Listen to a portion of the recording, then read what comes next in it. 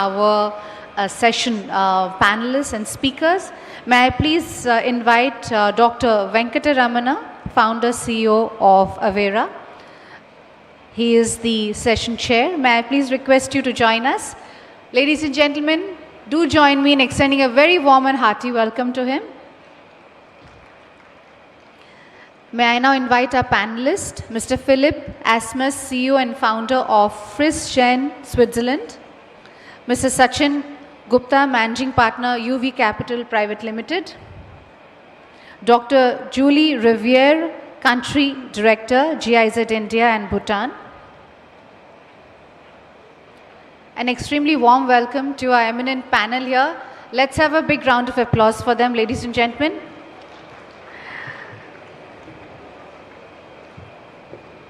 Global economy is transitioning to a multipolar climate change, which poses significant risk in Indian businesses, in impacting operations, supply chains, assets, and markets. And to manage these risks, businesses must identify vulnerabilities, assess potential impacts, and integrate adaptation and mitigation strategies into their decision-making processes.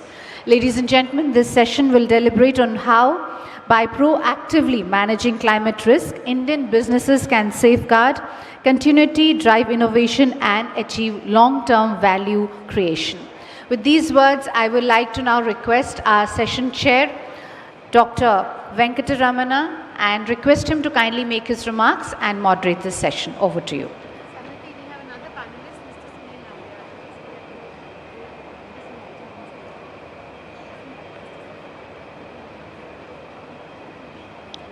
May I invite our another panelist who has just joined us, Mr. Sunil Nambiar. Please welcome him with a big round of applause. Warm welcome to Mr. Sunil Nambiar.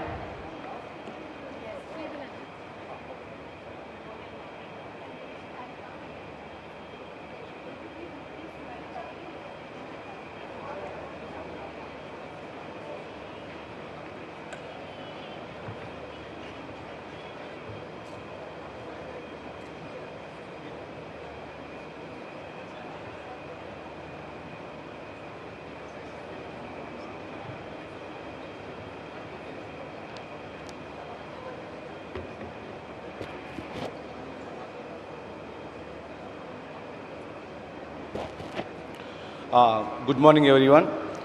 I think everyone had yesterday a hectic task of minute-to-minute meetings and meeting with a lot of B2G and B2B, right? So, welcome to day 2 of 30th CII Partnership Summit. And to start with, I'm sure that we have a wonderful panelist here today who is going to share their experiences and thoughts on the session we are going to discuss here on this stage. And ladies and gentlemen, distinguished panelists and respected delegates, good morning all. It is a privilege to welcome you all for this important session on climate risk for Indian businesses. We gather here today for this pivotal moment in history, one where the global economy is shifting towards a multipolar structure, bringing both unprecedented opportunities and complex climate challenges. The climate crisis is no longer a distant scenario. It is a present-day business imperative. India is experiencing a harsh reality of climate risk, floods, heat waves, droughts, cyclones, etc. These are all disrupting the supply chains, damaging infrastructure, and impacting workforce health. With 33% of India's GDP nature dependent, the stakes remain extremely vulnerable. Research shows that climate change could cost India over 10% of national income by 2100 and push 50 million people back into poverty if left unaddressed. But the risk comes with some opportunity, right? Today's session is designed to explore how Indian businesses can not only mitigate this risk, but also leverage them as driver of innovation, competitiveness, and long-term value creation. We look at practical strategies to integrate climate risk into enterprise operations and investment decisions. These collaborative pathways between government, private sector, finance and academia, all aligned with the state climate strategies, including Andhra Pradesh forward-looking resilience framework. As we know, every dollar invested in climate adoption is known to yield 4 times the return through reduced losses, improved productivity, and new green market opportunities. The cost of inaction is steep, but the rewards of proactive leadership are transformative. So with this, I'm going to start the session with our esteemed panelists here today. And I'm delighted to introduce, I'll just go there and start my introduction to the panelists. Thank you so much.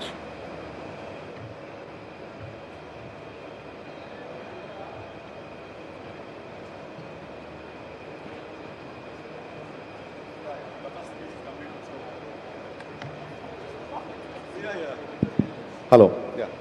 So we have wonderful panelists from global to national leaders who bring deep experience in climate resilience, sustainable finance, renewable energy, and industrial transformation. We have esteemed panelists starting from Mr. Philip, who is the CEO and founder of First Gen Switzerland. He has expertise in building and scaling future-ready companies.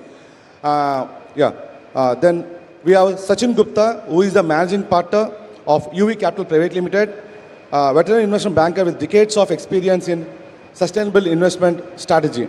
And we have, who is so close to me, Dr. Julie from ZAZ. She is the country director for India and Bhutan. She got Global Authority on Climate Resilience Frameworks and Disaster Risk Finance. And we have Sunil Nambia. He is the head of operations for Group Strategy, Sustainability and Communication to ICS Group.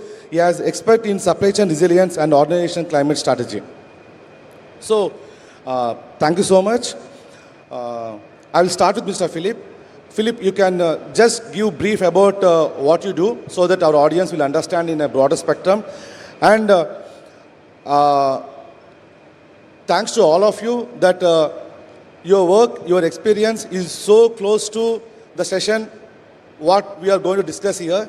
And I want everyone to share your personal experiences, how we can address this climate risk, especially from Andhra to India for the global cause. Yeah, Mr. Philip, please. Thank you. Yeah, thank you. Very good morning. It's an honor to be here. And a lot of people seem to get up early as well. So little to my background, and in the end, it's all about people, business, everybody can do what I always say. I come from several MBAs, so in banking, finance, economy, sustainable development. My early 20s was and I try to recall a lot here now, in a lecturer for risk management for banks and banking authorities in Central Europe.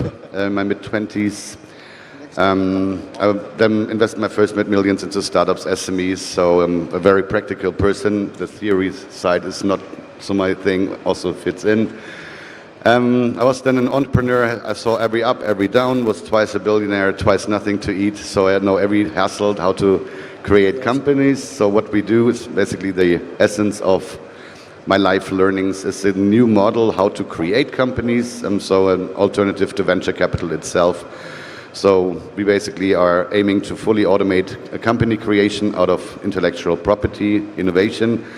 When the innovator does not become an entrepreneur, because the probability of success are quite low, right? 3 to 4% of innovation get funding. Of that, 90 to 99% fail. Not the greatest quota, and we build an alternative that we can create up to 100,000 companies. Of course, also directly related to climate change, because you need innovation to be deployed faster in the markets, global markets. It has to be cheaper, that more people can access it. From the risk side, the cool thing, just one sentence to the topic or two, is these risks were basically also existent a couple of years ago, and if you identified the risk, right, you can manage them. And the extreme risk you usually just insure.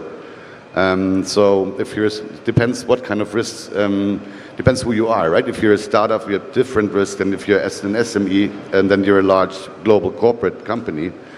So if I take a small and medium-sized enterprise, so if you produce and distribute locally, it's easier, right? So you have reduced risk. But if you're globally, you have to basically make sure you have the least dependencies to suppliers as possible, to international suppliers. Cut it down, and if there is a risk left, you just insure it. So I'm a friend of keep it simple, right? So that always keep enough cash if possible, have multiple distributors, don't stand on one leg, you will fall to left or right. But these problems have been there since decades, right? And they are manageable, but you have to actively do it. And very few SMEs, they start too late, in my opinion, to manage their risk, right? And they should start earlier when they're not that big as already, because like a shark, right? The fat tails in the regular distribution curve, they actually hit. I experienced it twice myself, and it can kill your life, can kill your company, can kill dreams. So make sure you insure the fat tails, the low probability, high impact risks, and that's how I would see that. Hope that makes sense. Thank you so much, Philip. And now I request Dr. Julie just to give a brief about you, and I want you to present your thoughts on how to work on this climate risk. Yeah. It's working.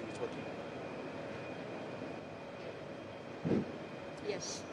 Can you hear me? Yes. Okay.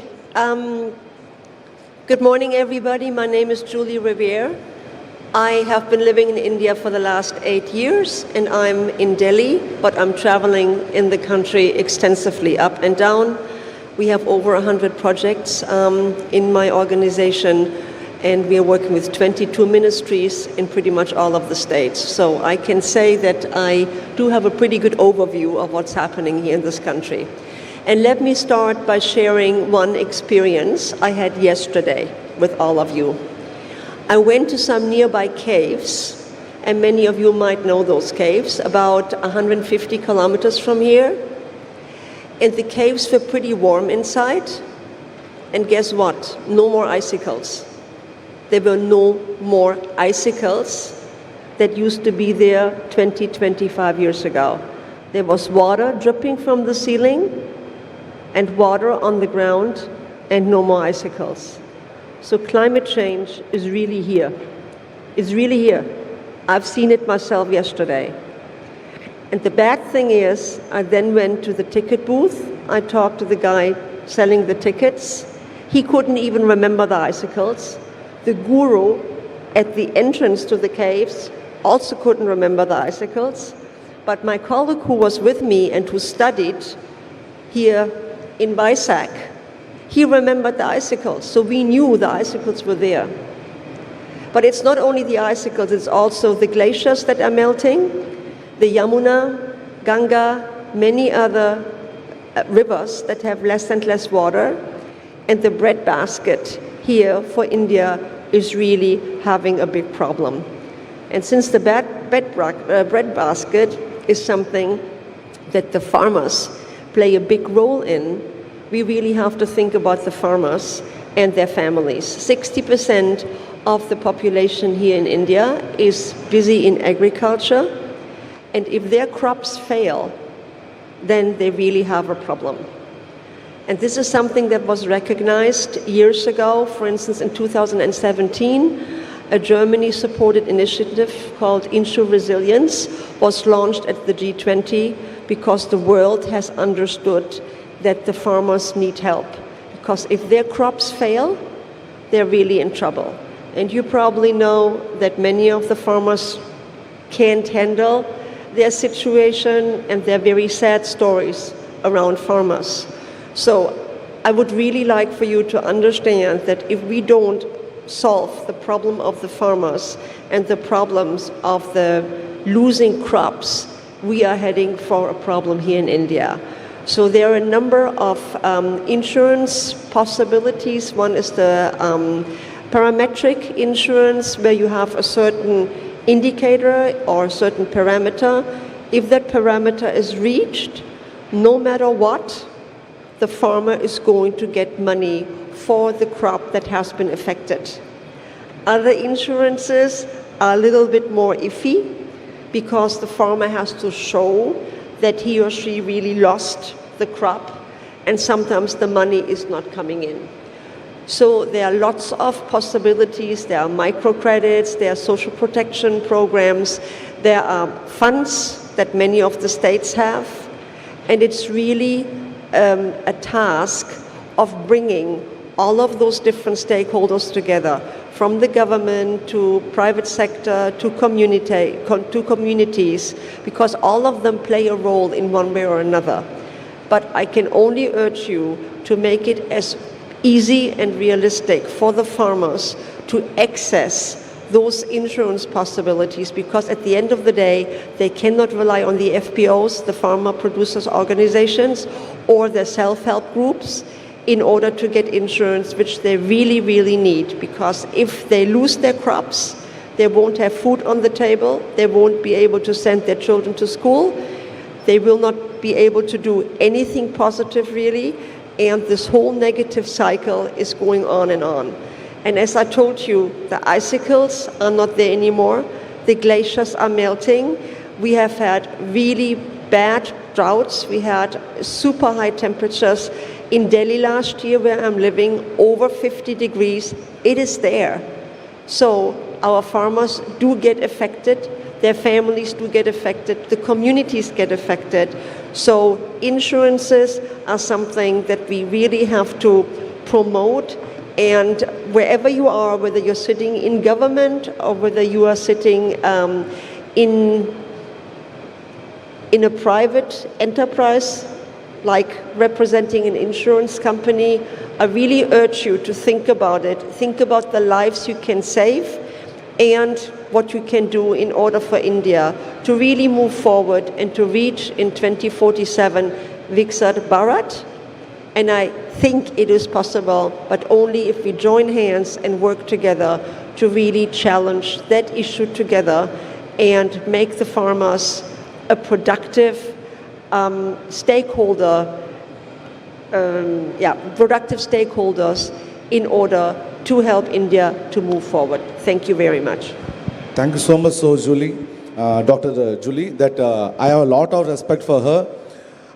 And I have personally experienced ZAZ when traveled to Germany, to Cologne.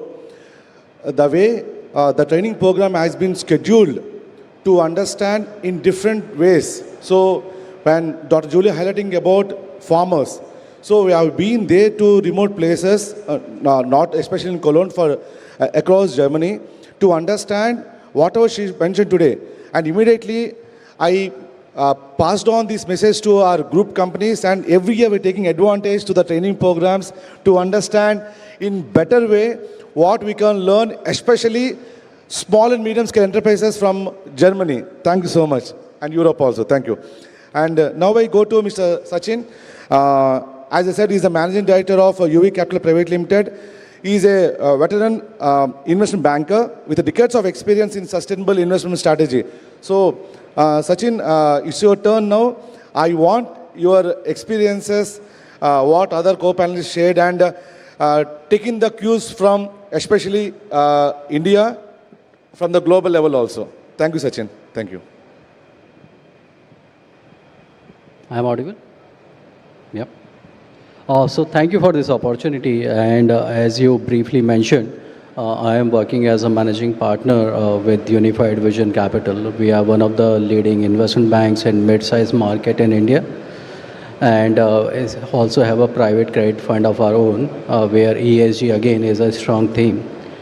I have 2 decades of work experience working with global investment banks and also the private equity funds, and I have seen that ESG, which was the climate risk management, which was just a lip service 10 years back, now it is an essential part of any valuation framework, not only at the time of the investments, but during the life cycle of the asset class as well. So there are stringent quarterly norms which have to be fulfilled, and there is a regular monitoring that wherever the investment is going, there is a thorough investigation of the ESG factors on regular basis, and that the assets adhere to the compliance which they had promised at the time of the investment.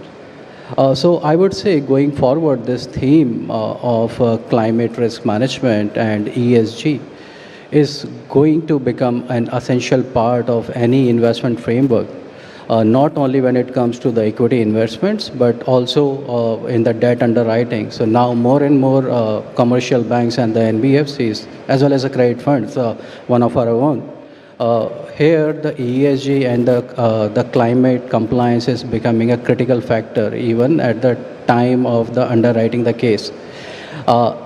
At the same time, you will see that even the insurance premium are going to vary with depending on if the asset or the company is compliant towards these climate changes and the risk management. So all in all, if you are compliant, you will see a superior access to the funds and lower cost of capital. Thank you. Thank you so much, Sachin. And now we go to Mr. Sunil Nambiya. He's the Head of Operations for Group Strategies, Sustainability and Communication, YCS Group, as I mentioned earlier. He got a lot of expert in supply chain resilience. And as you stated in Singapore, so I request you that how Singapore looks at these things. And you got a lot of experiences in logistics, right? Yeah, your thoughts please on this. Thank you so much. Thanks, Venkata, and thanks to CII and the government of Andhra Pradesh for organizing this event. I represent YCH Group, which is a logistics company which started in Singapore in the 1950s. It's since grown to 15 markets around the region, including in India. Sustainability has been a key priority for us, and for two key reasons. I think first, I would touch on what Julie said earlier, that we are feeling the impact of climate change everywhere, right? And for supply chains, this is more acute, this is more existential, because when supply chains are disrupted, when energy sources are disrupted, it means we cannot operate as a logistics business. So this is something that is a key priority for us. We need to look at it closely for the next few years. And we've set two targets in this respect. I think one of it is to get to net zero for scope 1 and 2 emissions in all our markets, including in Singapore and in India by 2040. For scope 3 emissions, we're looking at 2050 as well. So the principle we've taken for this, and very much with the support of both the Singapore government as well as the government here in India, is to start very early. So here in India, we actually built the first LEED certified warehouse across India in the early 2000s. In some of the other markets we're in, we also were the first company to bring in a LEED certified warehouse as well. So the buildings that we operate in become the key part and the most foundational aspect in terms of how we move towards sustainability. It means that our air conditioning costs lowered, our heating requirements in certain markets are lowered as well. And workers at the same time within these facilities are able to operate comfortably as well. It's a nice environment to work in. It is not hardship as well. So we make sure that our buildings are as sustainable and as ethical as possible for everyone within it. At the same time, we're also integrating renewable energy across all our operations. In my office in Singapore, in the building, we have 9,000 solar panels on our rooftops.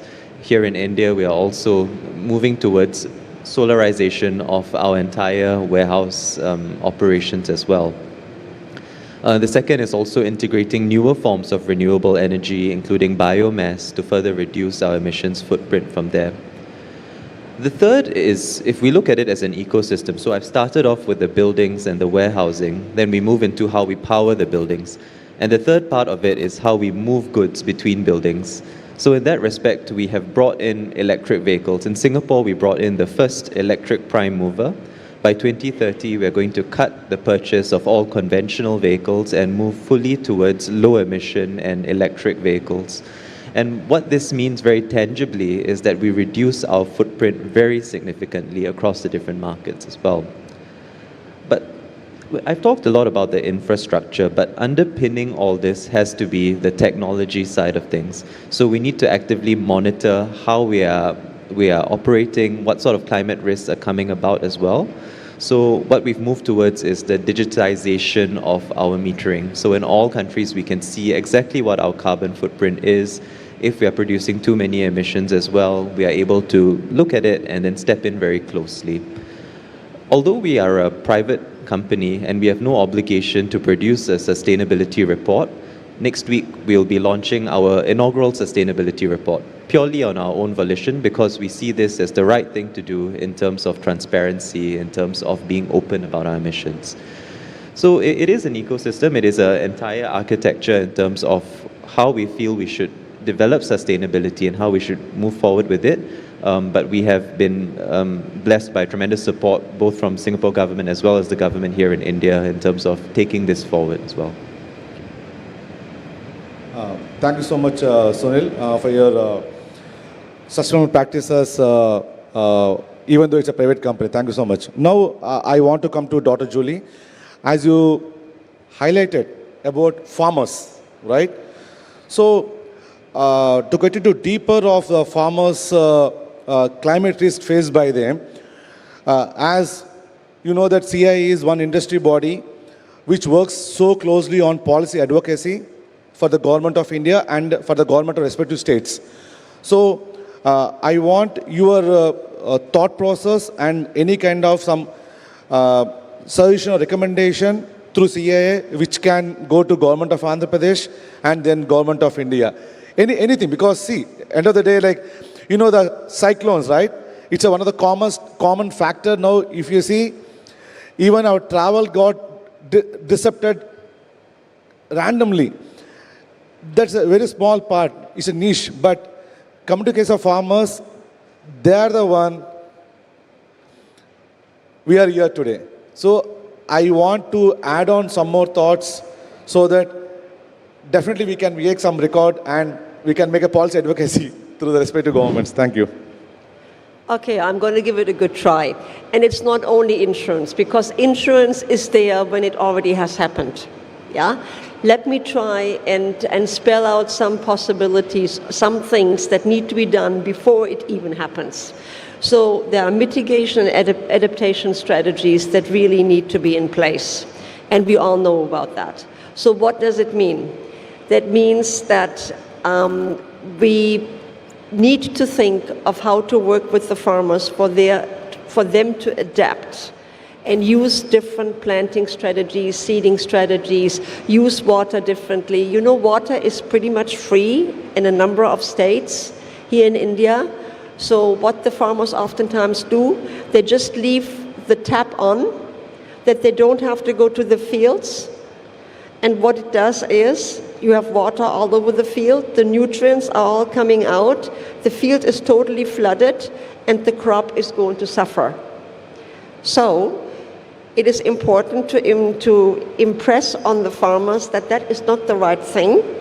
But then, if they have no other chance but to actually, water all the time, while they sit maybe 2, 3, 4 kilometers back at home, we came up with the idea of developing a digital tool which tells them when to water the fields, so that then they can shut off the constant water supply and only water when it's really necessary. That way, the nutrients stay in the soil and the crops have a chance to really be good crops.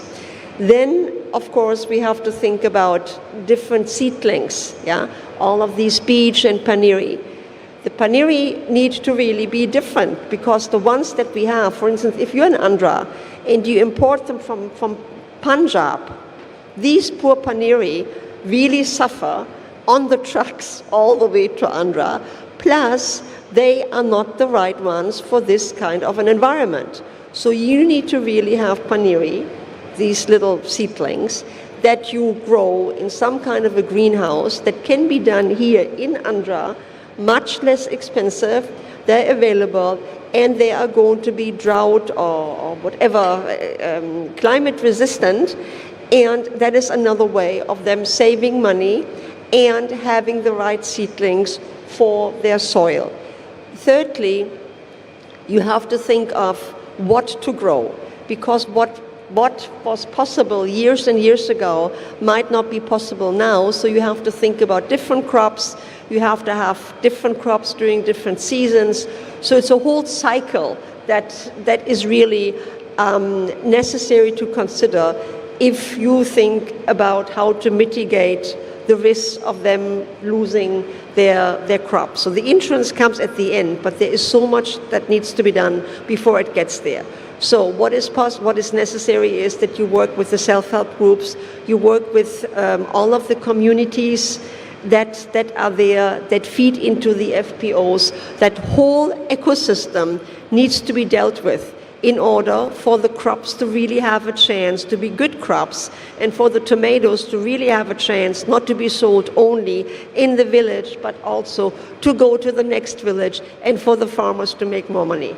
Then I'm coming to solar water pumps and all of these things. So if there are solar water pumps and the fields get watered by those solar water pumps, the people do save money, because they don't need electricity anymore, and because they save money, they're possibly then able to invest in scooters or whatever to transport their tomatoes and potatoes and whatever it is to the next village. So there's so many things that can be done to help the farmers, and specifically the women, to actually improve their current situation.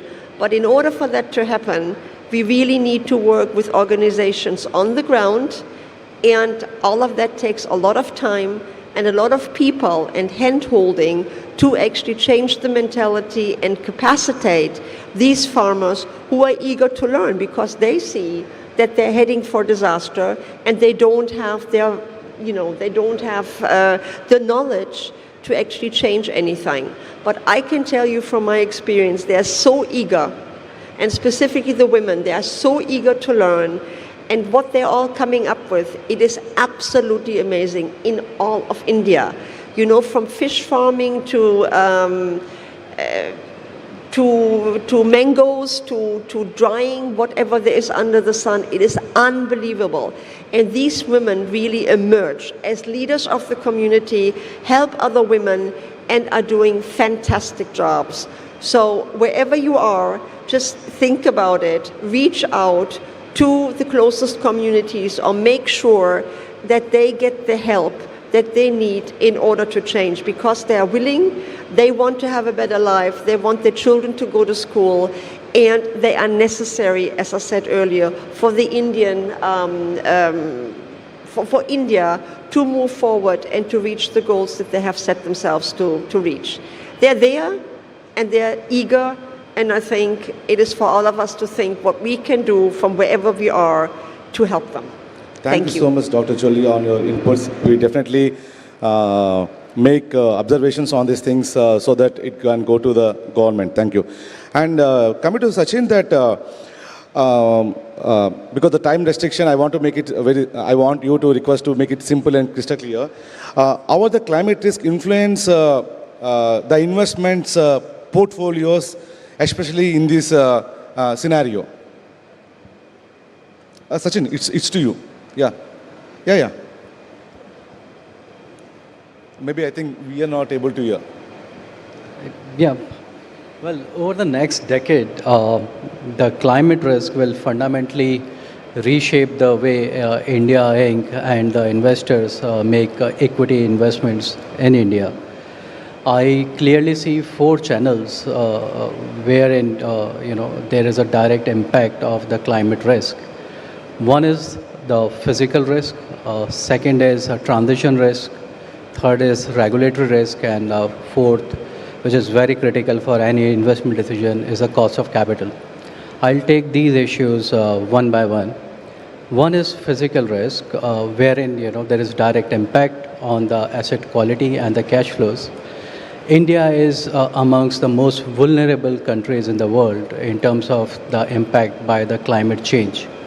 So what it means as an investor, and while making an investment or incurring capex, is you have to put incremental capex for the changing climate conditions, because we are seeing more frequency and severity of the natural disasters like floods, heat waves, and cyclones in India. So you have to have an asset class which is climate change proof for at least few decades to come. So that's number one. Second is volatility in the operational cost. So whenever there are calamities which are much more beyond the natural comprehension, there will be volatility in your operating costs. And see what it means to the business preparation going forward is that you have to factor in those extreme conditions and account for that. So there will be a direct impact on the industries like food processing, infrastructure, logistics, real estate, and even BFSI in terms of the insurance coverage they have to do to take in account for such changes which are happening. Well, the companies and the sectors which will be better prepared for the future events will be much better placed and will definitely get higher valuation than their peers. Second is a transition risk. So, as we speak, the policy and the technological advances are towards decarbonization of the world.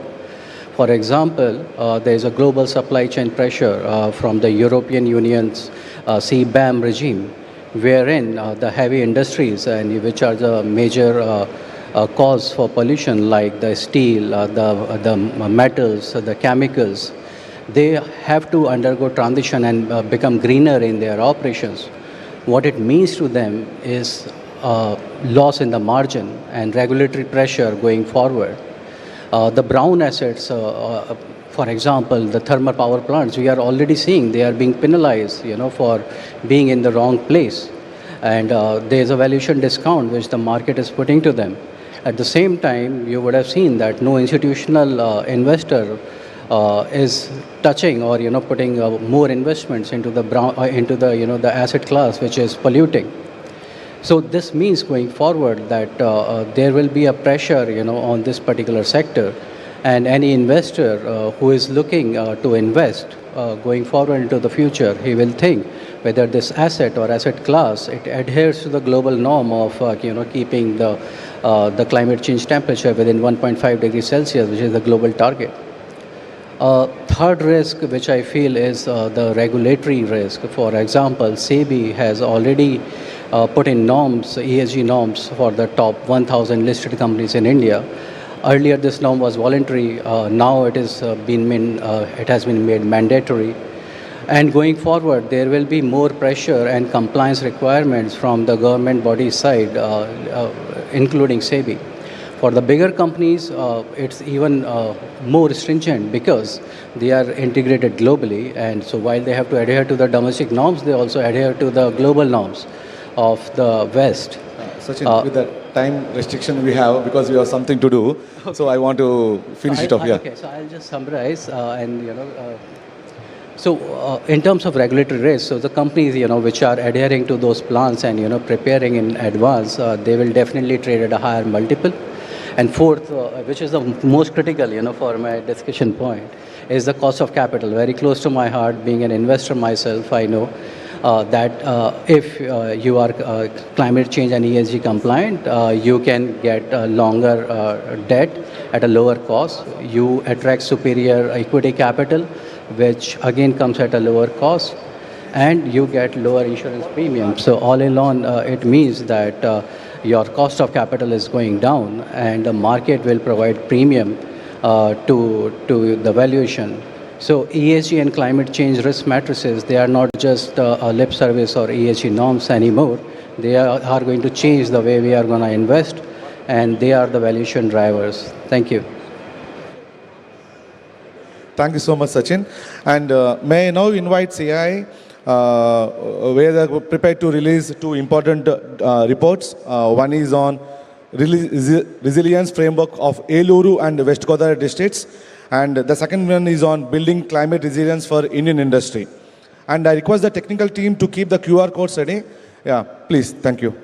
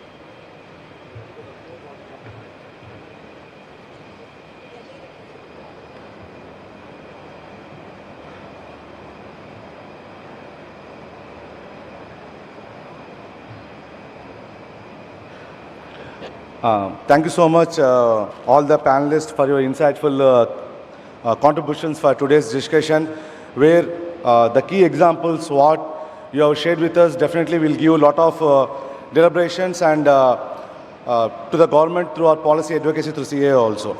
And today's discussion, which is centric on the climate risk, is a very big business risk, right? But also that resilience can become a strategic opportunity for Indian enterprises. So the climate intelligence and early adaptation are essential for competitiveness.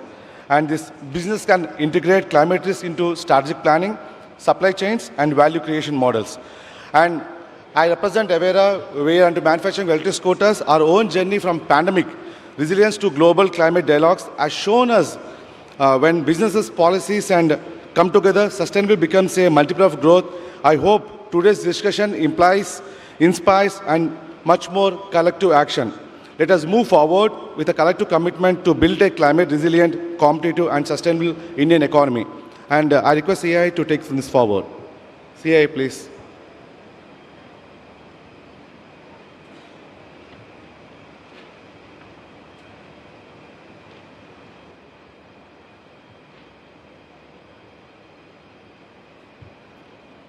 Thank you, Session Chair Dr. Venkatramana, for moderating this session and for your valuable inputs and engaging our eminent panelists in the deep conversations. Thank you so much for your insights. And now may I request you in your capacity as Session Chair to kindly do the honors in presenting the mementos to each of our speakers as a gesture of our appreciation for their time and expertise.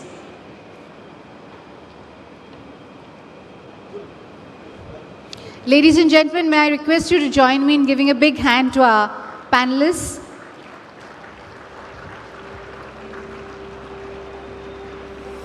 I request the other speakers to kindly come forward.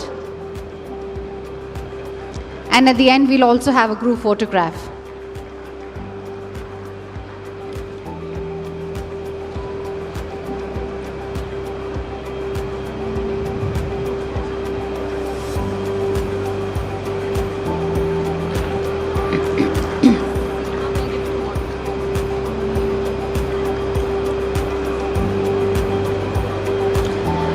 And on behalf of CI, may I invite Ms. Seema Arora to please join us on stage and present the memento to our session moderator.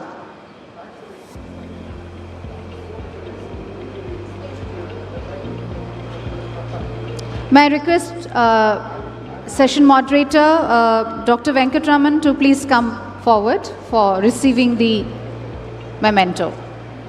Sir, please, we'll have a group photograph. Requesting all the speakers to kindly come forward for a group photograph. May I request our speakers to please join us for a group photograph.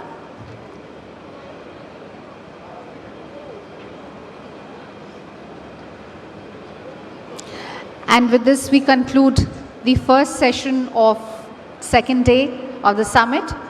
We will be moving on to our next session. We'll request you to kindly be with us while we just take a few minutes to make the necessary table arrangements. Thank you.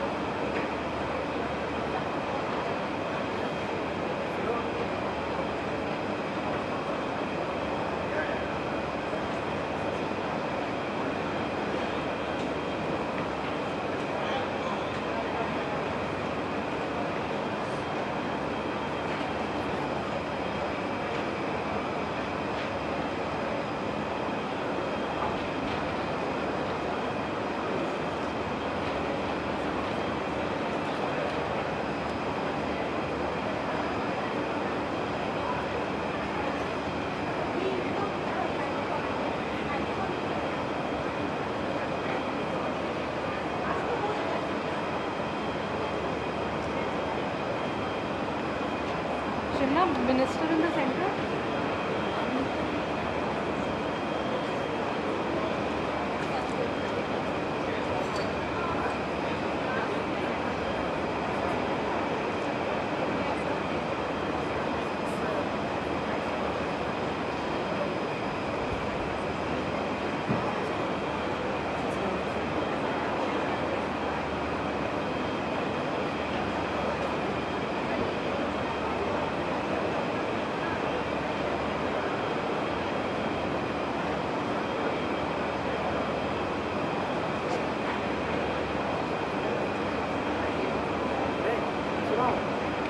छोड़ दो सब छोड़ दो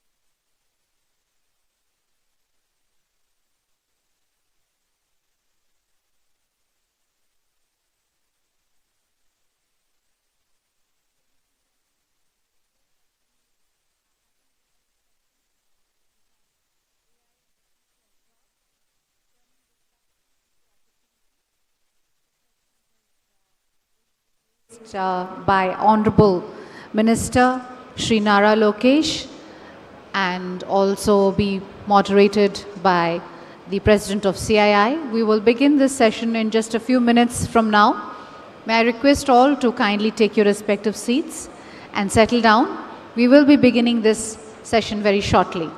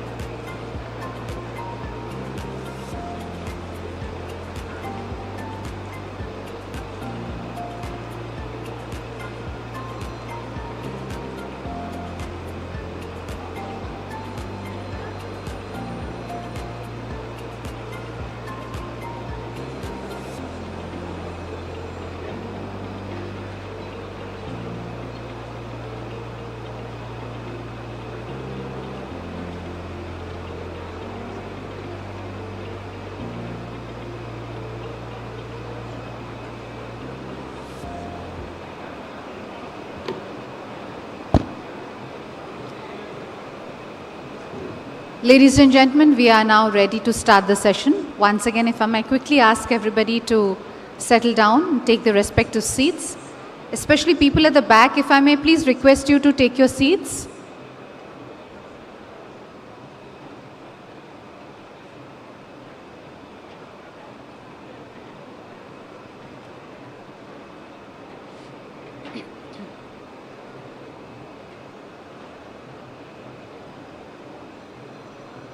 Are the result of our choices. Can better choices rewrite the future? That is the question we ask ourselves every single day at EcoRem. The more greenhouse gases we emit into the atmosphere, the more the planet warms. Unless we reduce these emissions and return closer to pre-industrial levels, rising temperatures will continue to have a profound impact on our planet. Today, electricity and heat production are responsible for roughly 30% of global greenhouse gas emissions. Industries add another 24%. Agriculture, forestry, and land use account for 22%, and transportation contributes nearly 15%. We have addressed some of it so far at EcoRen by building large-scale wind, solar, and hybrid projects across India. But now we're ready to go further to take on this challenge at a much larger scale. And a very warm welcome, ladies and gentlemen, to our session on AI and future of jobs, turning disruption into opportunity.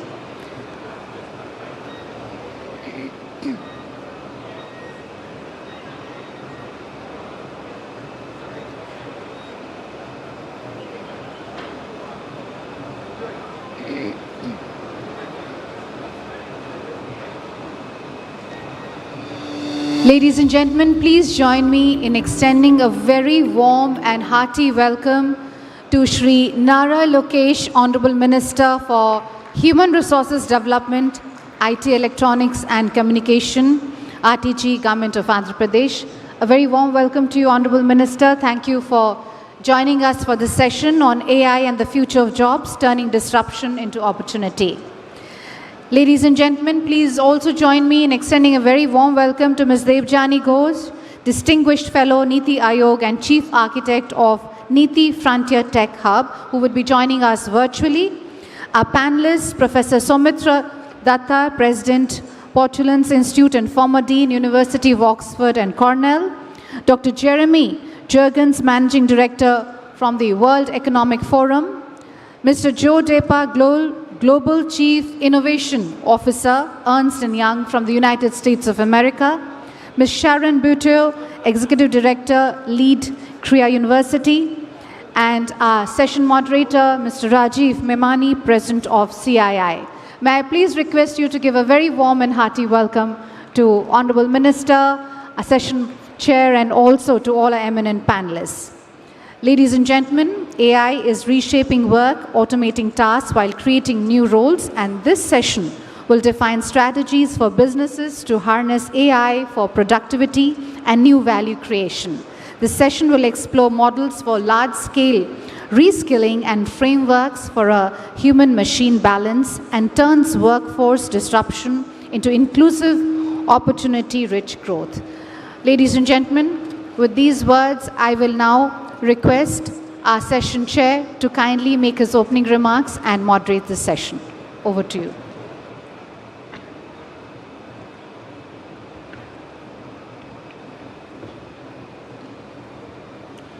Good morning, ladies and gentlemen. A very warm welcome to this important session on AI and the future of jobs, turning disruption into opportunity.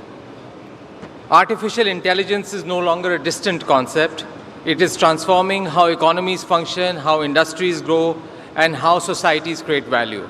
The question before us is not whether AI will change the world, but how we can shape this change into an opportunity for inclusive and sustainable employment.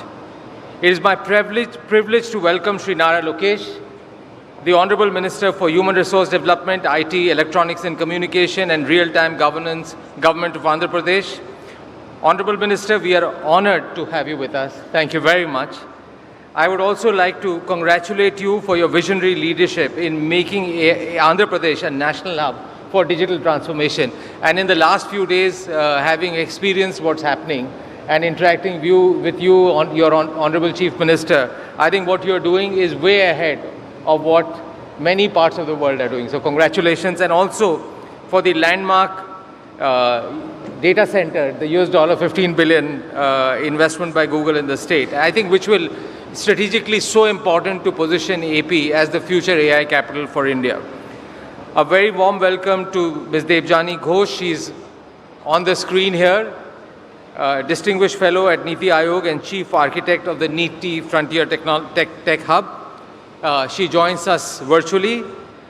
She is a very well-known face, and her leadership in driving for India's frontier technology agenda and in building a strong foundation for AI-led innovation and competitiveness. I am equally pleased to welcome our other panelists, Professor Soumitra Datta, President, Portland's Institute, US, founder of the Global Innovation Index, and former Dean at Oxford and Cornell Universities. Mr. Jeremy Jurgens, Managing Director, World Economic Forum. Mr. Joe Deppa, Global Chief Innovation Officer, EY. Ms. Sharon Butau, Executive Director, Lead at Kriya University. The title of our session today is AI and Future of Jobs. For many, this phrase sparks immediate anxiety. Will my job survive? The narrative is often of replacement, fear, and a looming job apocalypse. Yes, when we look closely at certain sectors across India, the picture is far more encouraging. I have felt that AI is a great amplifier of human potential if we can get it right. So it can help in making jobs for better and smarter. This is not a story of replacement, it's a story of reimagination of tasks and workflows. Think of AI as a powerful enabler, offering a massive national productivity boost. And we could call this the AI dividend. At the CII Partnership Summit, we would like to present 4 elements of this which are essential to capture this dividend. First is AI is our co-pilot, not our replacement. AI can automate or simplify nearly 2/3 of the tasks we perform every day. That is equivalent to giving every knowledge worker an additional 8 to 10 hours a week. The real challenge ahead of us is not mass unemployment, but a mass mismatch between the skills people have and the skills the economy will demand. Addressing this mismatch must become a national priority. The second thing is let's stop testing and start transforming. We will be releasing a report, CII, in partnership with EY, the report called The AI of India, and is India ready for agentic AI? And what we saw was that half of the enterprises have multiple use cases already in production, not just in pilot mode. But more than 95% of companies spend less than 20% of their IT budgets on AI. And there is a lot of excitement in almost every organization to try and see how they can use AI not only just for optimization, but also transforming their business models. And I think the state of Andhra Pradesh is probably a great example of how they are leveraging AI and data to make the quality of decision making much, much, much better. The third thing we are saying, partnerships are a foundation of success. Today, 4 of 5 industry leaders are partnering with platform providers and service partners, and nearly 60% are co-innovating with startups in generative AI. There are 3 kinds of partnerships which are very, very important. First is the innovation partnership between industry and startups, talent partnerships between industry, universities, and academia, policy partnerships amongst industry, regulators, and policymakers. The fourth thing that we want to present is skill is non-negotiable. Talent remains at the heart of this transformation. Almost 60% of the business leaders that we studied in the report are already experiencing difficulty in hiring the right AI skills. So reskilling is no longer just a matter for HR departments, it's a national mission. And we must ensure that we provide basic AI literacy to everyone, enabling safe and productive use of AI tools, build deep technical expertise in data, AI, and AI safety, and create new roles for domain experts.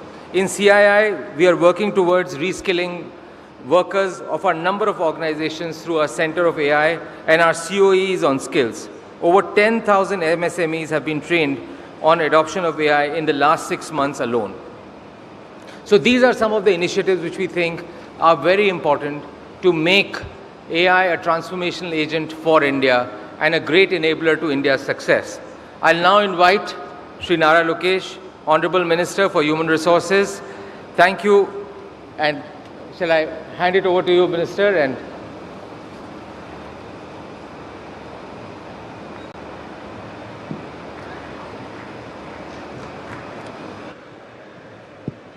thank you, Rajiv, for the wonderful introduction. I'd like to welcome all the panelists for coming here to Visakhapatnam. And I hope you got some time to see the city yesterday. If not, at least do it today.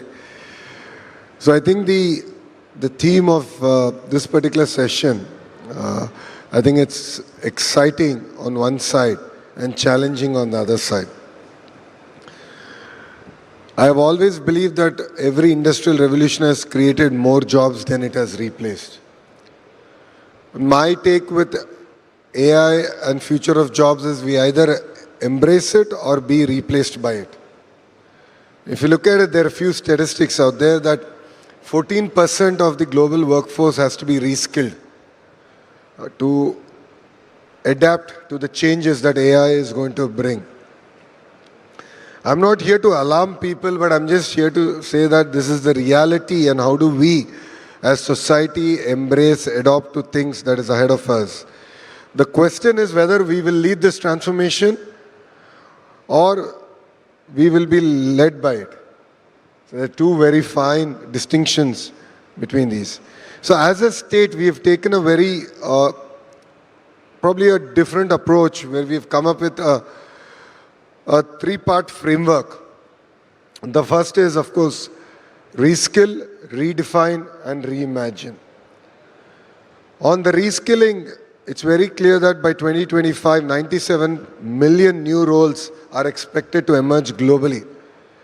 So we as a state have created a platform called Naipunyam, which we are going to launch, which is not merely an aggregator of supply and demand, but we are using conversational AI to assess their skill level across various trades. So it could be a carpenter, an air conditioning mechanic, or even a lift mechanic, all the way to an AI engineer, and to look at how we can use online and offline courses to ensure they're reskilled and they are up to date and they are able to adapt to the changes that are happening across board.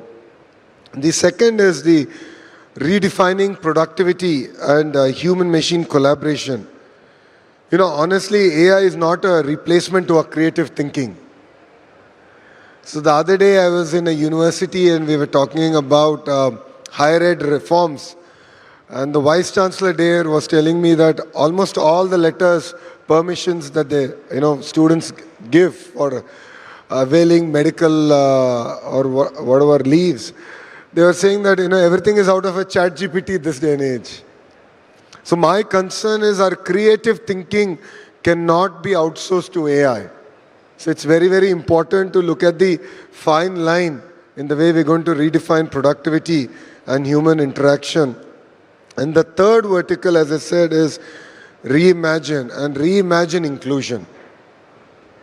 One challenge that I've seen every industrial revolution bring about is the divide between the haves and have-nots.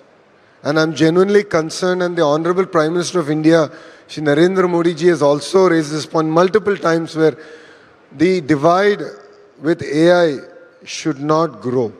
In fact, it should be a bridge and not a barrier for economic progress. So as a government, we are really excited on how we can use this AI revolution to bridge the gap between urban and rural and ensure that the underserved are really skilled. And AI enables us to build an amazing platform to do that.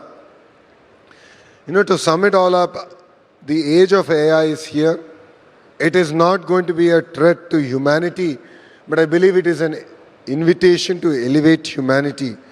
And future will be built by us, by the thought leaders who are sitting here. I am a policy maker, I am a politician, I understand these two sectors quite well. But my ability to understand the corner of AI or where the turn is going to be is not there. But you understand this better. And all of us together should reimagine the way we're going to interact, the way we're going to do things together. And what we as a state here offer is a platform. A platform that will stand the test of time and politics, that will live its sense of purpose and ensure that the changes that we bring about is not merely cosmetic, but it's fundamental. And it will transform the way people of Andhra Pradesh, people of India will embrace and use AI going forward. So it's important that all of us ensure that future of work is not just about productive but purposeful. It's not just automated but augmented. It's not just intelligent but inclusive. Thank you very much.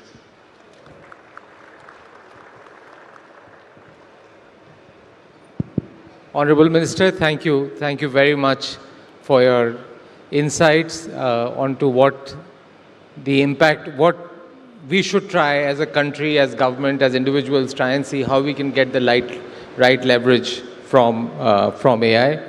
I'll now hand it over to Debjani. Debjani, if you could, what I'll request all the panelists, Debjani, maybe you can start.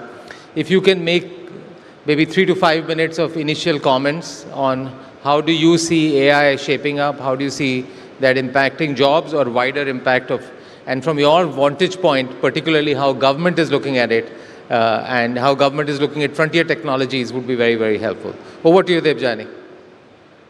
Thank you, Rajiv. Hope I'm audible. Respected Minister, all distinguished guests on stage in the room, a very good morning. And Minister Lokesh, I'm very sorry I couldn't be there in person and experience the beautiful city, hoping to make up for it very soon. But a huge thanks to CII for the invite. Since this session is about AI and jobs, I'm so glad that, Minister, you said what you did, because I think it is time that we set to rest this debate that has been going on for a very long time on whether AI will impact jobs or not. The short answer, yes, it will.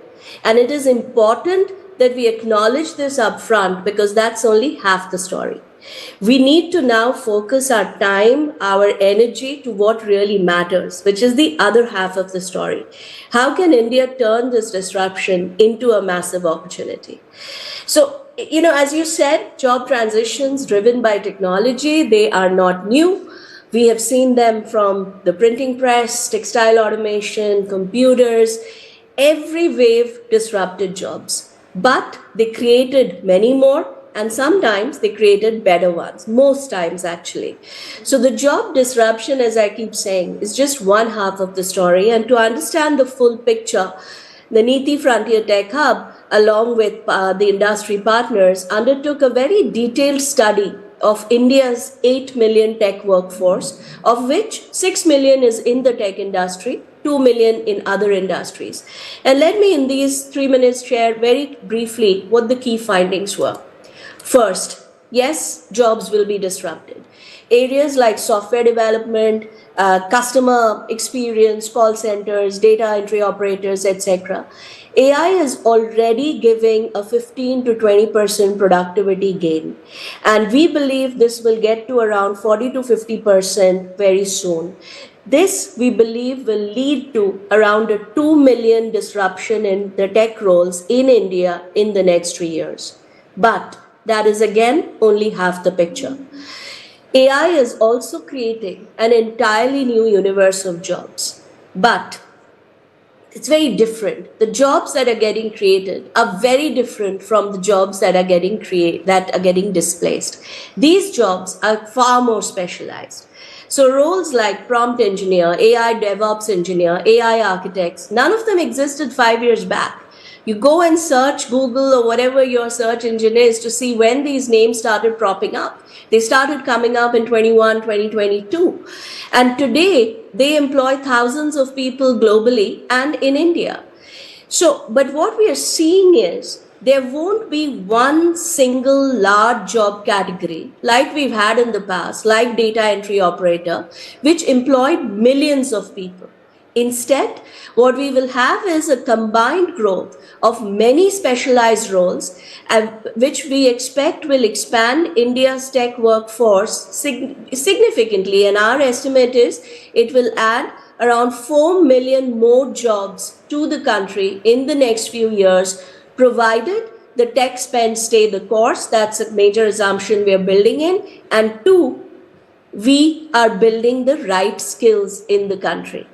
So if we have to change this narrative, and I would sincerely request Andhra to take the lead in changing this narrative, the narrative has to shift from job loss to job transformation. And as we talk about job transformation, 3 things we need to look at. First, work will change. So we apply what we call a 3W lens. Work will change, as I've said. Second, workers will change. Today, a developer, it's not going to be enough for a developer to just know coding. They have to know LLM APIs, for example. QA engineers will need to know edge case analysis, for example. So the job roles are changing, the worker roles are changing. And third, the workforce pyramid is changing. The routine entry-level jobs that you've had at the starting point, the end of the pyramid, these are shrinking. The mid-level jobs are getting way more specialized. And then there's a new top layer of hyper-specialized jobs that is emerging, AI architects, AI DevOps, etc., etc. And this is a shift we cannot ignore as we build out the skills framework. So I'll sum up by saying AI is not going to create millions of similar jobs, but it will create thousands of deeply specialized jobs, which will result in millions of employment for the country. And we believe that if we can act with urgency, coherence, our tech and CX workforce can grow from 8 million today to 12 to 13 million by 2031, positioning India as one of the world's largest AI talent powerhouse.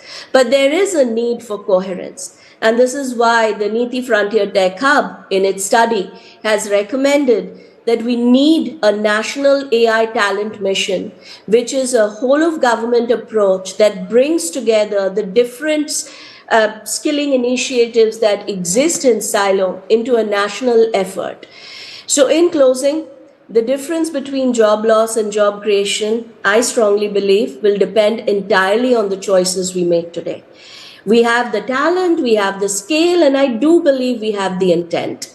So now what we need is urgency, collaboration, and unity of purpose. And Minister, as Niti Frontier Tech Hub, we would love to partner with you, with CII, to see how Andhra Pradesh the framework that you're building, how that can create a framework for the rest of the country to achieve this purpose. Thank you very much.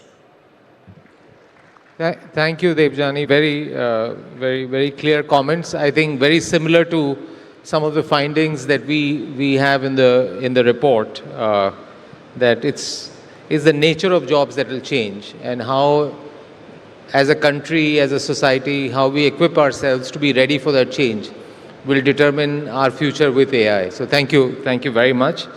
I will now hand it over. Maybe we'll start from this corner here. Joe is my partner in crime in EY. He is based in the Valley. Just came here for a day. So Joe, it'll be great to share your perspective. You heard a little bit about where India is, but it'll be great to get your perspective on what's happening around the world, in the world of AI, in context of jobs and generally overall how the development is going on. Thank you, Rajiv, and thank you for the hospitality to CII. It's always amazing to be in India, and the hospitality of the people is something that I think is really special. From an innovation perspective, I think what's important is every single client and every single organization and every single government around the world is asking this same set of questions. The speed of technology evolution is something none of us have ever seen before. And so really there's three key components that are going to be required in this next wave of transformation. One is around the digital workforce. And when you think about the digital workforce, and we're in India today, what you're looking for is digitally native and AI-led workforce. India actually has the youngest workforce and the most generative AI usage in the world. So India is really well positioned from a workforce perspective. That's number one. The second component around the next wave of AI evolution is data infrastructure. So without data, there is no AI, and the data infrastructure is so critical. That includes everything from the infrastructure that the government sets up. It includes digital commerce, as well as the network capability that is in place. And again, India, I think, is leading the way from that perspective. The third is what we've talked a lot about already today, which is, I refer to it as the innovation muscle. So innovation muscle means the training, the reskilling, the culture, the entrepreneurial spirit of the organization or the country is going to be actually, in my opinion, the most important component as we think about the future of jobs. Now, to be clear, and I think we've heard this today, I think every industry is going to have a massive transformation as a result of AI. Every industry will be impacted. We are seeing some industries impacted more quickly than others. For example, finance and professional services. Those jobs can be, those jobs today that are repeatable, they can actually be automated with agentic AI. But every industry, from manufacturing to healthcare to life sciences to consumer packaged goods, will be impacted by AI. So when we think about jobs of the future, what we think about is there's three components. Level one is humans plus AI. That's actually what a lot of us are experiencing today. We're using Copilot, we're using other tools and technologies to help us do our jobs better. Some productivity gains, some quality gains, but not significant change yet. What I think is going to be really significant is level two, which is where humans manage agents. So if you think about that, that means that you need to onboard the agents, you have to recruit the agents, you have to train the agents, you have to certify the agents. This is an entirely new workforce that doesn't currently exist. That's going to be a big area of job growth. Level three is actually where humans are managing the intelligent orchestration of agents plus physical AI. So that's when things really start to progress very quickly, when you talk about agents and physical AI. And if you think about the job growth there, for example, physical AI, we talk about the actual data required to simulate these robots. We talk about the testing required to simulate these robots, and then the certification to put these in place. Some components around sovereign AI are really critical as well. So how do you actually orchestrate that at the local level, whether it's within a country or jurisdiction? So to me, as I think about India, I think that from a global perspective, it's massively ripe for really taking advantage of this next AI evolution. You have the right digital infrastructure in place. You certainly have the right talent. And I think the key is going to be, can we put together the right innovation muscle to train the next generation of workforce as quickly as possible? Because the world needs India to be successful, because that's going to be the next wave of growth from a technology perspective. Thank you. Thanks, Joe. You're right. I think both in terms of skilled workforce and also the amount of data that we have. I think if we can tap into that, whether using sovereign data or sovereign AI or other things, and also skilling our workforce and building use cases here, I think we could at least, on the innovation side, we may be slightly behind, but at least on the use case side and leveraging that internally for our efficiencies, I think it's a great, great opportunity. I'll now hand it over to Professor Soumitra Datta. He is been a dean in some of the leading universities in the world and is very actively, both from an academia and industry side, very actively engaged in AI and modern technology. So it'll be great to get your perspective, Professor. Thank you very much, Mr. President, and good morning to everyone. We have already heard a number of very interesting comments, so I'll just try and complement that with some perhaps slightly contrarian perspectives. As a professor in academia, I'm very worried when I read reports like yesterday in the Wall Street Journal, when the journal is predicting that the 2026 class is seeing the worst year in terms of employment that they have seen in more than a decade. When I look at not just, for example, there's a lot of talk of reskilling, which is very important, I don't deny that, but what about the millions of young graduates coming out of university today? What about their jobs? What about their careers? I think these are very important questions ahead of us. Now, why do I raise this perspective? And just to get you involved a little bit in the discussion, let me just pose a question to you. And this is where I want you to raise your hand. How many of you think today AI, whatever you define as AI, is roughly equal to human capability, human intelligence, roughly whatever you define as that? Just raise your hand if you believe today we are roughly equal. Okay, very few hands. In 5 years' time from now, raise your hands. How many of you think we'll be roughly equal? Okay, many more. In 10 years' time, how many of you think? Pretty much everyone. Okay, thank you. Now, if you look at what human beings do, we do essentially 3 buckets of things.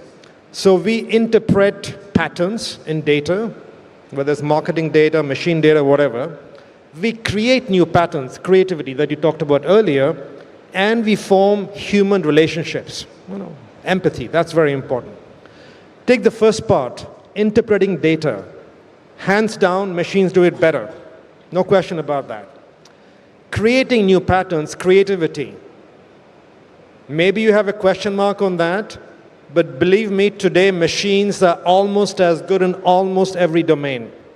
Now, you still have human designers in many domains, but they often are just orchestrating the output of machines, suggesting possible patterns out there. So machines are there or better than human beings in most of that area. You might argue and say empathy is just for human beings. That's what machines cannot do. Have you heard of a bot in China called Yonsei, which is the real-life girlfriend of more than 600 million Chinese males? Now, this is not a joke. This is a real-life implementation of the movie Her, in which the man falls in love with the operating system, released in 2013. Now, you might think, well, these are funny examples, but guess what? Bots are now being used for psychological counseling, counseling teenagers, people with mental health conditions, and they're actually often seen as better than human counselors. So what I'm just trying to say is that if you look at all the 3 dimensions, analyzing patterns, creating new patterns, forming relationships, machines are actually getting there. Now, if you look at what's at stake out here, so on one hand, you have the pressure to keep on automating, improving efficiency, and that's where we talk about AI being used more and more in industry, and that's very good. Productivity is an important goal to achieve. But we also have to think about humanity. Because as machines and people become two equal resources, it is our decisions as leaders in industry and government about how do we build the balance between humans and machines. That is a very important notion, that decisions that we make will decide which way we tip the balance. Now, what is at stake out here? If you tip the balance more towards productivity, of course, in principle, you're helping the economy. And the pressure will be to, in fact, push the economy, push productivity as much as possible. That's one reason why you will see a lot of companies now slowing down hiring, a lot of companies, in fact, using AI much more to do different things in their own organizations. But the risk out there is if you go too hard on that pedal of productivity and economy goes up, you risk human dignity. Because we as human beings, our core, the industrialized society in which we live, a core element of human dignity is the ability to be able to earn a living, to be able to do a day's work, and to be able to put food on the table for the family. Now, how do you in fact balance the two is, I think, the most important decision in front of us. And I don't think, honestly, today that most companies, most national governments are really looking at that in a sensible, deep manner. Today, the often politically correct approach is, well, technologies are to empower people. It'll make you better. It'll make you, in fact, more productive. And that's politically acceptable. That's politically more sellable. Even in the tech companies, it is an easier sales argument to say that, well, technology will actually enable you and help you become better. What about the fact of large-scale unemployment? What about the fact when people don't have full jobs? That is not an unreal prospect. Look at what's happened in agriculture, manufacturing, and services. Agriculture, mechanization in the West, employment has shrunk dramatically. Manufacturing, go to the latest manufacturing shops, typically in anywhere in the world, the number of people employed has become very, very small. It's mainly robots, mainly machines. In services, today, of course, you have a lot of people employed, but the reason for that is mainly that humanoid robots are not yet at the price value point at which you can use them replace humans. Because the cost ratio is just simply too high, the value ratio is too poor. So we're not yet at that point of replacement. What will happen in 10 years' time when humanoid robots will become cheap enough and good enough to replace replace a nurse, replace a hotel worker? That is the big question mark for us that we have to grapple with. So let me stop out there, but I just want to say that I think the real question, the real challenges out here that I don't think we are really fully addressing in government and industry. Thanks, Soumitra. Thanks for a slightly different viewpoint. And just on humanoid robot, that's where China is investing the most. So if you go to China, their largest investment in AI is not computational AI, but humanoid robots. So that change will also come much, much faster than what we are anticipating. I'll now pass it on to Sharon. Sharon is an executive director, lead at Korea University. Sharon, your opening remarks, please. Great, thank you.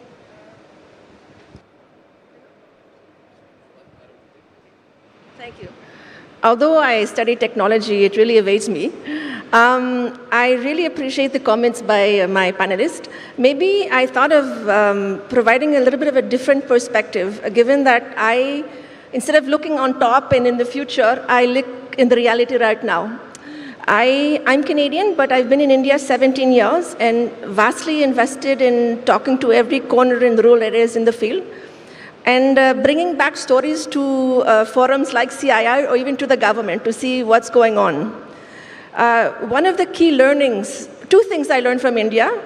There are several decades in one country. Some people are at the forefront of the decade, like one of our panelists.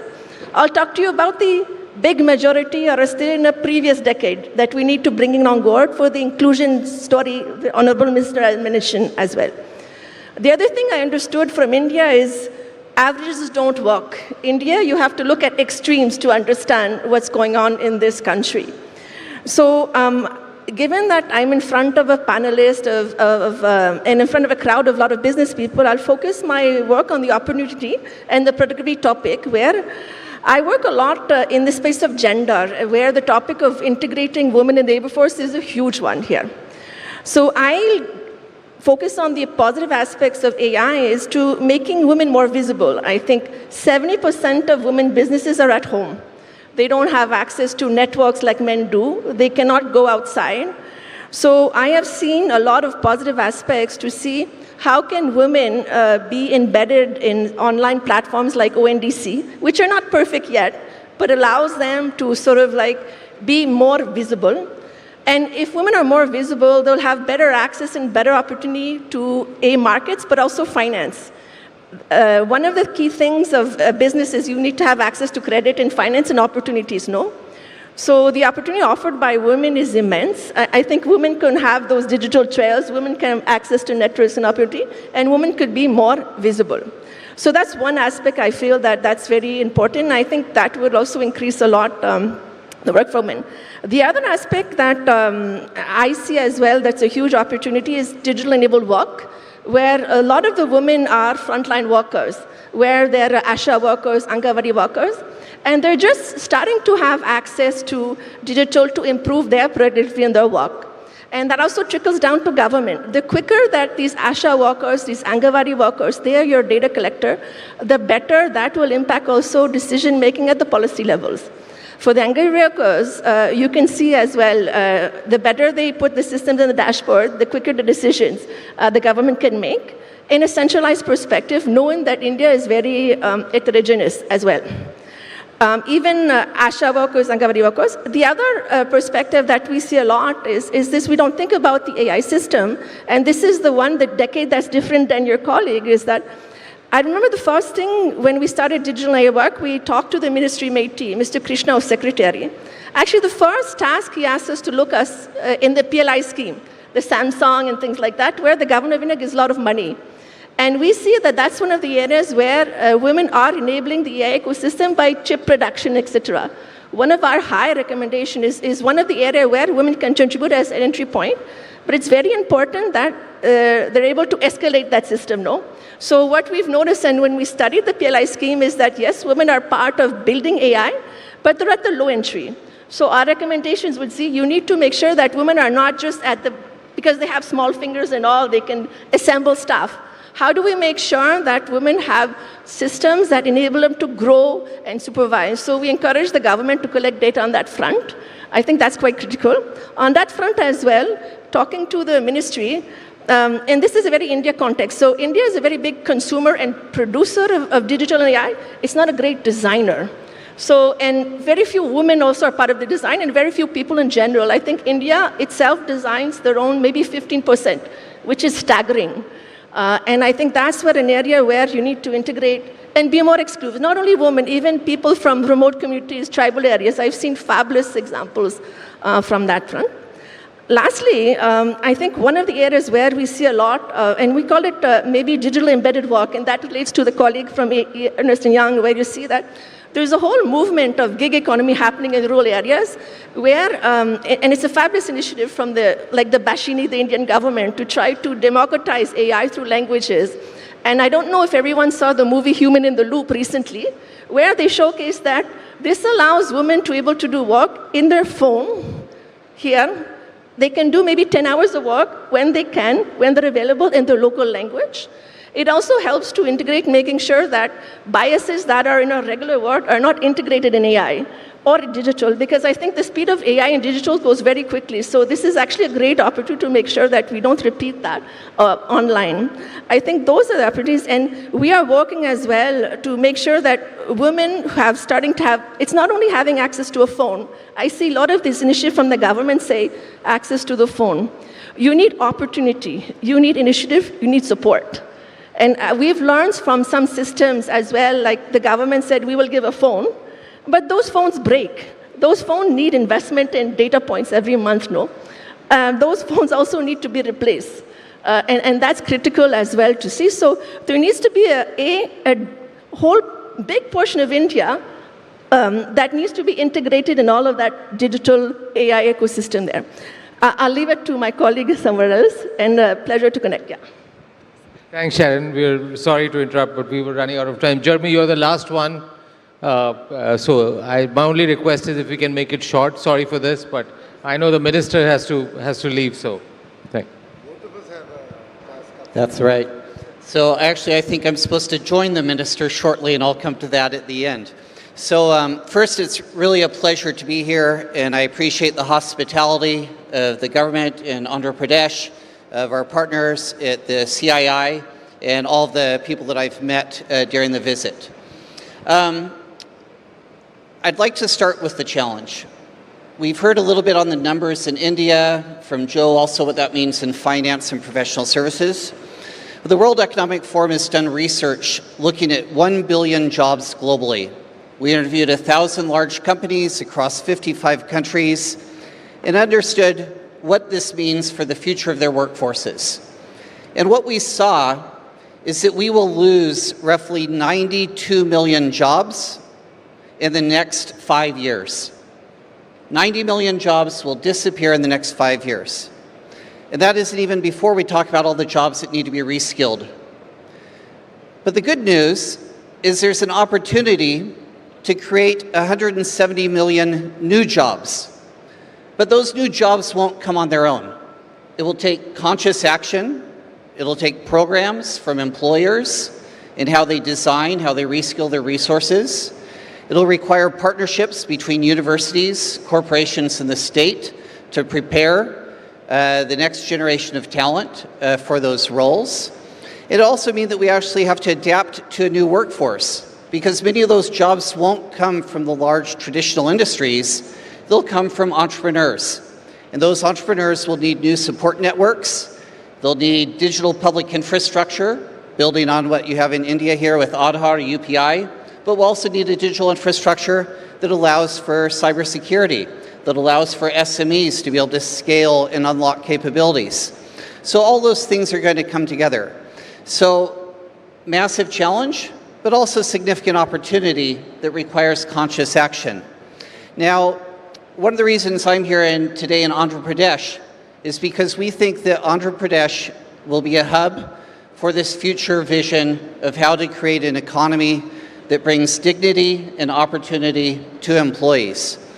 We look at programs like the Naipunyam with the expertise that'll actually have a skills database that we can actually train workers. We'll be launching today a Center for the Fourth Industrial Revolution, focusing on energy and cybersecurity.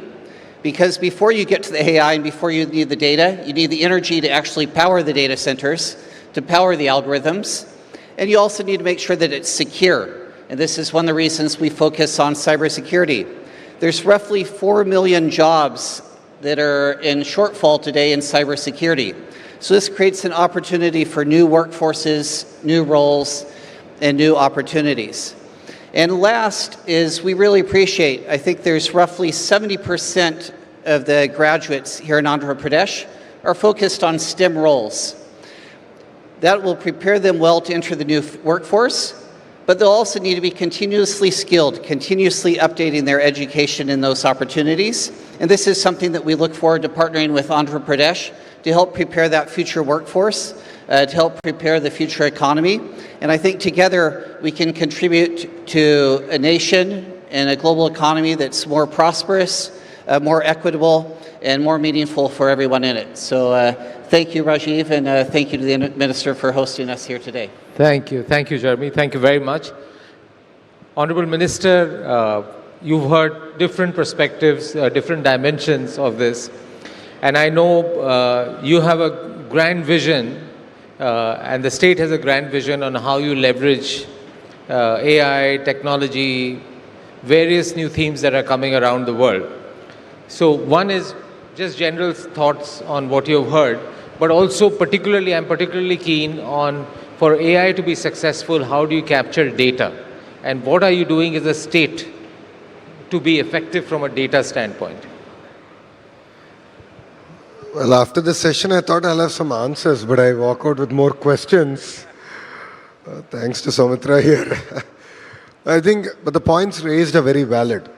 I think we need to think through the nuances as we go about, doing what we are supposed to do in this industrial revolution. See, as a state, we are talking about energy transition.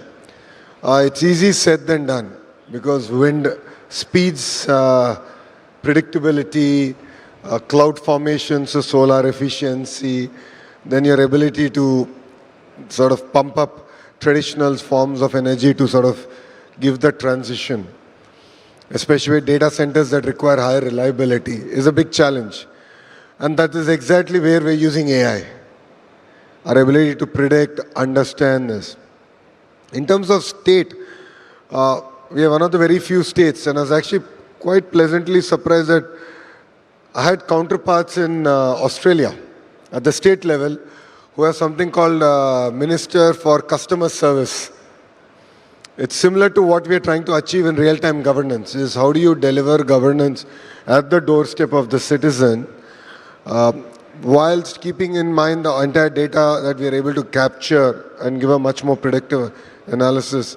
So a great example of that is how we've handled the recent cyclone, which we thought will be a lot more intensive, but our ability to understand where it's going to land, the speed at which, the track, we were far better than the other institutions out there because we have over a period of time built those data sets, we are able to hone on those data sets, and that will again be very core to us as we go forward. So as a state, we are continuing to collect the data points that are relevant for us to ensure better governance delivery. But then yes, we also have to keep in mind the ethical framework on how this data is going to be used and not be used against underprivileged sections of the society. So that's equally going to be important. And that is why we have something called the Core Data Authority that has the framework in place to ensure that this is not used against them. But then honestly, I think all of us sitting here are just trying to understand what is AI, its implications on humanity and how it's going to change our lives here. Definitely 5 years from now, maybe the 35th Partnership Summit that we're going to do here, I think we'll come back and reflect on whether we got our predictions right or we were off. I think because all of us here are pretty much guessing where we'll be 5 years from now. Thank you. Thank you very much. I think we are run out of time. I think only thing I probably like to add, Honorable Minister, and hearing everyone, very insightful comments from all the panelists, is it is a reality, and the question is, how do you make the most of it? I mean, you can see half full, half empty. Different people can have different perspectives. But if this is going to come, then as a country, as a society, as an organization, how do you make the most from this? Be ready, be prepared for this transition. And I think that's what, at every level, I can see that there's a worry, there is fear, but there's also some sense of opportunity of change. And I think what Debjani mentioned, what they're looking at from a government standpoint, if they're able to create that institution, that will be really good. So before I let you go, CII, in partnership with EY, we have put together a report, and we would be really grateful if you could launch the report, which captures the present state of agentic AI in India. May I invite Mr. Chandrajit Banerjee and Mr. Hari Balaji, leader EY India's Center of AI Excellence, to please come on stage for the release of this report. Ladies and gentlemen, this report is on AI. Is India ready for agentic AI?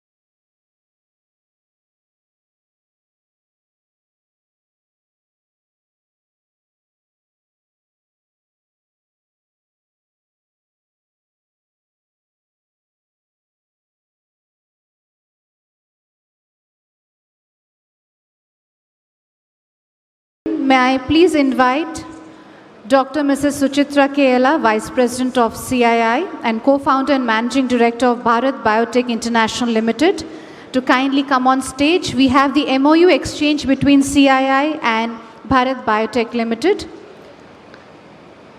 I request Mr.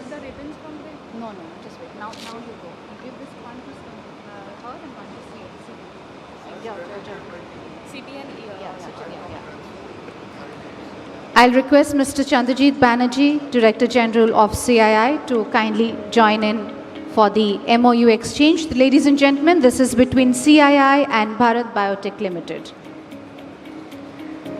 Through this initiative, CII Bharat Biotech will equip 30,000 youth in Vijayawada with soft and employability skills and provide career counseling and placements over the next 5 years.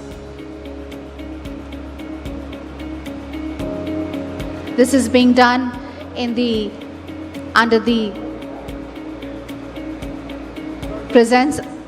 gracious presence of our Honorable Minister, the MOU's exchange between CII and Bharat Biotech Limited.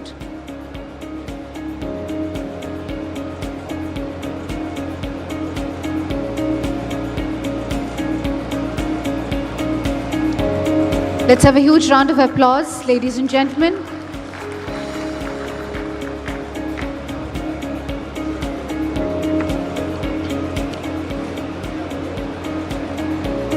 We will now present the mementos. May I please request President CII to kindly do the honors in presenting the mementos.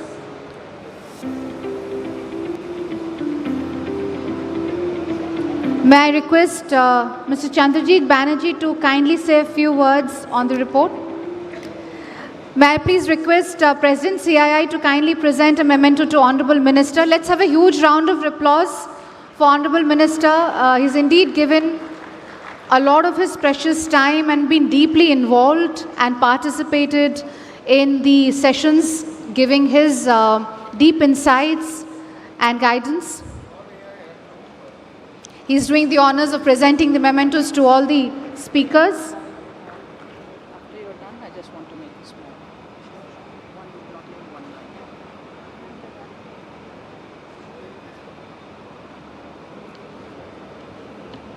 I request our speakers to kindly come forward.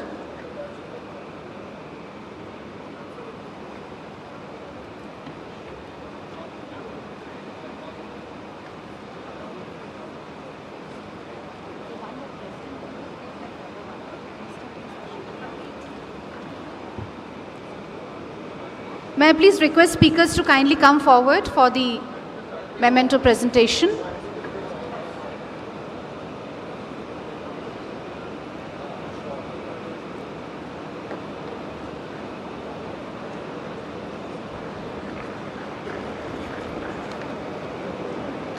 May I request Ms. Sharon Buter to please come forward for the memento presentation.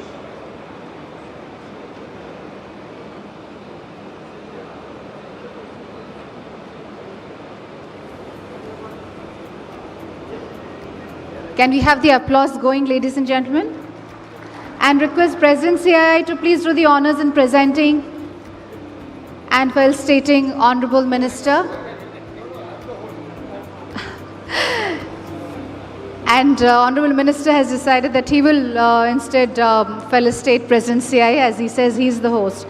Thank you, Honorable Minister. Ladies and gentlemen, a huge round of applause. Before we conclude this session, I just want to invite Dr. Mrs. Suchitra Kailash. She would be saying a few words regarding this very important MOU exchange. Madam, may I please request you to say a few words?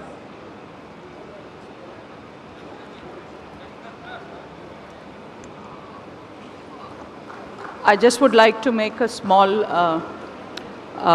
remark to the Honorable Minister and to the Government of Andhra Pradesh. Yesterday I had made a statement about our commitment in ensuring that we will participate in skilling and livelihoods and employment generation for the state of Andhra Pradesh. And here is, today we have just demonstrated a very small step in that into that goal of ours, and we will extrapolate it further going in the few years, in the following years, to take it as much as possible in order to upscale, skill, create livelihoods and employment for the youth and women of Andhra Pradesh. Honorable Minister, thank you so much for your time in accommodating this request for us. Thanks a lot.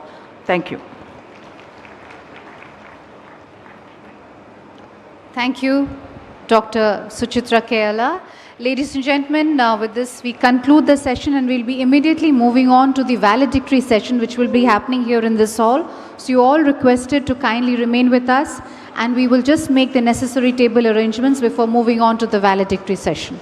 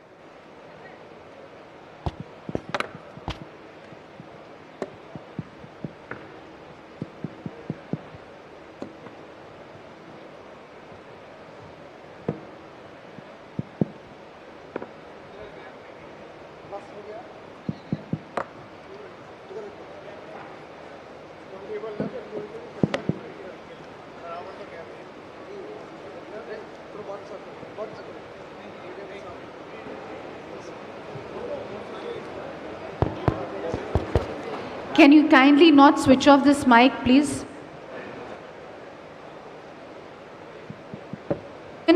We are now going to start the valedictory session.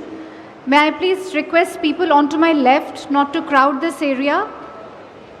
We have the Honorable Chief Minister arriving in just a few minutes to this stage. So I'll request people onto my right, onto my left to kindly clear this area, and also people at the back, if I may request everyone to kindly take the respective seats.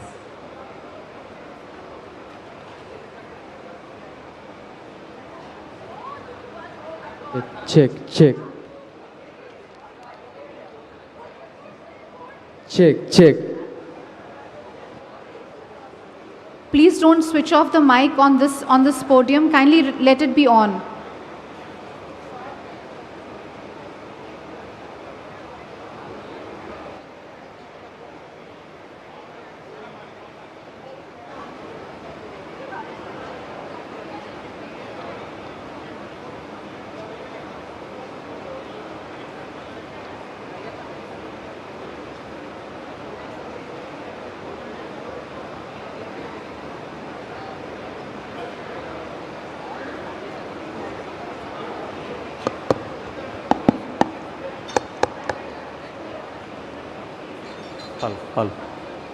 Hal. Check, check.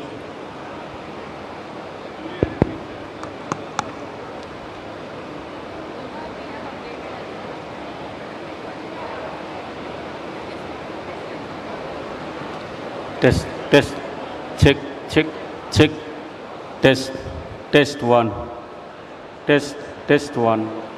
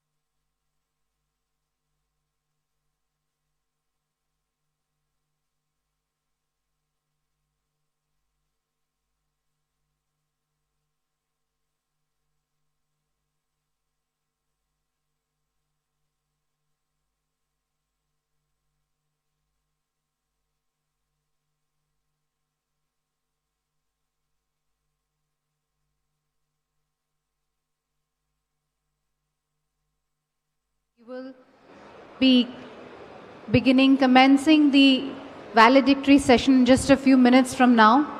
Honorable CM of Andhra Pradesh, Shri N. Chandrababu Naidu ji, will be joining us for this valedictory session along with a host of esteemed dignitaries. We request you to kindly settle down and take your respective seats, especially people in the front. If I may please request you to take your respective seats. We will begin the valedictory session very shortly, in a few moments from now. And just a gentle reminder to all to kindly switch off your mobile phones or put it on the silent mode during the entire proceedings of the valedictory session. Thank you. Thank you so much for your patience.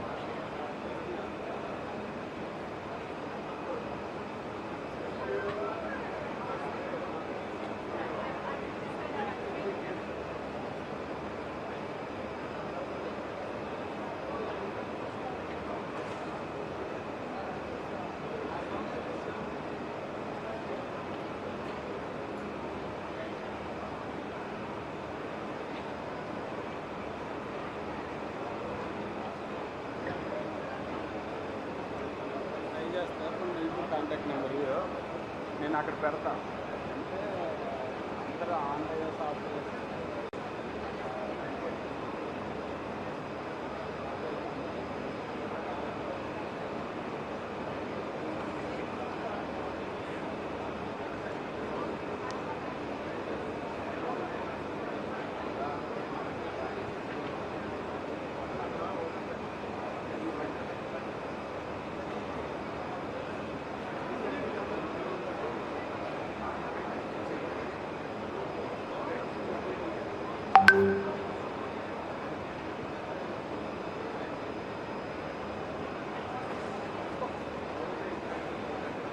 I am not discarding this copy in case you also are.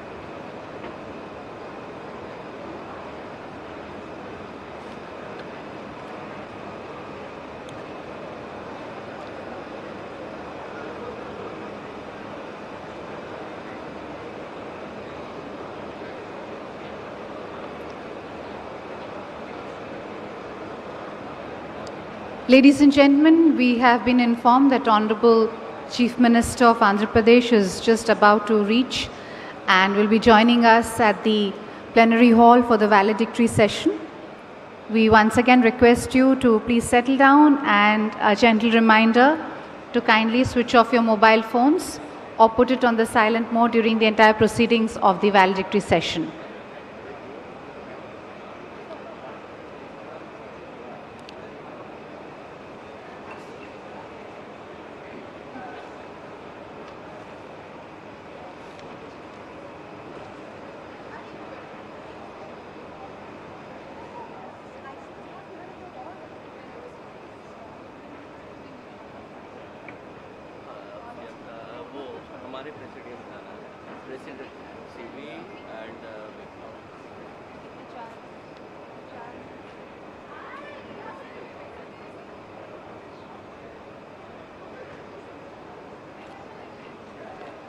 A very warm welcome to our esteemed dignitaries who have joined us for the valedictory session.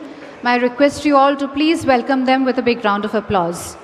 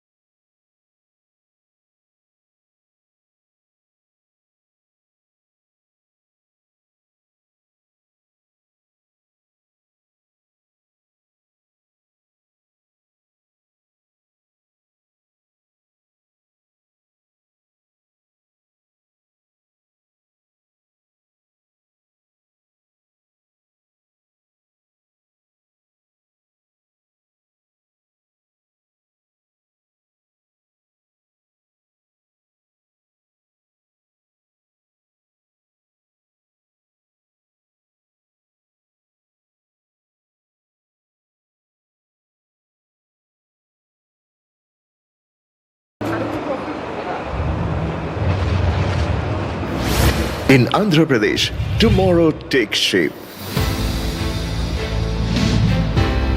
Here, the ordinary becomes extraordinary.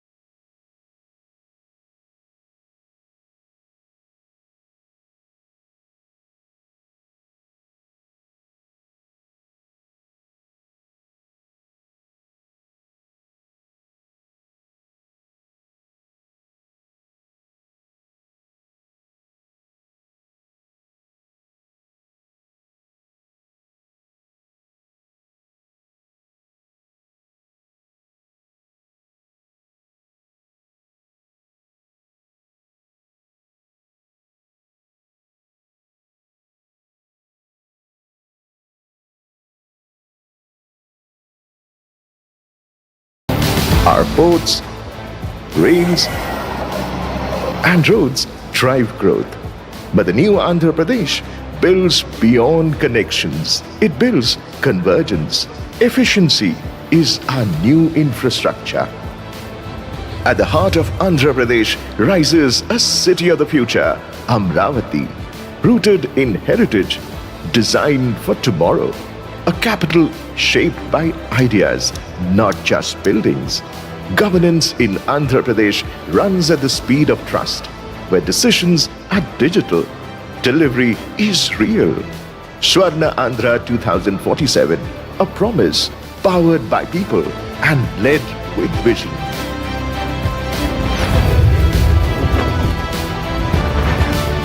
Andhra Pradesh, shaping the future.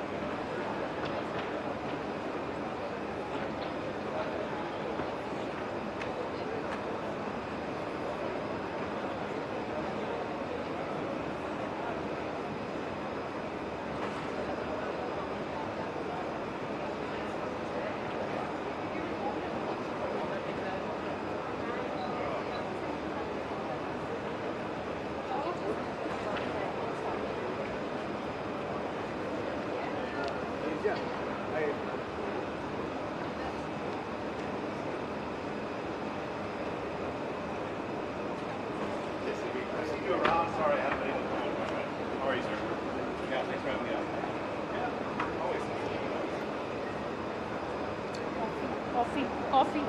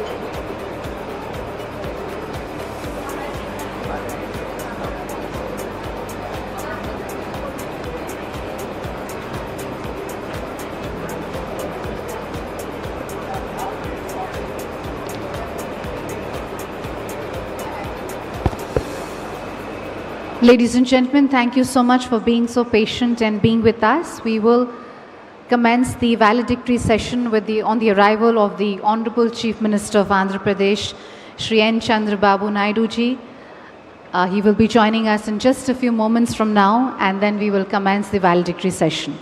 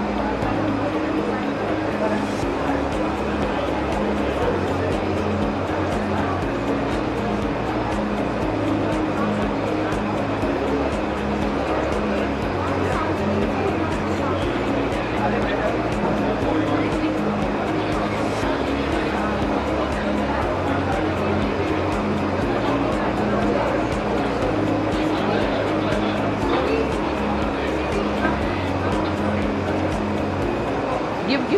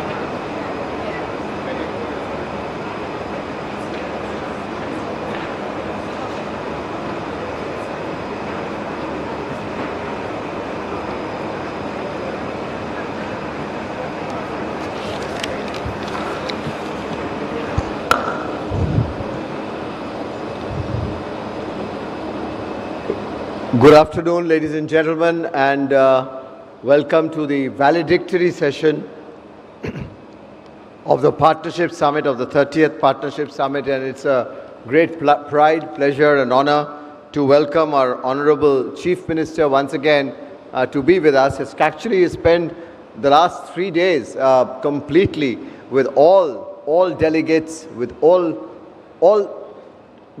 members who have approached him. I think he has not regretted to anyone to meet, but he has given time, he has given space, he has interacted, and he spent that type of time. And this is just amazing. Ladies and gentlemen, please join me in welcoming warmly the Honorable Chief Minister, the host of the Partnership Summit.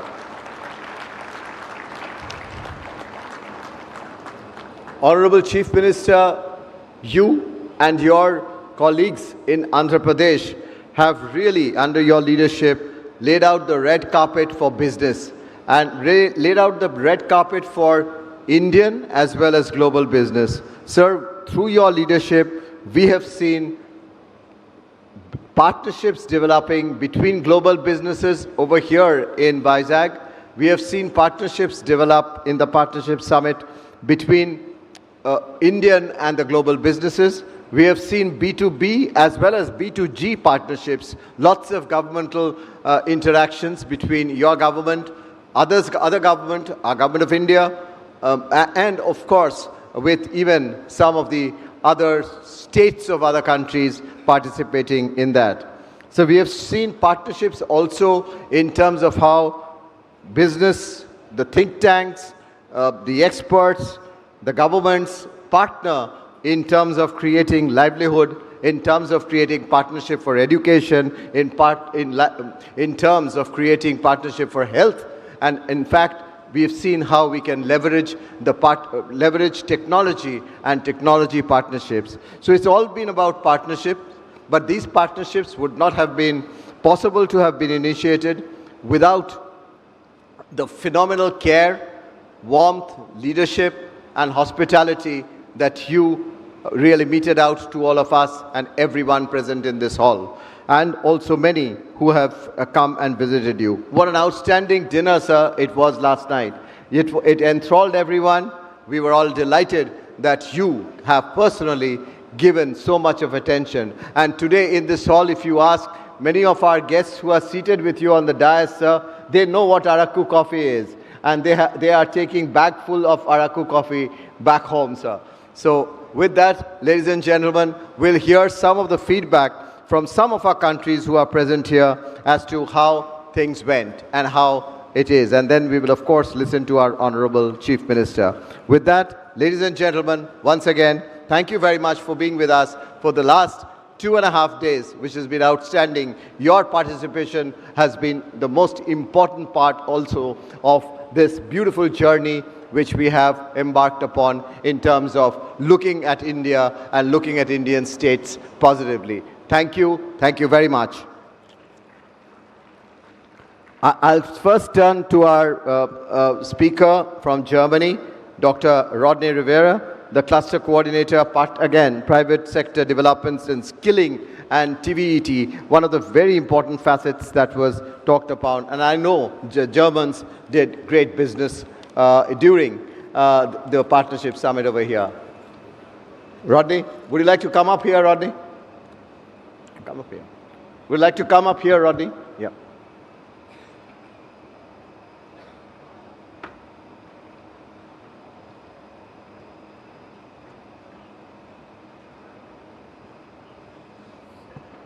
Thank you, and good afternoon to everyone, Honorable Chief Minister and fellow panelists.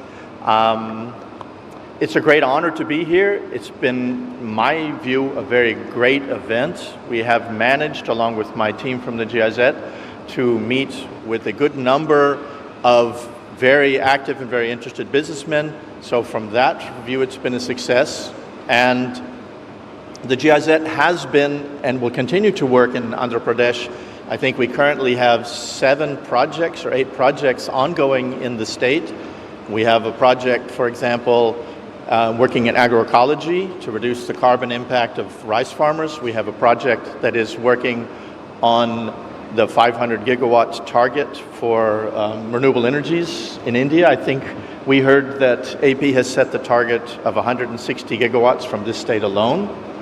And for that, we have been here to make connections for the platform for investment in renewable energies that the German government and the Indian government has launched last year. We are building that up to help the state to reach its ambitious targets. We have other projects that are ongoing, and we look forward to continued great cooperation and great work with the government of AP. For the CII organizers, I just have to say hats off. It's been a very, very impressive logistics operation that they have done. They have brought together leaders from all over the world, in fact, to help to promote business and to bring business forward in the development of the state. And thank you once again for inviting me. Thank you very much, Rodney. I'll stay with Europe and go to Netherlands, the Netherlands-India Chamber of Commerce. Chair, may I request Dr. Edith Notman. Edith, please.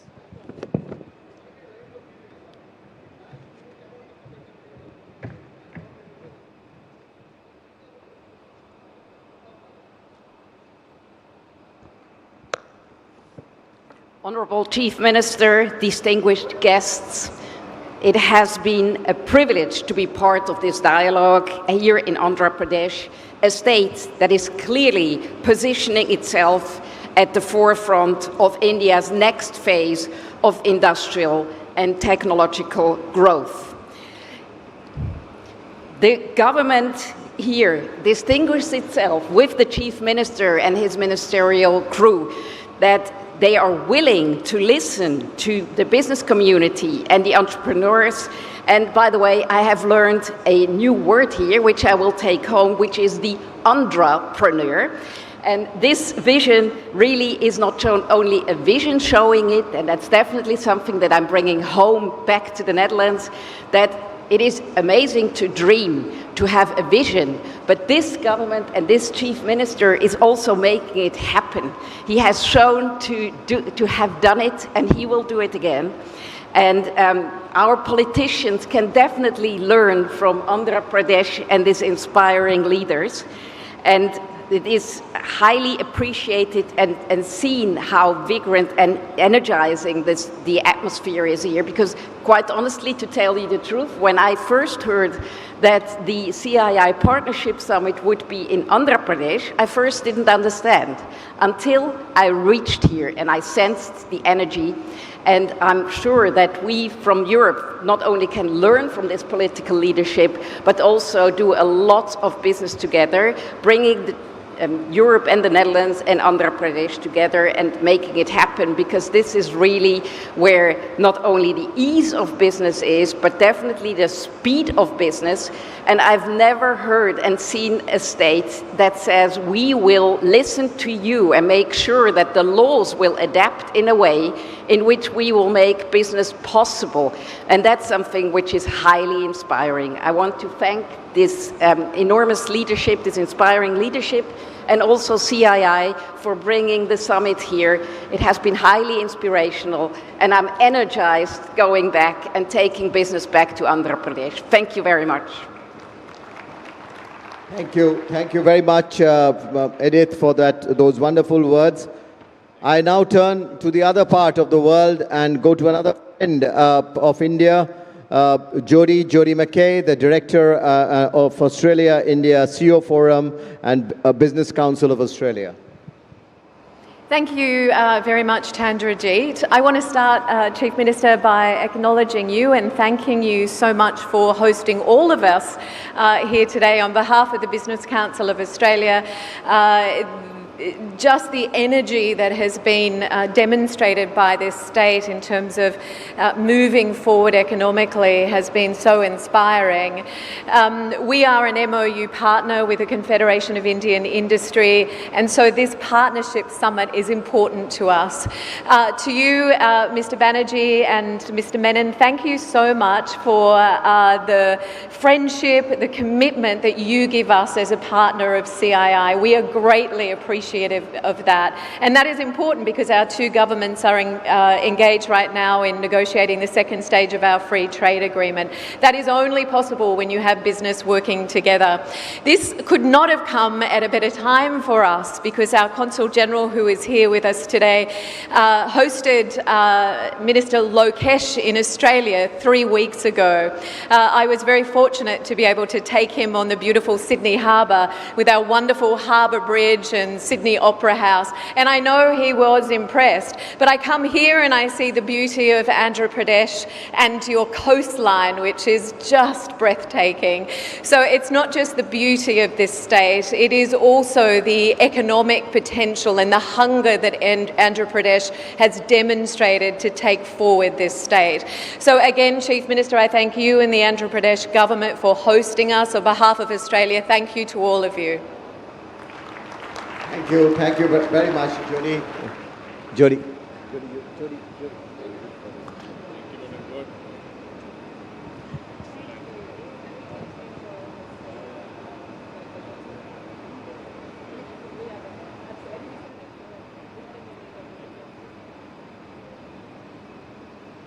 Now we move back to New Zealand, the neighbor. And I have the pleasure and honor of having our Minister from New Zealand, His Excellency Mr. Todd McLay, to give his remarks.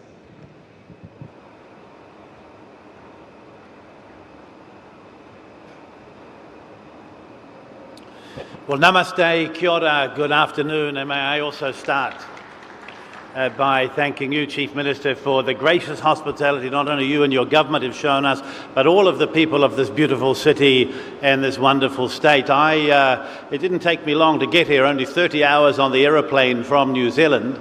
And when I arrived at the airport, the colour and vibrance and the wonderful welcome that we received was heartfelt. And so a gracious thank you, not only from the government of New Zealand, but for the people. Can I congratulate you on an exceptional 30th hosting of this important event? It really is known around the world for being exceptional and driving great thought and direction when it comes to trade and some of the challenges that we face. But for my part, what I enjoyed the most today was the solutions that have been dreamt of, the opportunities that have been spoken of, and the real bonding that happens between the many of the countries that are here. Chief Minister, I think 19 trade ministers from countries around the world have been here in your city over the last couple of days. And each of them will go home not only with great memories, but an opportunity to talk about the real opportunity that exists here in India for the whole world. As with my friend from Australia, New Zealand is now deep in negotiations with India for a free trade agreement. My good friend, Minister Piyush Goyal, the Minister of Commerce and Industry, was in New Zealand just a week or so ago for negotiations, and I'm so grateful for the invitation to come up here so soon afterwards. The government of New Zealand was formed not quite 2 years ago, and this is my 6th visit to India during that period of time. So much that some of my colleagues think I have an apartment here somewhere that I'm living in. But we're coming because the relationship is important. We see great opportunity to cooperate. Our governments think very similarly. We are working together well on the world stage. We want to land a high-quality free trade agreement that is well-balanced, that is respectful, and offers opportunity for every single company and every single person in India and every single company, business, and every person in New Zealand. And so we're committed to doing that. You know, the world is always a challenging place. At the moment, no more so or less so than other times. But it is when governments come together and show direction, focus on solutions to the challenges that we face, that we enable the business community to stand up and do what we need to, which is trade with each other, form very strong, warm relationships, and grow economies that are good for people. So can I again, Chief Minister, thank you for your gracious hospitality, the way you've made us feel so welcome, the way you have hosted every single person that's come to this conference over the last few days. And I go back to my country to talk to my Prime Minister about the significant opportunity I see here and why we were so right to decide to build that relationship, and why this 6th visit won't be my last. I'll be back many more times. Kia ora, thank you.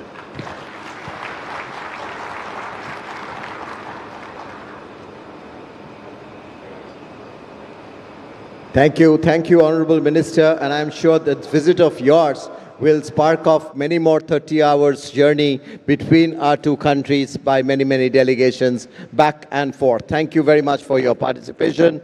I was moving to US from New Zealand, and we were also to have here the Japanese delegation, but they had moved about 50 kilometers away from Vizag to go to a plant, and they said that whether they need to come back. We said they need not, and so therefore we don't have them because they were very keen to speak. But therefore now I come to the last but not the least, my old friend Rick Rosso from USA.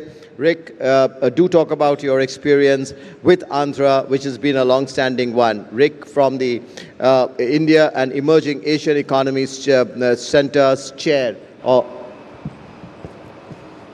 Thank you, CB.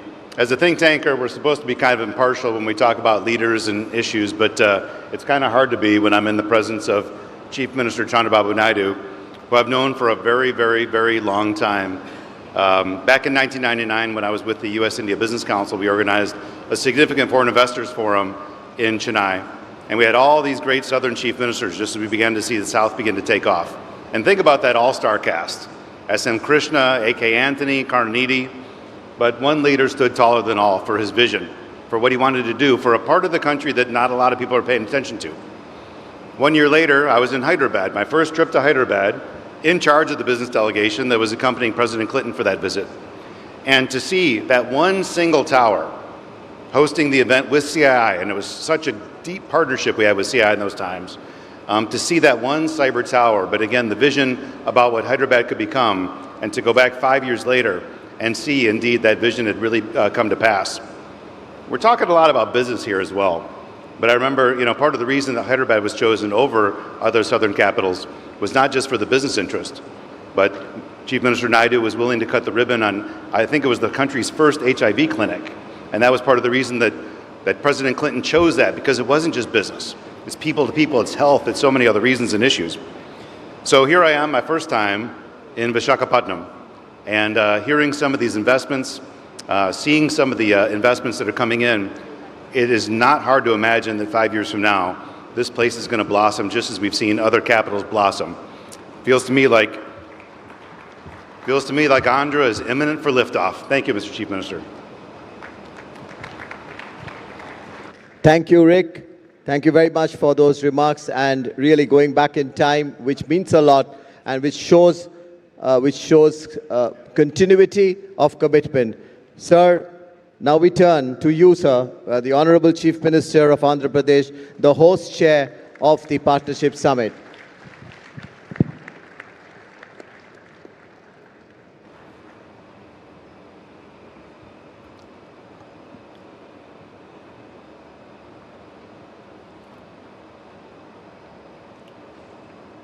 Respected Chandrajit Banerjee,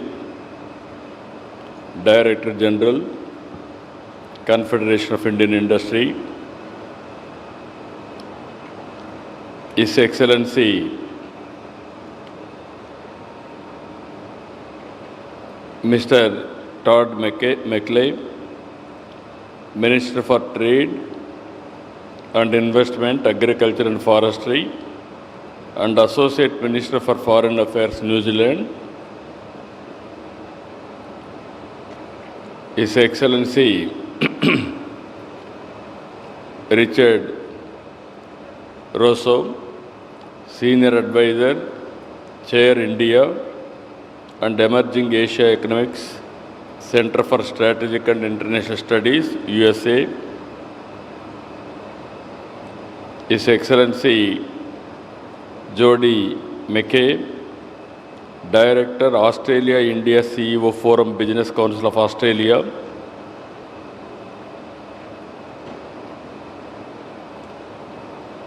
respected Edith, Managing Partner, ACG International and Chairman, Netherlands, India, Chamber of Commerce and Trade, and also respected Rodney Rivery, Cluster Coordinate Private Sector Development Skilling and TVET GIZ Germany, respected Rajiv Memani, President CII, Suchitra Yella, Vice President Confederation of Indian Industry, and friends. For the 2 days, you brought happiness to Visakhapatnam. Today you are all leaving this city. We are feeling very, very disappointed. You have to stay some more time here. You brought happiness and pleasure, and also we are very happy for your visit to our city. By this time, you have experienced our hospitality. In India, I can say always, one of the most beautiful city, Visakhapatnam. No other city is comparable to Visakhapatnam. One side sea, one side hills, and also beautiful people also. I am confident nobody created any problem for you. That is the confidence I am having on people of Visakhapatnam. For the last 1.5 days up to evening, I am very happy to see that 30 ministers have come from different countries. 67 plus sessions, parallel sessions we have conducted. We have discussed business issues, social issues, and also even company to company B2B meetings also. I am confident CII has to confirm to me. You conducted so many meetings. I am very happy to announce this is the best meeting CII has conducted so far. It is at far Davos. Always our meetings so far, we used to discuss investments. Partnership means only MOUs. This time we have changed that agenda. Exchange of ideas, knowledge, what is happening globally, what you have learned each others. 3,000 delegates have come. More than 650 overseas delegates. 60 countries participation. 700 B2B meetings. Yesterday morning I told one thing.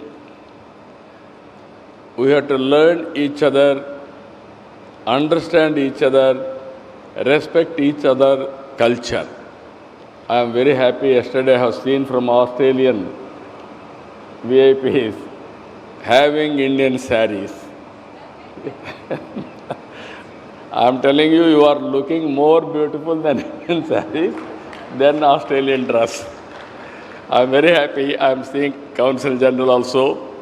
She was, yesterday I have seen her. She was looking very nice. I am very happy you respected our sentiment. That too Mangalagiri sari. By wearing Mangalagiri sari, you have become now brand ambassador for Mangalagiri saris for viewers. I really appreciate you. This is what I wanted to do always. All of us, global citizens, different parts of the world, but every country is having their own culture, legacies, sentiments. If we respect small gestures, it will go in a big way for global good and also global harmony. Apart from all these things, I wanted to reinforce now, India started economic reforms in 1991. Mid-90s, IT revolution has come, first mover advantage taken by Indians. Third one, we are having an advantage of demographic dividend. This advantage will be there another 25 to 30 years. All countries are facing aging problem. Only India is going to have this advantage for another 20-25 years. If you manage population management, years to come, India is to go play very extraordinary role globally. I don't want to mention names here, some countries.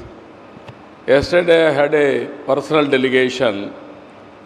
Some countries represented to me, we are having problem of our technical labor.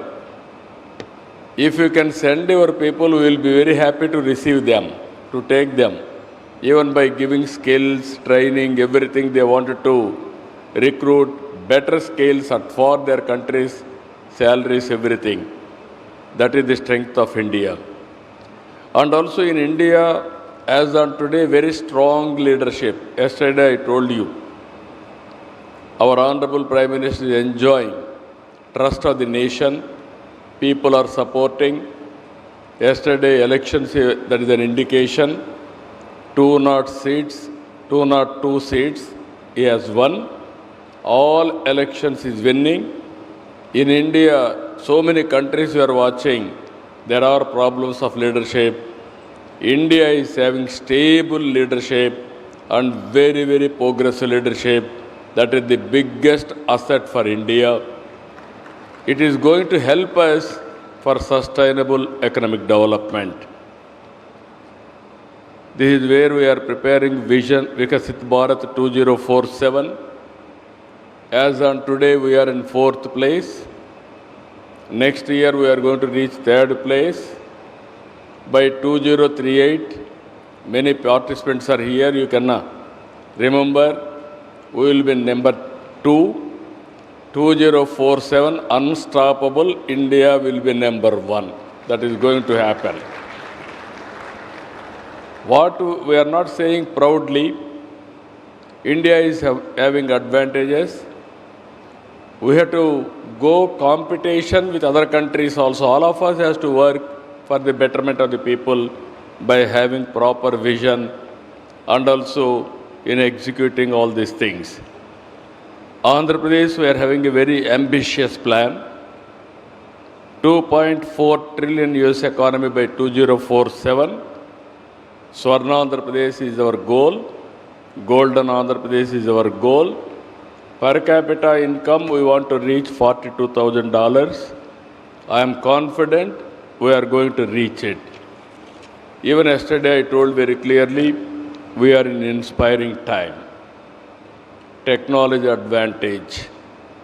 I have seen 3 decades back. At that time, IT. That is only starting point. Today we are in AI, artificial intelligence age. Even in Andhra Pradesh, data centers, Google has announced 15 billion US dollars data center in Visakhapatnam. Now so many people are coming now. That is where, if you can see, Andhra Pradesh can provide green energy and also cost-effective price. Nearly 5 to 6 gigawatts data centers are going to come here. Lot of demand. That is how things are happening. All technologies, blockchain, everything has come. Even quantum computers have come. You can see today, one example I am giving you. My government is totally on IT-driven governance. We are having data lake. Every citizen, every family, everything will be online. We are having Aadhaar. That is a big advantage, biometrics. Even central government data we are integrating. I can take decision real time basing on merits. I can communicate real time. I can execute real time. That is through WhatsApp governance. Even if you see here, why I am saying we are in inspiring time, historical data is available. Everyday data is updating.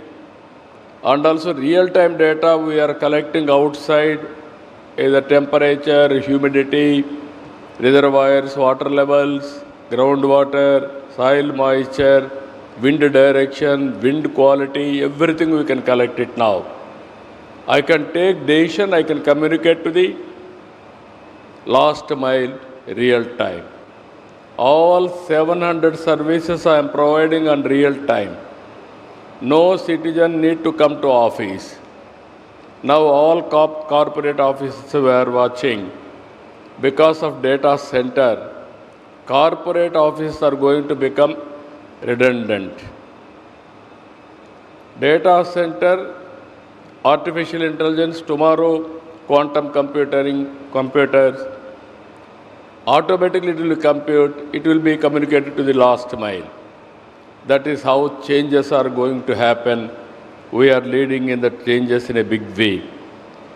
The day will come, personal medicine and also precision in agriculture and also micro management of everything. These are all the order of the day. it is going to happen in future. With all these things, I am confident, all of you, I have taken a very good advantage out of it. One is your presence I am really appreciating, and also have done very good business also. For the last 2 days, I am able to get 13 lakh crores investment, and it is going to generate 1.3 million employment, that is 13 lakh employment. It is a very good advantage for us. By seeing this success, next year also, yesterday I announced one major decision in the country. We are implementing labor reforms. We are implementing infrastructure reforms. We are implementing financial and tax structures, everything. Now one more reform I have brought, that is escrow account with sovereign guarantee. This is a revolutionary thing in India. So far, no government has taken this bold decision. From now onwards, anybody will invest in Andhra Pradesh. The day you invested, what you are eligible as incentives, it will be delivered with a sovereign guarantee with real time. That is my assurance for all of you. Now you are all having technologies, know-how, and also resources. I asked you yesterday morning, sign one MOU with us, test our capacity, then you can move forward. I am very happy you trusted us. So many MOUs you have come forward. And also we are going to, I promise all of you, 100% we are going to clear real time, and at the same time what all I am talking here, we are going to implement in toto. I am very happy you enjoyed Aruku coffee and also our hospitality. Yesterday evening also you have seen our dinner. At the time also I interacted so many VIPs. Everybody showed me so much of affection and also happiness. With this, I am again asking you, reserve your tickets next year, November. Same partnership summit is going to conduct this place. Next year, I promise you, I will take you one day to Araku, where in coffee garden along with the tribals, you can have coffee. That is the experience you are going to get next year. That I promise you to take that place. You have seen our hospitality. I am very happy. We will improve further. And also, you have done good business. And also next time, I request all of you, you come with family. Take 1 day or 2 days holiday in Visakhapatnam. We will be very happy to host you. With this wonderful meeting, I had excellent, I have hosted so many partnership summits or so many festivals, so many events. Today event has given me immense happiness and pleasure, and I wish all the best for all of you. Good luck. And also don't forget about Andhra Pradesh. Continuously we will be in touch with you. We will work together. Thank you, one and all.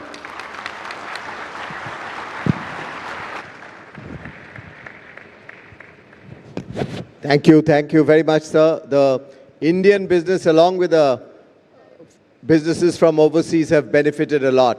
And it would be most appropriate that Indian business and the Indian business lead, Mr. Memani, Rajiv Memani, concludes this session with his remarks and how do we take this huge challenge and also opportunity forward.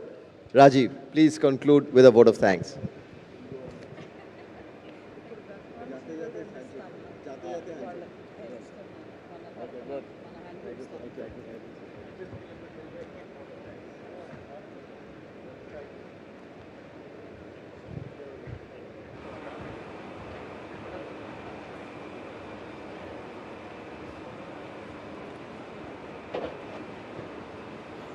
The Honorable Chief Minister, thank you so much.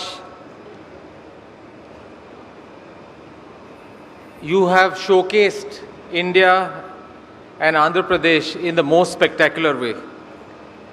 For all the businessmen, policymakers, investors, I think it's been a great experience.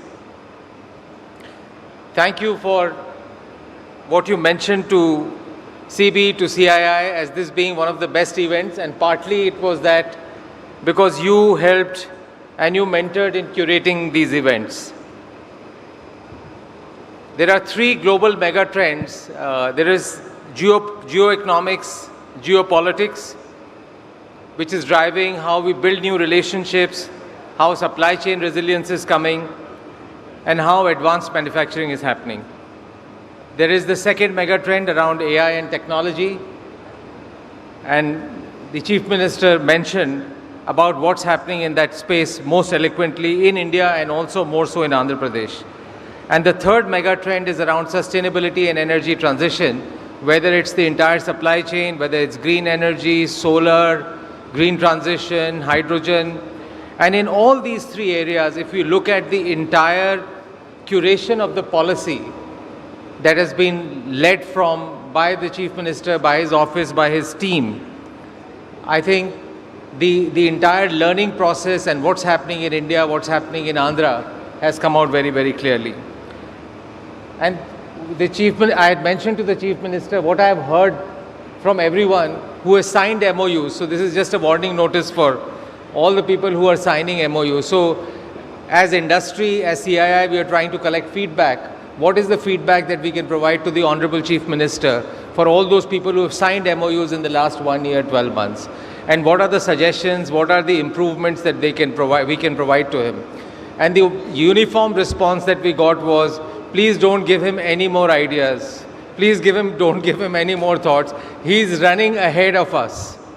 We are blessed to have a country where the aspiration of the political leadership of the country, whether it's India, whether it's Andhra Pradesh, is far more than the people of the country. And I think that we are blessed as a country, and the purpose and the vision that you have and the honesty of that purpose and vision that you have, Honorable Chief Minister, that gives you the energy and the clarity to execute things. So as citizens of India, as citizens of the world, we are most grateful to have leaders like you, and we feel blessed. Thank you very much. May God provide you with greater energy, greater vision, and greater vigor, so that collectively as a team, we can help you implement the vision that you have for the betterment of the country, betterment of the world, and betterment of the citizens. Thank you so much. Really appreciate it. Thank you very much. Thank you.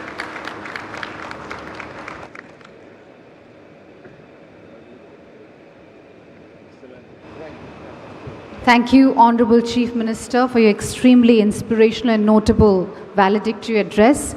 Your deep involvement, commitment, continuous guidance and encouragement has been the founding stone for this resounding success of the 30th CII Partnership Summit. Honorable Chief Minister, may I kindly request you to present the mementos to all our esteemed foreign dignitaries on the dais. Sir, may I request you to kindly present the mementos to all our esteemed dignitaries on the dais. And I request our foreign dignitaries to kindly come forward for a photo op.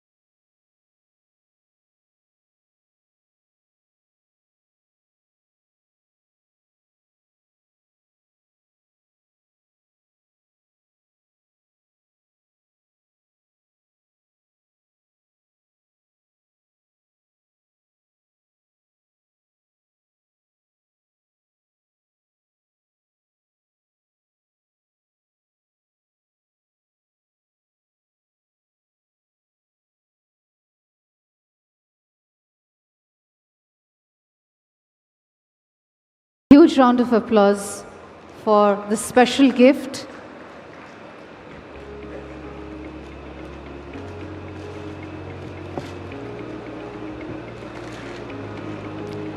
And it's a beautiful handloom sari being presented to our honorable dignitary, and it is indeed so beautiful.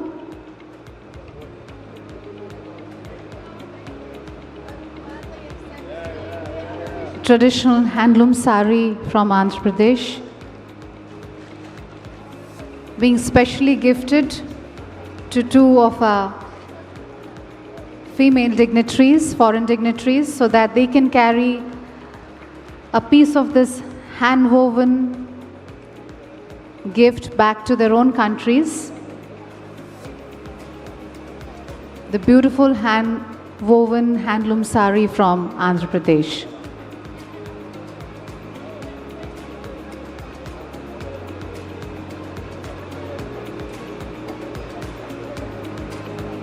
I request our other distinguished dignitaries to kindly come forward to receive the mementos.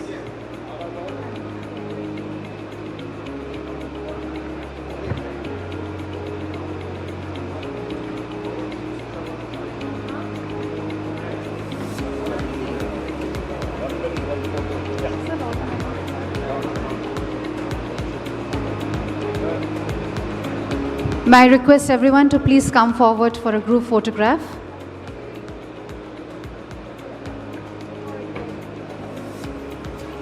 Ladies and gentlemen, let's have a huge round of applause. We come to the conclusion of the valedictory session, and once again I'll request everyone to have a huge round of applause for Honorable Chief Minister of Andhra Pradesh for his unwavering support for this resounding success of the 30th CII Partnership Summit. Thank you, Honorable Chief Minister.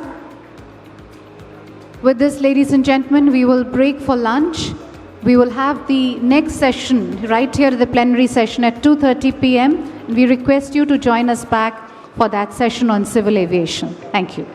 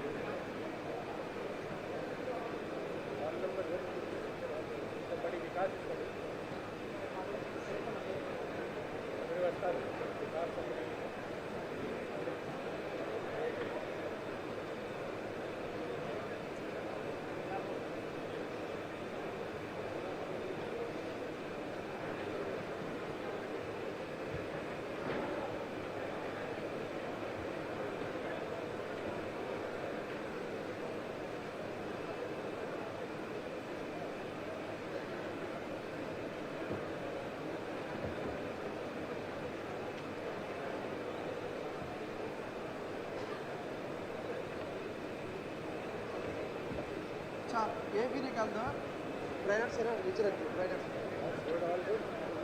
Next होनी चाहिए private निकाल दो है ना next नीचे और अभी ये चार्ट छोड़ दो ना ये मेरे रखे जा रहे हैं ये लेके जाओ तुम भी ले लो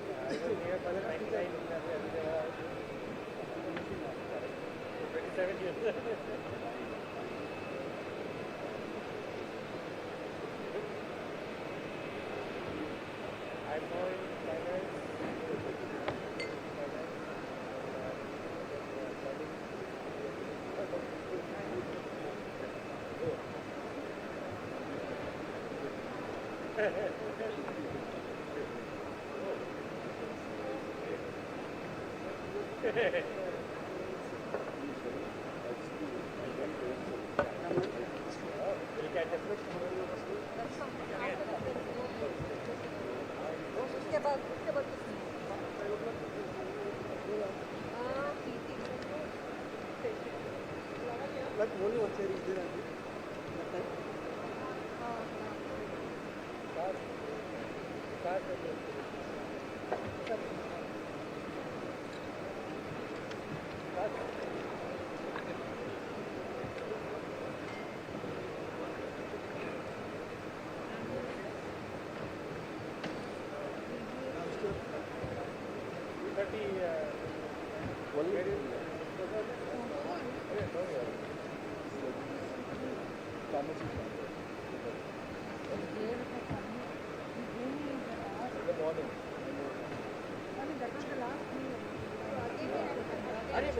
अपडेटेड प्रोग्राम तो ये रिमूव करो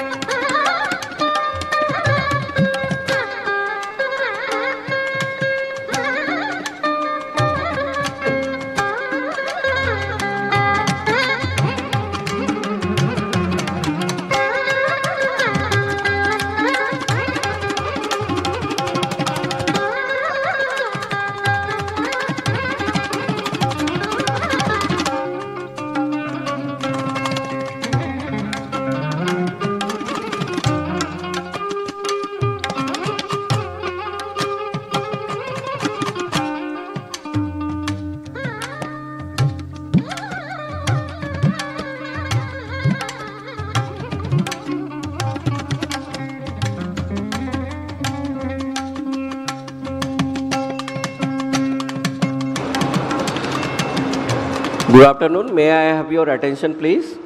Honorable Minister is joining in another 1 or 2 minutes. May I request everyone to be kindly seated, please? Thank you.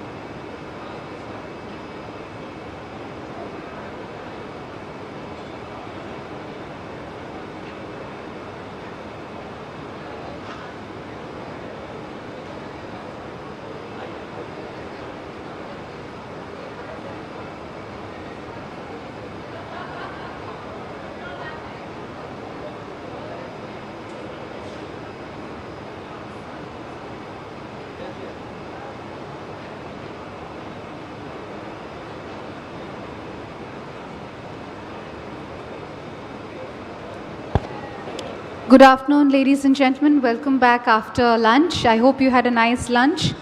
We have the standalone session with the Honorable Minister of Civil Aviation, Shri Kinjarapu Ram Mohan Naidu ji.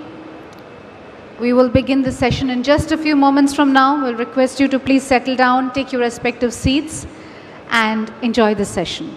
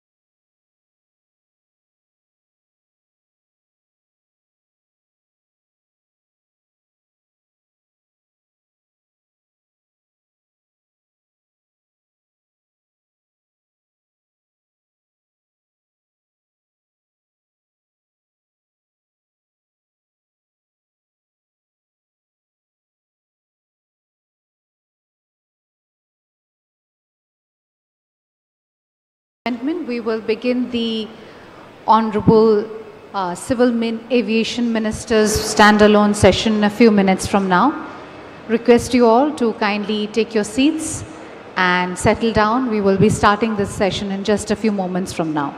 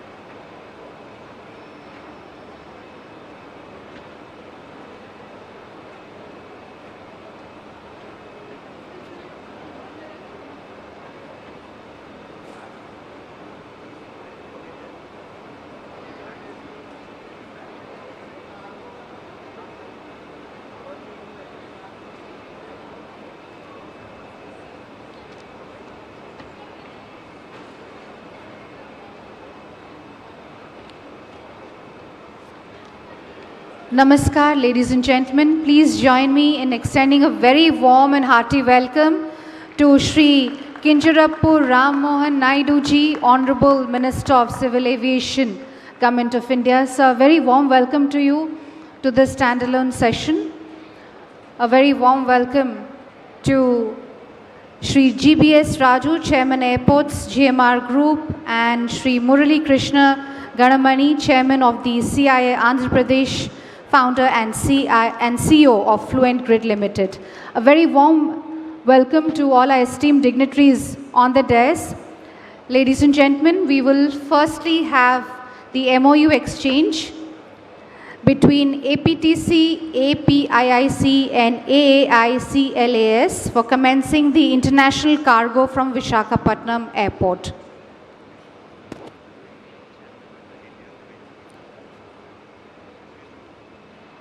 May I please request Chairman AI to please join us on stage for this MOU exchange.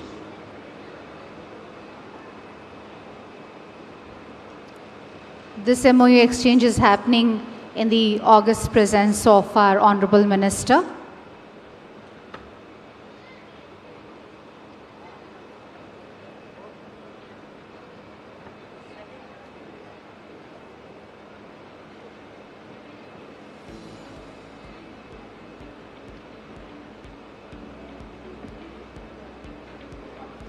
Can we have a big round of applause as a gesture of encouragement?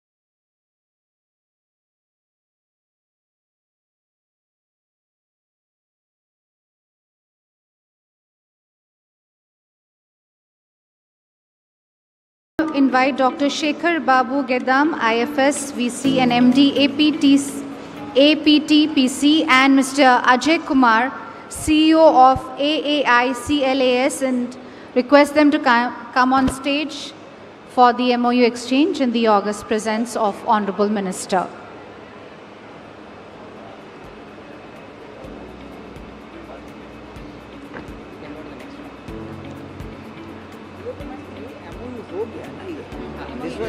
Now next one, this one, FTO.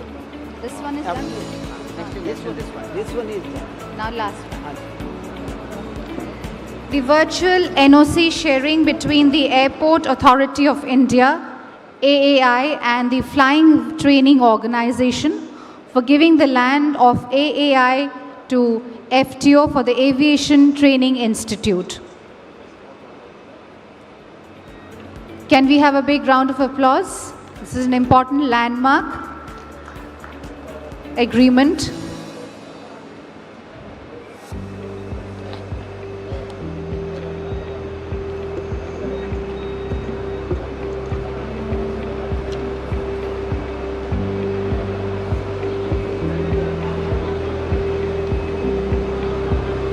Thank you, Honorable Minister, for guiding and supporting these MOU exchanges and agreements.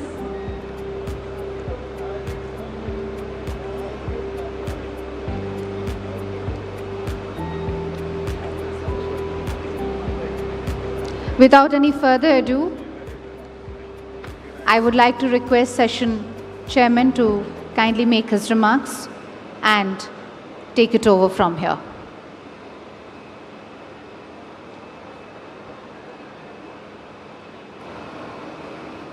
Shri Chandrababu Ram Mohan Naidu, Honorable Minister for Civil Aviation, Government of India, Excellencies,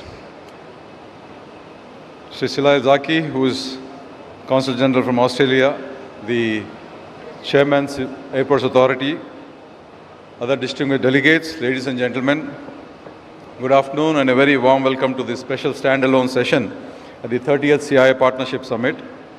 It is both an honor and a privilege to host the Honorable Minister of Civil Aviation, Mr. Chandrababu Rammohan Naidu. He is truly the son of the soil, the youngest cabinet minister in our cabinet, a leader, a very dynamic leader with great humility, and I would say that he is truly an ambassador representing the state of Andhra Pradesh and reflects the true passion and spirit of the speed of doing business with great, passion and urgency. As you all know, the theme of this year's summit, Technology, Trust and Trade, Navigating the New Geo-Economic Order, which has been received very well. There has been a tremendous response, a lot of positivity created across every stakeholder, be it the investor community, the business leaders, the experts, thought leaders, innovators, all alike. And we just concluded the summit session a little earlier with the Honorable Chief Minister. So aviation is not just about connecting destinations, it is about connecting aspirations, as we all know. It connects economies and opportunities. And today, India's civil aviation story mirrors a national growth narrative, ambitious, resilient, and rapidly evolving. Over the past decade, Indian civil aviation has undergone nothing short of a transformation under the visionary leadership of our Honorable Prime Minister, Shri Narendra Modi ji, and translating that vision into action and reality is our young and dynamic leader, Honorable Minister, Shri Rammohan Naidu Garu. The number of operational airports has grown from 74 in 2014 to over 160 today, and with an ambitious plan to expand this number to 400 over the next 20 to 25 years. The domestic passenger traffic is projected to reach 300 million by 2030, underscoring the scale and dynamism of this sector. The passenger traffic has surged and India now stands as the world's third largest domestic aviation market. Aligned with this vision, in just the next 5 years, the government is committing to add 50 new airports, continuing to strengthen regional connectivity under the UDAN scheme. These developments are not merely infrastructure, they are transformative in nature. Airports catalyze local economies, spur tourism, and enable small towns to connect with opportunities. And I'm sure our Honorable Minister will share his vision and roadmap as he addresses us. Honorable Minister, under your leadership, I have to say that the Ministry has set out a transformative roadmap, making India a true aerospace service powerhouse.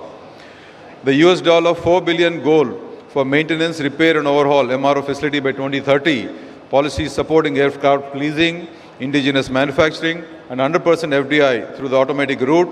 These initiatives aim to position India not just an aviation market, but as an aviation hub on the global map. However, as we race ahead, the shared global challenges must remain central to our aspirations. Sustainability in aviation is no longer an option, it is a necessity. The push towards adopting sustainable aviation fuels, electrification and smarter, greener infrastructure is vital for India's commitment to net zero and climate goals. Industry and government collaboration will be key to developing these next generation solutions.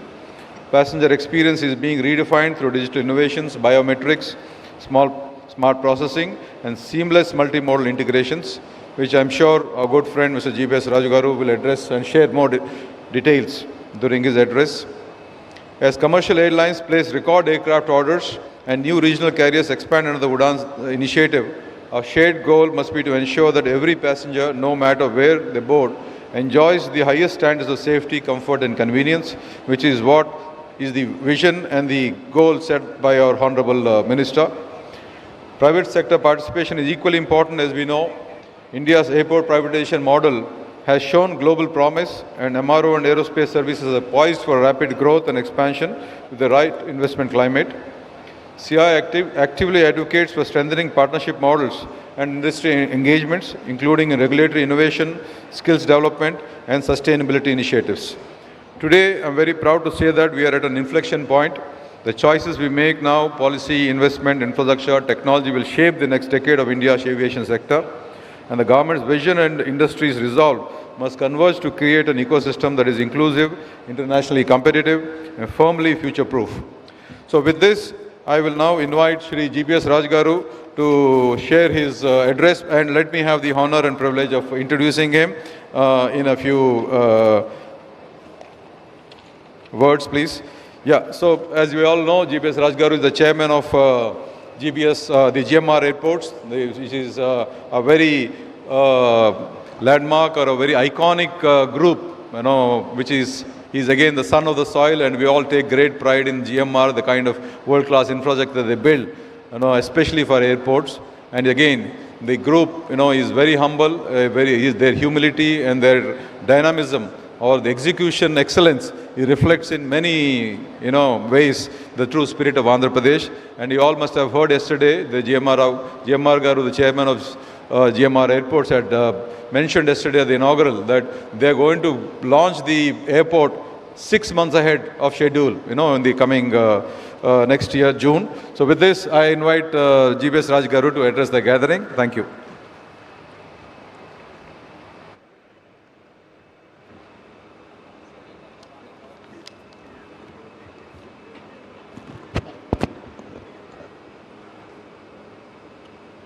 Good afternoon.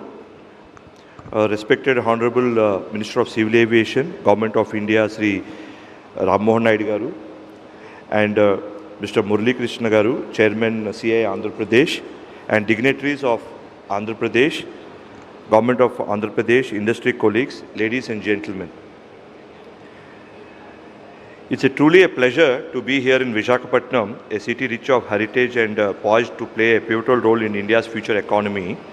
And as you all know, that India's infrastructure and aviation growth is a story of optimism and opportunity. As we are the fourth largest economy with a GDP of 4 trillion and promise to go to $10 trillion in 10 years down the line. And studies indicate that every 1 rupee spent on infrastructure yields 3.2 rupees in GDP gains. By this, infrastructure investment supports trade, employment, and income. This growth story has played out in India's civil aviation sector. India is already the third largest domestic aviation market. In 2020-24-25 fiscal year, Indian airports handled 411 million passengers, growing at 9% year on year. Out of total passenger traffic, projected to cross 1 billion annual passengers by 2040. This phenomenal growth is driven by rising income, a growing middle class, and a push for regional connectivity. To cater to this demand, Indian carriers have placed record aircraft orders. Today, Indian Airlines operate about 680 aircraft for passengers, and the order pipeline, which is unprecedented to roughly 1,620 new aircraft are on order, which are getting delivered in the next 5 to 7 years. Over the next 10 to 15 years, the Indian fleet is expected to triple from around 800 aircrafts today to around 2,300 in the coming years. It also signals tremendous opportunity for aerospace manufacturers, MRO providers, and to develop the entire ecosystem of the aviation industry. Overall, the number of operational airports in the country has more than doubled from 74 in 2014 and to 163 today. Fundamentally, these numbers represent optimism. Aviation in India is not just growing, it is soaring. This sector expansion will create an estimated of 25 million jobs by 2047, from pilots, engineers, staff, technicians, and the entire development of the tourism industry.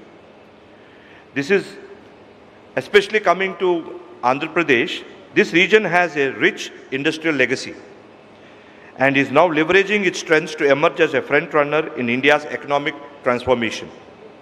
The state has been clocking impressive economic growth.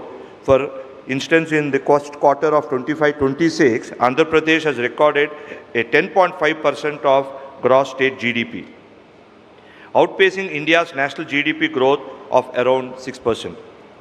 The state economy is now 16 lakh crore, 200 billion in size, with an ambition to double by 2029. To achieve this, Andhra Pradesh aims to mobilize 40 lakh crores of investment in the next 5 years across the sectors. It's a bold and a very ambitious and aggressive goal that this government has set in. diversified industrial base. The economy here is broad-based from agriculture and marine products to heavy industries and technology. Andhra Pradesh, long coastline, 974 kilometers, the second longest in India, is a huge asset supporting major ports like Visakhapatnam, Gangavaram and Kakinada. And also 3 more ports coming up, one in Molapeta, Machilipatnam and in Ramaipatnam, which will further support the growth of the state. The state is a leader in marine exports, contributing roughly 30 to 40% of India's seafood exports by value thanks to the aqua and fishing industries. It has also become a pharmaceutical manufacturing hub, notably Visakhapatnam's Srikakulam district hosting many bulk drug and generic pharma units. Coming to Visakhapatnam, with its natural harbour and steep hills and the beautiful scenic places, Vizag has long been an industrial base and a port city. Now it's rapidly transforming into a technology and innovation hub as well, and we are already seeing a big ticket investments, especially in the digital and AI segments. Likewise, investments are flowing into green energy, electric mobility and electronics manufacturing in the state, and also large manufacturing establishments in steel and aluminium industries are coming up in this region. All these facts reinforce that Andhra Pradesh is poised for the economic leap. The state's investor-friendly governance, world-class infrastructure and a sectoral strength are covering to create unparalleled opportunities. GMR Group's commitment, our roots in Andhra Pradesh and the Bhogapuram Airport project for GMR Group is not just another geography, it's home for us. Over the decades, we have contributed to the state development in multiple ways. Today, GMR Group has become a leading infrastructure player, not only in India and globally. We remain deeply committed to Andhra Pradesh and this region. We bring our global experience in airport development and management back to Andhra Pradesh in the form of Bhogapuram International Airport. Bhogapuram International Airport is a greenfield airport that GMR is developing about 45 kilometers northeast of Visakhapatnam. We see the game changer for regional connectivity and economic development in North Andhra. Let me share our vision and the current status of the project. Bhogapuram Airport is being built to global standards. The first phase is of 6 million passengers and ultimate capacity of 40 million passengers. The construction is progressing rapidly and we are launching the operations by end of June, 6 months ahead of the scheduled date. We are putting close to around 5,000 crores for the phase 1 development, funded through a mix of equity and debt, and we are happy that we are partnering with India's sovereign fund, National Investment and Infrastructure Fund. In first phase, by 2020-26, we are building a 75,000 square meters of terminal building and various adjacent buildings. The design provides a expansion of 40 million passengers in phase development, and the airport will have a dedicated cargo terminal to serve a large catchment across Srikakulam, Vijayanagaram, Gajapatinagar, Raigada, and also connecting to Orissa. We will also develop a world-class aerotropolis to host leading aerospace manufacturing companies, MRO service providers, digital and technology companies with an enabling ecosystem for research and development, training, and modern amenities. The airport and the larger aerotropolis will play a key role in creating jobs, stimulating tourism, and acting hub for logistics and commerce. I must thank both the state and the central government for their support, and the state is upgrading road connectivity to Bhogapuram, and there are also plans for a metro rail connectivity that could connect to the city center and the upcoming Vizag beach corridor to the airport in the future. As an infrastructure developer and a long-term partner to Andhra's progress, GMR Group feels extremely optimistic about the road ahead. On behalf of GMR Group, I thank the organizers, CII, for this opportunity, and we are proud to be partner in Andhra Pradesh progress in India's aviation success story. So we look forward to continuing working closely with the Government of India, Government of Andhra Pradesh in the spirit of partnership that this summit celebrates. Thank you. Jai Hind.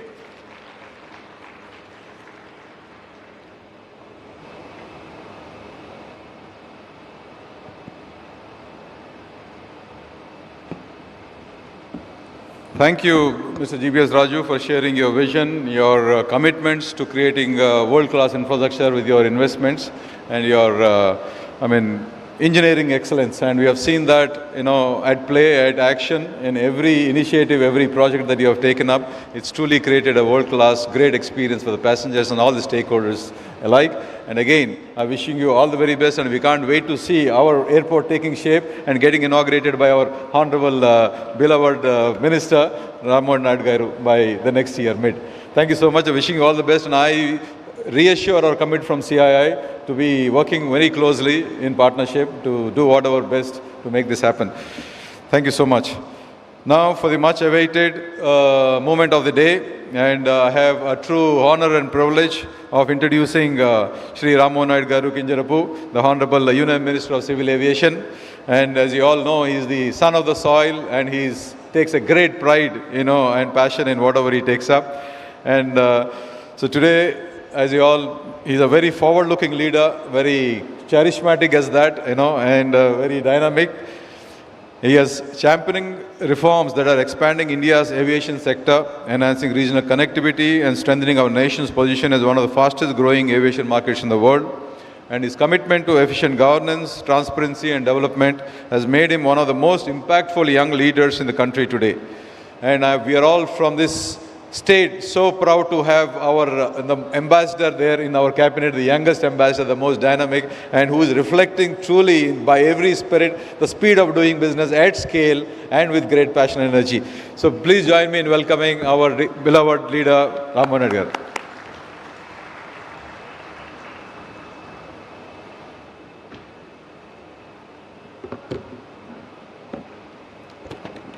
Thank you very much, CII Andhra Head Murli Garu, and also Chairman GMR Airports GBS Raju Garu, and all the wonderful dignitaries, guests and friends that are here. A very warm good afternoon to each and every one of you. I always find this time very tricky. I don't know if it is the afternoon time or evening time, right when you hit this 4 o'clock. But I can see a lot of enthusiasm in the crowd, and this has been the emotion for the last 2 days, yesterday and today. I think the real success on this CII Partnership Summit that we are having in Visakhapatnam is not in terms of value, how much investment is going to come to Andhra Pradesh, but in terms of the participation and the engagement and the commitment shown by the people that have come here. So on behalf of the entire arrangements that have been done here, I would like to thank each and everyone who has made time to come here to participate in this event and have made this a huge success. And now, like I've said, the whole success of this event, I was able to see one magic again. The magic again is the magic of our Honorable Chief Minister Chandrababu Naidu Garu. How he does it at that age of 75 years, doing it again and again, with the same commitment, with the same enthusiasm and with the same energy is something which is very, very inspiring even for me today to be working with him. Because I've seen him over the last 12 to 13 years of me coming into politics. I've seen him go through different challenges, politically, professionally, personally.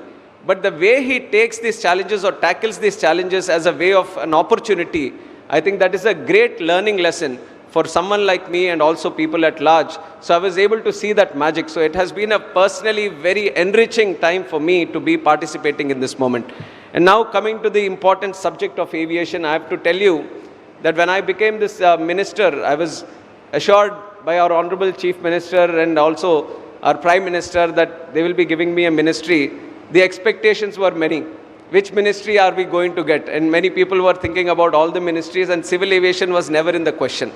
And when civil aviation was given, I was also slightly clueless on what the ministry is going to be and how do we deal with it. Because I was also with the idea that maybe some other portfolio is going to come. There were other things in mind. But now I can proudly say that this is one of the best ministries that anyone can deal with. And the way the sector has been progressing in the last 11 years under the visionary leadership of our Honorable Prime Minister, I can stand here very proudly and say that in the whole world, this kind of success India has seen in aviation, no other country has seen. That is where we stand today. We are the third largest aviation market in the whole world. And the capacities that we are dealing with, 74 airports in 2014. 74 itself is a very huge number, and people would have said that we have 74 airports, good connectivity all across, so we can just slow down a little bit, but that's not what happened in 2014. Because our Honorable Prime Minister understands that if we want to achieve Viksit Bharat, if we want the country to grow both inclusively and exclusively, domestically and both internationally, connectivity is the key. You study any country across the world which have achieved tremendous success in the growth story of their country, then you would see that the propellant has always been logistics. Either road sector, railway sector, air connectivity or ports. One of these have been the major driving sector for any growth sector that you would have seen. So this was the understanding and this was the vision our Honorable Prime Minister had. And he has taken aviation as one of the core subjects, and he has given it such a good drive in the last 11 years that 74 airports in 2014, now we are 164 and counting. That is the magnanimity of the growth that we have seen in this country. Now with 164 airports also, I would also like to simplify my speech and just give you a little bit of insights into what we are going ahead with. We have seen tremendous success in the last 11 years, but what we want to see is continue on that progress. 10 to 12% growth rate, that's what we are seeing in civil aviation today. So on one stage, we want to continue the growth story that we have achieved. And on the second side, while we are going, we want to transform the sector also. As we are transforming, we see in terms of the services that we are giving to the passengers and in terms of the manufacturing ecosystem that we have in the country and the future technologies which have the capacity to change the way we are seeing and visualizing civil aviation. All these things we want to have the platforms built in the country itself. So as we are progressing, we want to transform the sector also. I've given you the number of airports that we have seen in the country and some other statistics. If you see in 2014, there were around 1.8 lakh domestic passengers in the country. And today we have on an average of 4.6 lakhs, kind of 3 times, 1.8 lakh to 4.6 lakhs today. And almost 5.3 lakh people flew on November 10th. 5 lakh people traveling in a single day in any country seems to be the magic figure. It is an achievement where most of the countries are like ambitious to achieve that, but every other week we are touching the 5 lakh number today, and on November 10th we hit the highest point of 5.3 lakh passengers. And domestic passengers from 6.7 crores in 2014, we have grown up to 7.2 crores. And international passengers from 4.5 to 7.2 crores. Domestic flights, the number of flights that are moving around is from 6 lakhs in 2014 to 11 lakhs in 2024. And the international flights, the Indian carriers are 1.1 lakh flights in 14 to 2 lakh flights in 2024. So if you look at all the numbers, they have kind of doubled in the last 11 years. So the push has been not only to build the infrastructure and the ecosystem, but whatever existing infrastructure is going to build on the capacity, we have tried to expand it and do it, and that is the vision that we have for the future. Like I've said, we are at 164 airports today. So how do we move ahead in the future?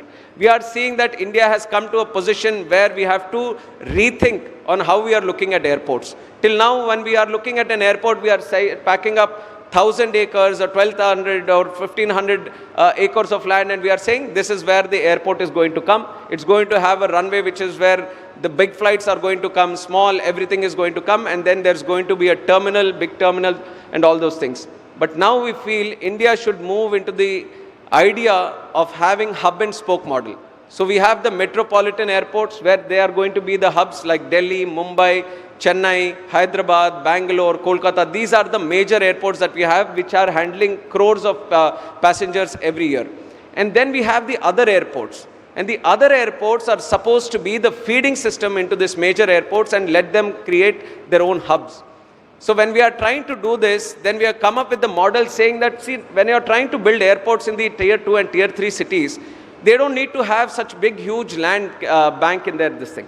So what we are trying to design now, in the way we are looking at airports is, we are going to classify them as mega airports or large airports. Then we will have medium airports and the small scale airports. So once the idea around building an airport, we have these different sectors, then we can go with the idea of how much land is required for that airport. Suppose it's a tier 2 city.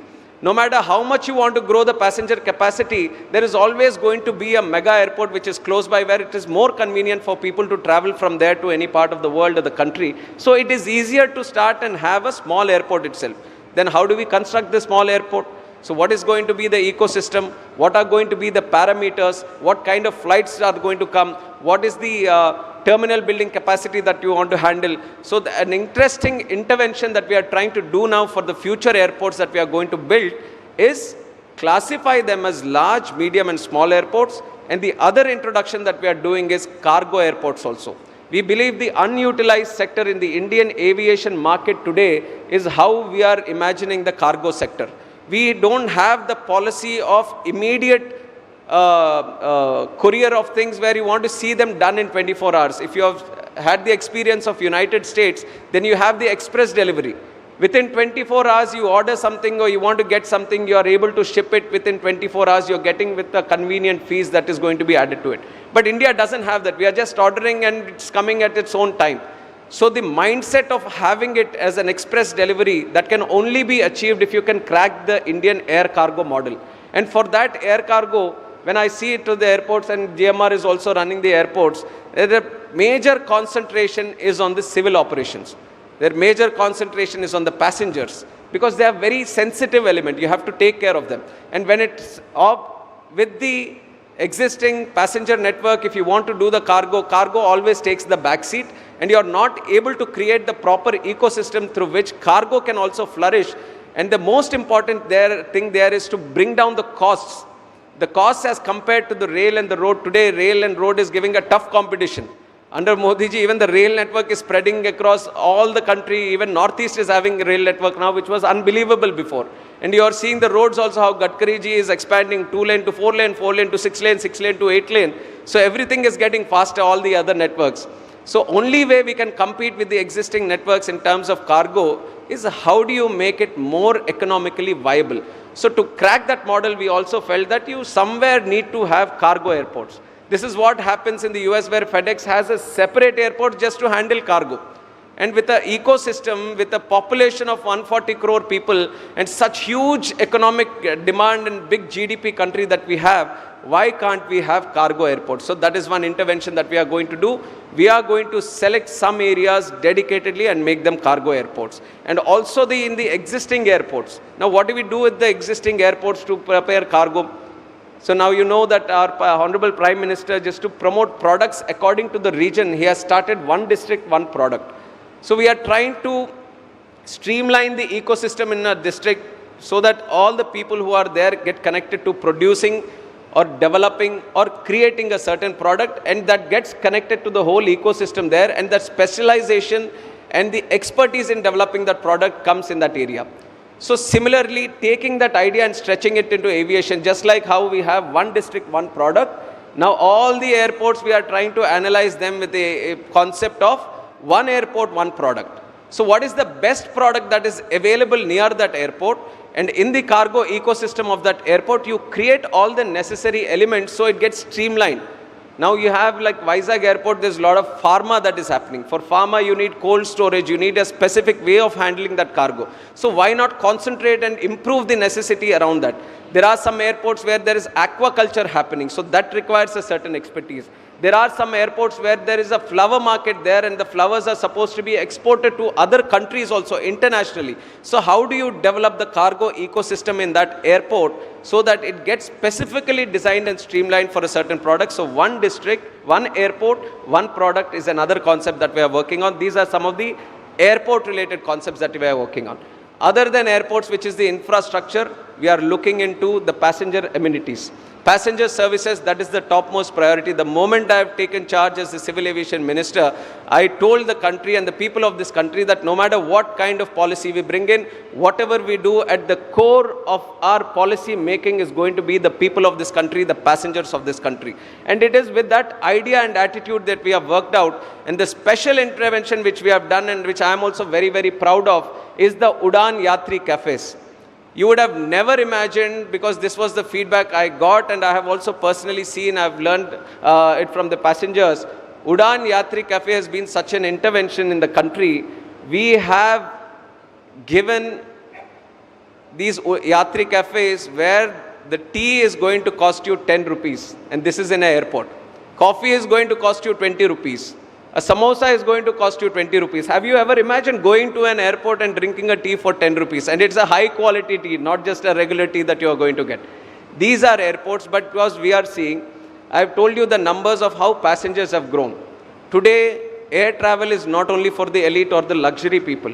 India wants to have the lower income, neo-middle class, the lower income groups, middle class groups, they also have to come into this air travel network. That is the advantage this country has, is the capacity. Now to bring them, Honorable Prime Minister has created the UDAN ecosystem and the UDAN scheme, through which the unserved and underserved airports of the country we were able to connect by offering some viability gap funding. And through that, tier 2 cities, tier 3 cities, where there was a challenge of connecting the flights to those cities, now they are properly connected, well connected to the large cities and the other tier 2 cities. Now the other problem that we started experiencing in that is when these lower income groups are coming into the airport, they were finding it challenging to buy something if they are extremely hungry. The kind of prices they were having at the airports, then they were finding it extremely challenging for them to buy something. Then we thought there was an intervention that is required here, and we started the Udaan Yatri cafes. We started one in Kolkata airport last year, and the celebrations of 100 years of Kolkata airport, and the kind of success we have, the response that we have achieved from the people was tremendous and unbelievable. It was the top sales store in that airport itself, which was the Udaan Yatri Cafe. And then we started getting calls from all airports that we want a Udaan Yatri Cafe here and there, and we have been doing it consistently in all the airports, and that is one intervention that we are going to do in all the airports in the country. Wherever you go, you will find one Udaan Yatri Cafe where tea is going to cost you 10 rupees, coffee is going to cost you 20 rupees. So that is the intervention that we are bringing in the Indian airport system. And the second thing that we want to do, an initiative, very small initiatives, but this is how much we are trying to care for the travel of the passengers. There is a concept called Flybrary. This was started in Bhubaneswar Airport. So there is a rack where there are books. So these are all free books that the airport is giving it to you. The rack is there. The passenger who is traveling, he can go to the rack, pick a book of his choice, study while he is traveling, and there is going to be a drop-down rack at the destination airport, and once he is done with it, he can just place it there and he can make it usable for the next passenger that is going to go. So there is no need of buying any books. This is as you go, you can find your book of choice, you can read it as you go and you can drop it off, and we are calling this Flybrary. We have started this in 2-3 airports, and this is an ecosystem that we want to spread across all airports. Then we have the same concept of the one district, one product. The products which are very geotagged or geographically identified to that specific location, we want to create the same network in the airport where you go to a certain area, you want to buy the best product of that area. And you want to buy which is locally made by the women that are there, by the self-help groups that are there. So we are bringing in another concept of having these local stores which is going to sell you the local products. So these are some of the initiatives. And then we have play areas also in the airports which are dedicated for the children that are going to come there. So all the service-oriented activities, we are going to transform them so that it becomes more convenient for the passengers who are traveling. One thing we all see when we are going to the airport, we are going through the traffic, we are trying to catch the flight, there shouldn't be any delay. No, we hope that the gates don't close by the time you go there, and you probably want to go a little bit early so that you can buy that extra meal in the airport and eat something. So it is always a very anxious affair. Whenever you go into the airport, you are hurrying and your mind is on the nervousness that gets created, the anxiety that gets created. So we want to create these airports as a less anxious, less nervous, it should be a nervous-free zone. So we are bringing in a lot of concepts. Psychologically, we are trying to build the airports in such a way that your whole, your anxiety at the airports gets down. So these are some interventions that we are going to do in the future, and some opportunities that are there in aviation. Especially I see a lot of young people that are there here wondering, what can I do with aviation? So there are multiple concepts. One, the technologies that are associated with with aviation. The engineering that is associated with aviation, it is continuously evolving. When there is an upgrade in technology, the first sector that gets affected, or the first sector where there needs to be a change, is aviation.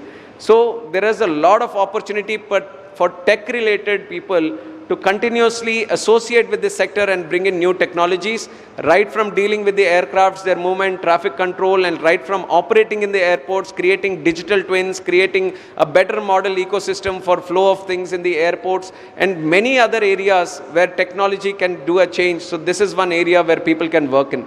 And the second thing is manufacturing.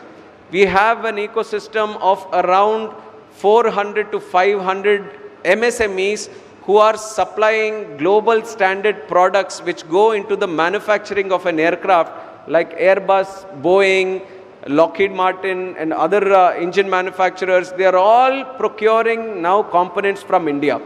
So this is a major change that we have brought in the country under the leadership of Honorable Prime Minister. We have made the country an attractive destination for manufacturing. With the idea of Atmanirbhar Bharat, we are developing the whole manufacturing ecosystem into a new level where people are willing to trust India to get their products manufactured here. So we have $2 billion market right now where the aerospace components, aircraft components are getting manufactured here. By 2030, we have a target that this should go up to $4 billion, and we are very much on the track. And this is an area of investment that people can make to explore and see how you can use this ecosystem that is getting built up and make more parts which go into the aircrafts. So this is one area. And then from the ministry, we have another goal, a prime goal of having a full aircraft designed and manufactured in the country itself. That is a long-term goal. It has been there for a long time, but no considerable filling up of the gaps. But now we see that India has come to the stage where we can manufacture, we can design, we can maintain our own aircraft today. So that is one area we are actively working on. I want to see more investment coming into this area of manufacturing either components or either aircrafts. I see a lot of interest in this area, so that is one area where people can look into in the future also. And there are new technologies that are there. Drones, you have all seen, our Honorable Chief Minister also continuously talks about it. Civil operations, defense operations. You have seen in Operation Sindoor how important it is for a country to have their drone ecosystem in a very strong and very comprehended manner. And now defense sector, we are seeing a lot of investment in drone sector and also civilian operations, because the ground level utilization of drones from agriculture, sanitation, law and order, construction, land management, there are numerous amount of advantages that drones have. So drone infrastructure is something which we are actively looking in for investments, and the state government has been very active in making the drone city, which is going to attract more than 2,000 crore investment in the 300 acres that has been designated. One advantage the Kurnool drone city is going to have in Andhra Pradesh is that it is going to have a dedicated sandbox. One challenge we are finding with the drone industry is that once they manufacture the product, it is very difficult for them to go and test it. They need a wide, vast area of land which is all free from all the limitations so that they can test the drone perfectly. So that sandbox ecosystem where they can test their drones is what we are going to cater for in the Kurnool drone city. So that is a very interesting area for investment. And these are some of the concepts. And one future technology that everyone should concentrate on, and which India is also trying to get a lead on, is the eVTOLs, electrical vertical takeoff and landing vehicles. This is going to be the future. And the huge market and capacity is there in India, especially in the urban cities where traffic management is becoming an issue day and day. And there is a huge challenge of expanding the roads or widening the roads there because of existing challenges. So the important intervention we want to bring in is eVTOLs. And if you are there in the session yesterday, Honorable Chief Minister has given a deadline that within 2 years he wants to see them in the country. And the one reason he has put the deadline is because I am the minister who is handling it. He has taken the goodwill of announcing it, but we are very much on track. We are very much on track for seeing eVTOLs in the country within 2 years, but that is a very strategic and important area of investment that people can look into. So technology, future technologies like drones and eVTOLs, manufacturing and MRO ecosystem, these are some of the other verticals in aviation which are continuously going to grow, and we are going to see huge investment in that area. And one thing that we are specifically concentrating on the ministry. Now I've given you the growth statistics, I've given you what the future is going to look like. What is required now? We need people We need skilled people, we need trained people, we need pilots, we need cabin crew, we need engineers, we need ground handling systems. We need all the ecosystems to be powered by people.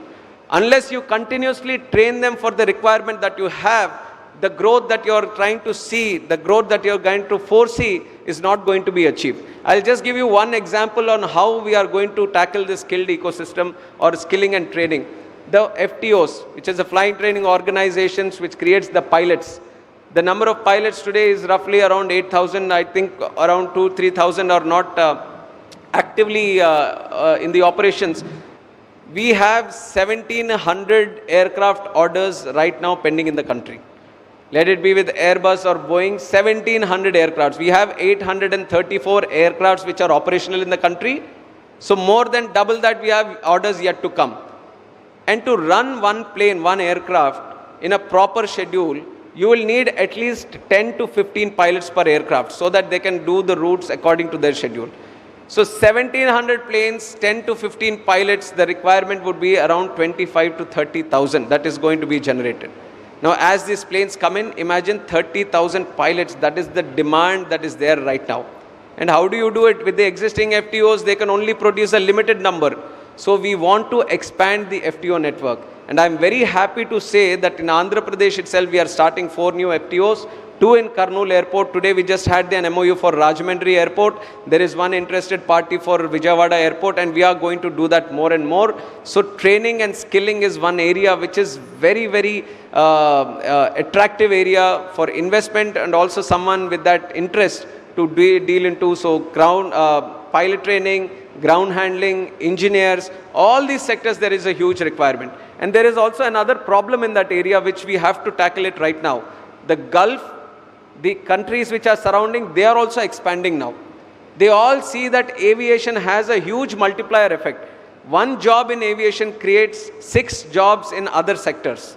It has a direct impact in other sectors. One job you create in aviation, 6 other jobs get created in the economy. This is IATA's figure of 1:6 multiplier, but when they came and saw India, the Indian multiplier effect is 15. One job is in aviation is creating 15 jobs in the direct and indirect sectors. So that kind of impact aviation has, it is very, very important for us to train our individuals and to have the skilling and training and ecosystem also perfectly done in the country. So these are various aspects that we are looking into. And on top of that, cargo. Today has been a very special day for aviation. Cargo, we are starting the Visakhapatnam International Cargo with APIIC, I-Class and APTPC. Thanks to all of them who have come together and going to start the Visakhapatnam Air Cargo today. And also we have started the flight operations from Vijayawada to Singapore today. Today was the first flight that happened. We couldn't go because the session was here, but there was huge excitement for people who were coming from Singapore and especially Australia or west coast of the United States of America. They were finding it very challenging to come to this side of the country. And now with the connection of Singapore to Vijayawada, that is going to be a huge beneficial for the international diaspora, the Indian diaspora that is there in Singapore. Vijayawada connected to Singapore now. Visakhapatnam we have connected to Abu Dhabi. There are many more requests, but we are going to take some time because the biggest necessity in the market today is aircrafts. We don't have the aircrafts to cater for the demand, but as and when the situation improves, definitely the connectivity in Andhra also we are going to improve. Earlier there was no direct connectivity from Rajahmundry to Delhi or Bombay. We have done it in the last 1 year. Tirupati, Delhi was not there. We have done it in the last year. And many different sectors where there was a huge demand of connecting, we have done it in the last 1 year. And in the future also, we are going to grow the domestic connectivity and the international connectivity. And likewise, when Bhogapuram is going to come, we are envisioning, we are talking with the airlines, so the international connectivity and the domestic connectivity improves to many other destinations. And I am also happy to say Umeshji from TrueJet is also here. He is also willing to start a new airline, and we are going to keep Visakhapatnam Bhogapuram as the hub. He is going to start his operations with 3 Airbus from February. I am announcing it so that it gets done on time. So 3 Airbus from TrueJet services are going to start again. We are very, very excited because right now you see, and this is the complaint which I also get always, that it is Air India or Indigo, this is the only 2 travelers that are there. but I've been constantly trying to promote the Indian aviation industry, and I'm giving you one statement which gives you the size of capacity that India has today. We have the size to operate 3 Indigos. Indigo has the maximum number of aircrafts up to 400. We can have 3 airline operators at the size of Indigo. And we can have at least 5 operators operating in the country with 100 airlines each. So that is the capacity that we have. Even though we are restricted to 2 players now, we from the ministry are actively engaging with the industry to improve the situation. We want more airlines to come in. But there is a common joke that gets around, how do you become a millionaire? You take a billionaire and then you start an airline, they become a millionaire. This is the joke that is going around. But it is just a joke, but this is the time when you can start an airline. There are multiple people who are starting airlines today. We are seeing small airlines that are there. Star Air is one, India One Air is one, Flybig is one. So there are multiple airline operators who are starting with 3, 5 aircrafts, 10 aircrafts, and they are doing wonderful business, operating between tier 2 and tier 3 cities. So this is the time, if anyone is willing to start an airline also, this is the time. And I am telling you that I will give you all the support that is required for you from the ministry and from the government. And this is the time where people have to come in. People have to involve themselves in the growth story of aviation. Aviation is no longer to the cities. Aviation is no longer only to the luxury or the elite. Aviation is the story of each and every Indian, 140 crore people of this country. And very soon we are going to make it happen. And for that, Andhra is going to be the hub of aviation. So we have the airports that are there, 7 airports. And you know how Honorable Chief Minister works. He understands the true potential of aviation. 7, another 7 he wants to add. Like I've said, small and medium airports which feed into these hub airports, he wants to add another 7 airports. He wants to create a skill aviation university. So we have only one university in the country, which is Rajiv Gandhi University in Uttar Pradesh. The second one is going to come here with international standards. We are trying to have partnerships. GMR is also working with it. And we are trying to have international partnerships with the best aviation schools across the world. Bring in that expertise so that we can have an aviation school here also. I've talked about the FTOs, 4 FTOs coming in the state. We are starting Aviation, Andhra Pradesh Aviation Flying Club. All the MRO is going to come in Bogapuram. Every single vertical that is there in aviation, you are going to see a piece, and the best piece of it in Andhra. So each and everyone who was there, I know there have been multiple sessions, but from my side I want to say and I want to push that aviation is going to be the best sector for investment. Why don't you come in? Why don't you help us in the growth story that the demand is going to create? So these are some of the things that I wanted to put in your notice, and thank you for all the attentive audience that I've got here. It is very much encouraging for us also dealing in this sector to see a lot of interest and excitement from the crowd. So once again, thank you for all the support that you have given and for participating in this event. Thank you very much.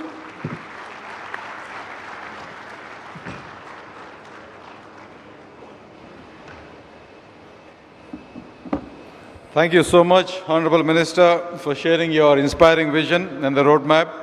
It's truly transformative, and I think it's unprecedented, the pace and scale at which they want to implement these initiatives, these interventions is truly unbelievable.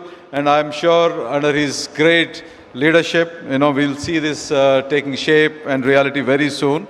And I have to congratulate your innovative initiatives, be it the Udan, the dedicated cargo terminals or the airports, or the one district, one product. The rotational libraries, that's truly innovative, and the playgrounds for maybe a creche for the babies. And all this will truly transform the passenger experience, open up many opportunities for our youth, and of course, opening up opportunities for our MSME, the industry, and truly unlocking the full potential of civil aviation sector. And I believe it can happen only under the great leadership of our beloved Minister, under the honorable visionary leadership of Honorable Prime Minister. And I am so excited because our state of AP will be the biggest beneficiary of and take the maximum advantage of this. So I truly wish you Godspeed and to all your proactive initiatives and all your interventions, and we'll all see, we'll reap the benefits of these great initiatives. So thank you very much, GBS Rajgaru, for sharing your wonderful insights. And thank you all dignitaries and the panel members as well as the attendees for your wonderful participation. And I have just maybe a time for a 1 or 2 questions with the permission of the Minister. Can I take 1 or 2 questions if you have the time, or in a rush to? I think he's extremely running out of time, and sorry? With the permission of the chair. Yeah, just one last.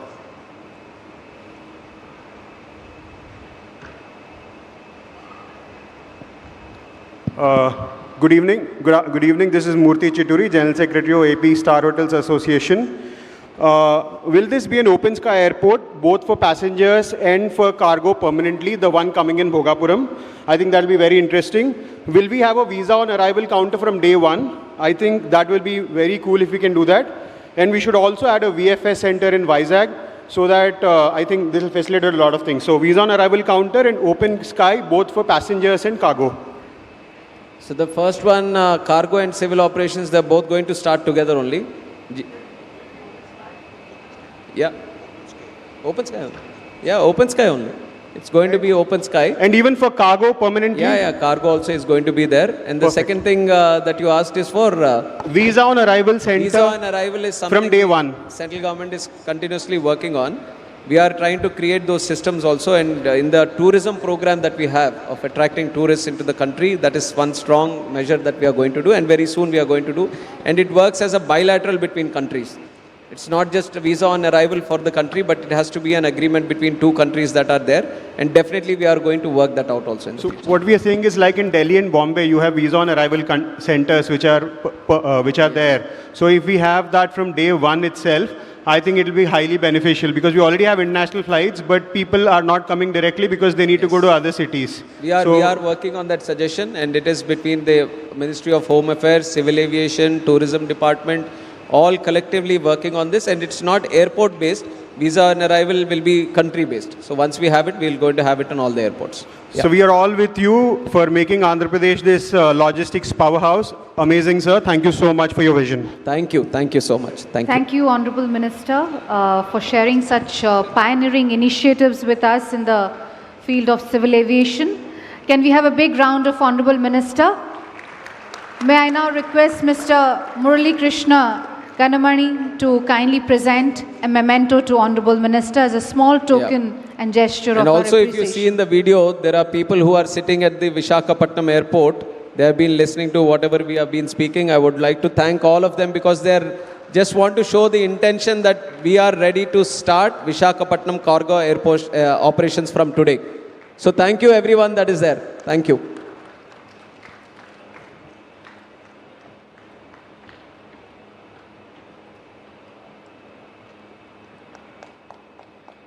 Thank you, Honorable Minister, for sharing your time and expertise with us. May I now request Session Chair, Mr. Murali Krishnan, to kindly present a memento to Shri GBS Raju.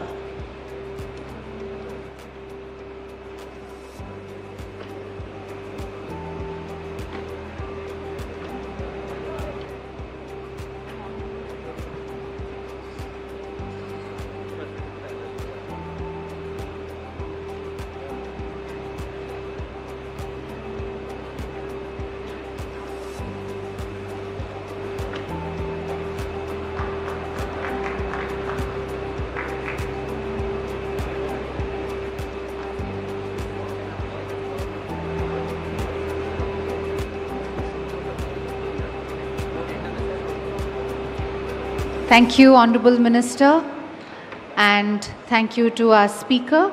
Ladies and gentlemen, with this we conclude the standalone session, and we conclude the sessions now. You may attend the parallel sessions that are running in the other halls.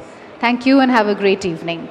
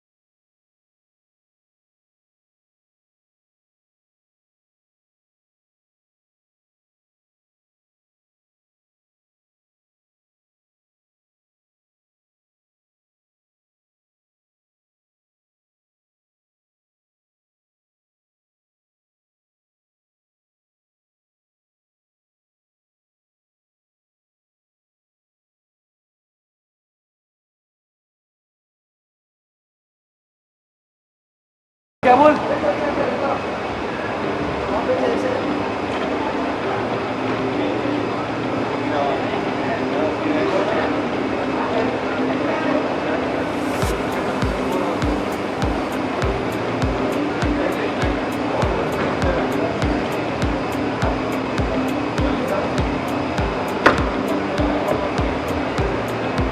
See,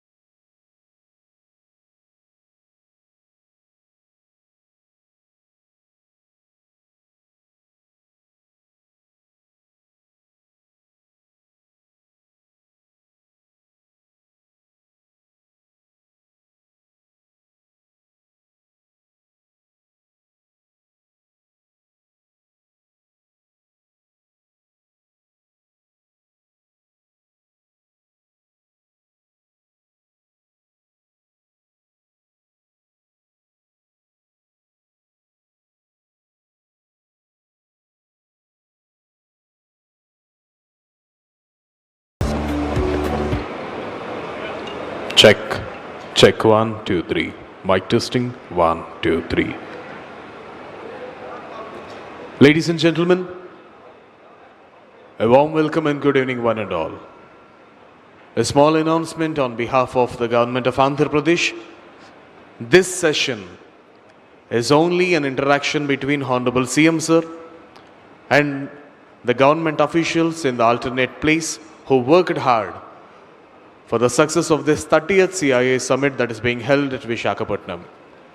The people who are not concerned with this session are kindly requested to leave this premises.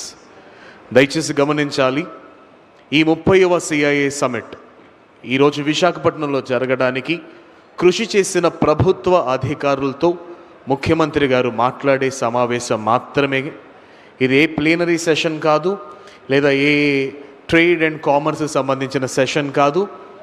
ప్రభుత్వ ఉన్నతాధికారులు తప్ప, government officials తప్ప, everyone other than the government officials are kindly requested to please leave this premises, because we have n number of government officials to sit here and interact with Honorable CM Sir.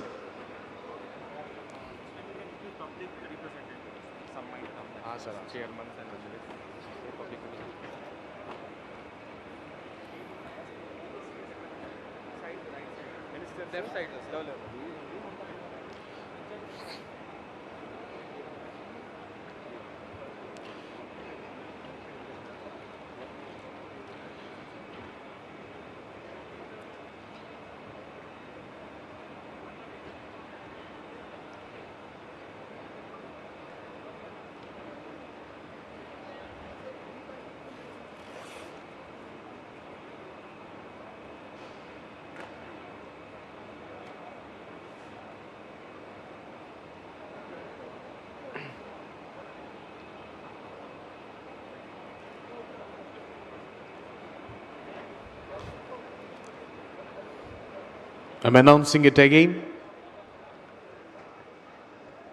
ఇది కేవలం ముఖ్యమంత్రి గారు ఈ 30th CII summit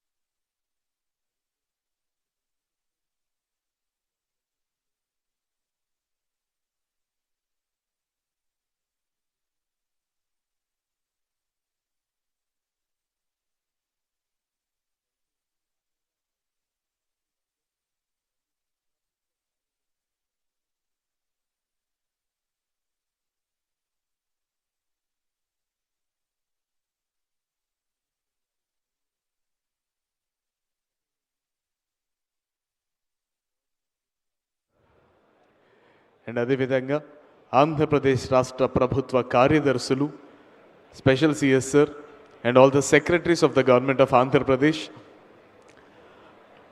are requested to kindly accommodate your seats on the dais with due respect and reverence.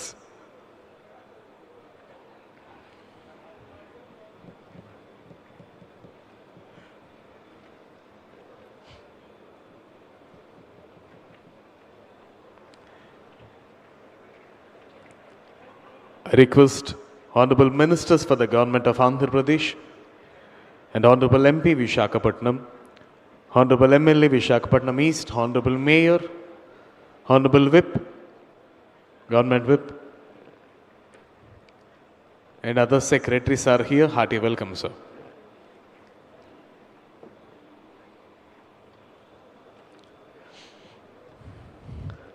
దయచేసి ఎవరైతే వెనక ఉన్నారో వారందరూ కూడా కూర్చోవలసిందిగా అభ్యర్థన. మరికొద్ది నిమిషాల వ్యవధిలోనే ఈనాటి కార్యక్రమ ముఖ్య అతిథి గౌరవనీయులైన ఆంధ్రప్రదేశ్ రాష్ట్ర ముఖ్యమంత్రి వర్యులు శ్రీ నారా చంద్రబాబు నాయుడు గారు ఈ ప్రాంగణంలోకి రానున్నారు. ఆంధ్రప్రదేశ్ రాష్ట్ర ప్రభుత్వంలో చరిత్రను సృష్టించి నభూతో నా భవిష్యత్ అన్న రీతిలో ఈ 30th CII సమిట్ని అంగరంగ వైభవంగా ప్రపంచ దృష్టిని ఆకర్షించే విధంగా ఆంధ్ర రాష్ట్రంలో ఇంతటి గొప్ప CII సమిట్ జరిగిన విధానంలో ఇక్కడ కూర్చుని మీ అందరి యొక్క సహాయ సహకారాలు ఎంతో ప్రశంసనీయం, అభినందనీయం. ప్రతి ఒక్కరూ వారికి నియమించబడిన పనుల విధుల నిర్వహణలో అవిశ్రాంతంగా కృషి చేసి ఈరోజు ప్రపంచవ్యాప్తంగా ప్రతి ఒక్కరూ నివ్వెరపోయే విధంగా ఆంధ్ర రాష్ట్ర సర్వతోముఖాభివృద్ధికి పునరంకితమయ్యే ఈ CII సమిట్ని ఇంత ఘన విజయం చేకూర్చిన ప్రతి ఒక్కరిని కూడా ముఖ్యమంత్రి గారు స్వయంగా తన చేతులతో ఒక పురస్కారాన్ని అందించి, ఒక మొమెంటోని అందించి వారి అభినందించాలన్న వారి ఆకాంక్షకు, ఆశయాలకు అనుగుణంగా కూడి చేరిన ప్రతి ఒక్కరికి కూడా మా మనపూర్వక నమస్వాగతాంజలి తెలియజేస్తూ మరికొద్ది నిమిషాల్లోనే నాటి కార్యక్రమ ముఖ్య అతిథి గౌరవనీయులైన ఆంధ్రప్రదేశ్ రాష్ట్ర ముఖ్యమంత్రి వర్యులు శ్రీ నారా చంద్రబాబు నాయుడు గారు ఈ ప్రాంగణంలోకి రానున్నారు. దయచేసి వెనక నిలబడుతున్న వాళ్ళందరూ కూడా కూర్చోవలసిందిగా అభ్యర్థన. కేవలం ప్రభుత్వ అధికారులు, ప్రభుత్వ ప్రతినిధులు మాత్రమే కూడా ఈ సదస్సులో ఉండాలి. ఇది ఏ MOU ఎక్స్చేంజ్ కాదు, లేదా any kind of economic trade are టెక్నాలజీకి సంబంధించిన మీటింగ్ అయితే ఎంత మాత్రం కాదు. కేవలం ముఖ్యమంత్రి గారు, ప్రజాప్రతినిధులు, ప్రభుత్వ ఉన్నతాధికారులు వారితో పాటు ముఖ్యమంత్రి గారు మాట్లాడే కార్యక్రమం మాత్రమే. కాబట్టి I request the other people who are other than this official things are requested to kindly stay outside for the convenience of the government officials. Within a short while, we will have the glorious presence of today's Chief Guest and Honorable Chief Minister of Andhra Pradesh, Sri Nara Chandrababu Naidu garu here.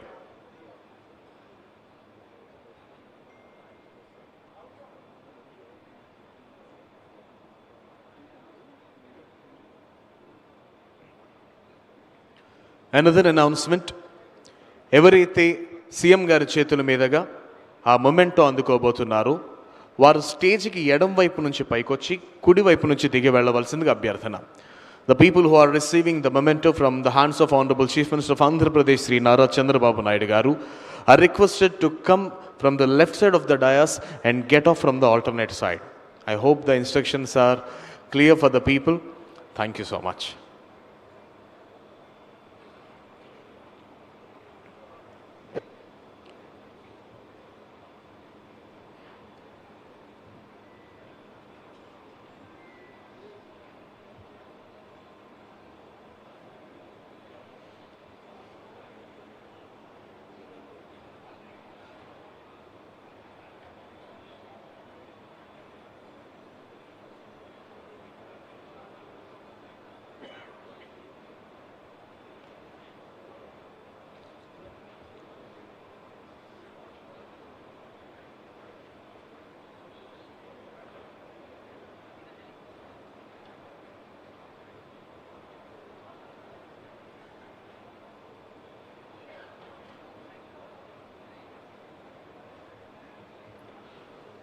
దయచేసి మరొక విషయాన్ని గమనించాలి. CM sir time is very precious and very restricted. దయచేసి ఎవరైతే award గ్రహీతలు ఉన్నారో వారందరూ కూడా పేర్లు లైన్గా పిలుస్తాను, వాళ్ళు సీక్వెన్షియల్ ఆర్డర్లో వరుసగా వెళ్ళాలి. దయచేసి please restrict your interaction with HCM sir. దయచేసి త్వరగా వెళ్ళిపోవాలి. We have almost more than 100 numbers to give the prizes.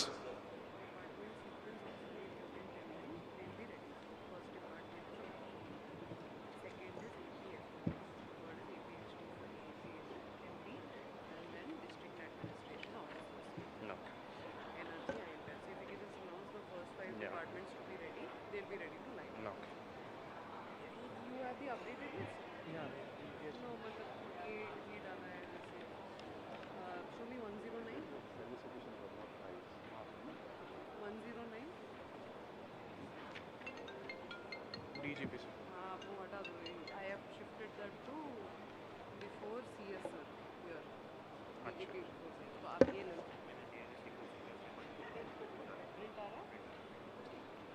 So you can announce this EDB, APF, food processing, housing development, port, and district administration. These 5 departments should be ready.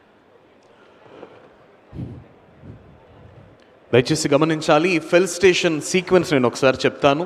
Concern departments ఒకసారి దాన్ని గమనించవలసిందిగా అభ్యర్థన. First 6 will be the department of APEDB. మొదటి 6 ఏపీఈడిబి department, తరువాత ఏపీఎఫ్పిఎస్, ఆ next ఏపీహెచ్డిసి, ఆ తర్వాత 4 ఏపీఎంబి, తర్వాత డిస్ట్రిక్ట్ అడ్మినిస్ట్రేషన్, ఆ తర్వాత ఎనర్జీ, ఆ తర్వాత ఐఎన్పిఆర్, ఆ తర్వాత ఐటీఎన్సి, నెక్స్ట్ కమ్స్ టూరిజం, ఆ తర్వాత INC, the next comes Lepakshi ITNC, followed by MAUD, followed by INC. That's it. దయచేసి ఈ సీక్వెన్స్ ప్రకారం మీరందరూ కూడా రెడీగా ఉండవలసిందిగా అభ్యర్థన. నేను డిపార్ట్మెంట్ అండ్ పేర్లు పిలుస్తాను. Without any lapse and without any lag in the moment of your walking, I request everyone, దయచేసి అన్యదా భావించకుండా ప్రతి ఒక్కరూ పేర్లు పిలవగానే వరుసగా వచ్చి ఆ ఫిల్ స్టేషన్ సీఎం గారి చేతుల మీద అందుకొని మీరు త్వరగా స్టేజ్ దిగితే సో దట్ వెనుకున్న వాళ్ళు కూడా అందుకోవడానికి ఆస్కారం ఉంటుంది. Please ensure this to be happen.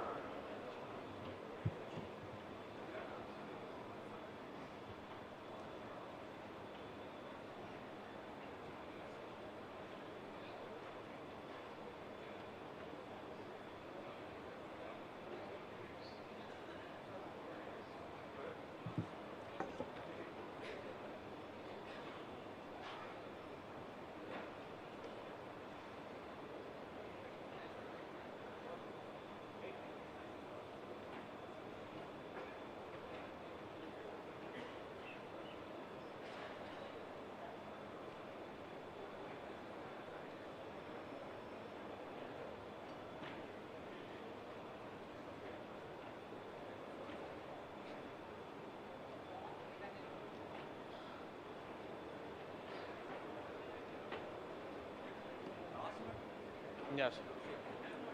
Yes.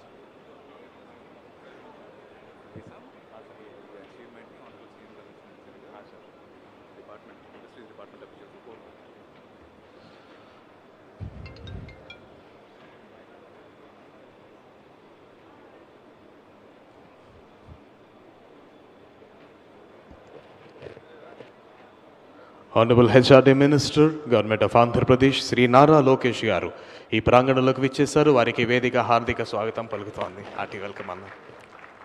Hearty welcome sir. గౌరవనీయులైన ఆంధ్రప్రదేశ్ రాష్ట్ర, అదేవిధంగా the Chief Secretary of Andhra Pradesh, Sri K. Vijayanand IAS sir is here. Hearty welcome, sir. Honorable Tourism Minister Sri Kandula Durgesh garu is here. Hearty welcome, sir. And also the in charge minister Sri Dola Balaviranjanaya Swami garu is here. Hearty welcome, sir.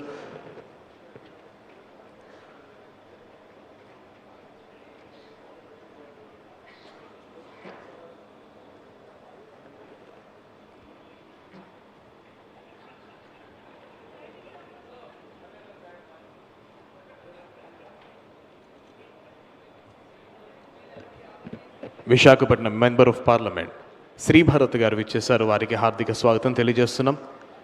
Mayor Shri Peela Srinivas గారికి హార్దిక స్వాగతం. అదేవిధంగా Telugu Desam party రాష్ట్ర అధ్యక్షులు శ్రీ పల్లా శ్రీనివాసరావు గారికి హార్దిక స్వాగతం.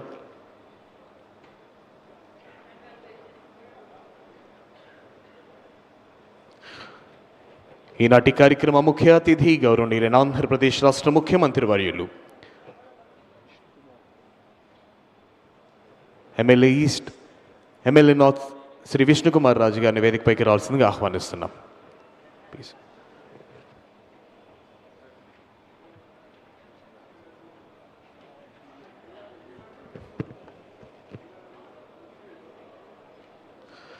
Ladies and gentlemen, the time has come now. Today's chief guest and honorable chief minister of Andhra Pradesh, Sri Nara Chandrababu Naidu Garu, has arrived at this premises. ఈనాటి కార్యక్రమ ముఖ్య అతిథి గౌరవనీయులైన ఆంధ్రప్రదేశ్ రాష్ట్ర ముఖ్యమంత్రి వర్యులు శ్రీ నారా చంద్రబాబు నాయుడు గారు ఈ ప్రాంగణంలోకి విచ్చేశారు. వారికి వేదిక హార్దిక స్వాగతం పలుకుతోంది. Hearty welcome to the visionary leader and the dynamic chief minister of Andhra Pradesh Shri Nara Chandrababu Naidu గారు in this wonderful session of the celebration ceremony with the interaction of government officials who worked tirelessly to enhance the elegance of this CII function.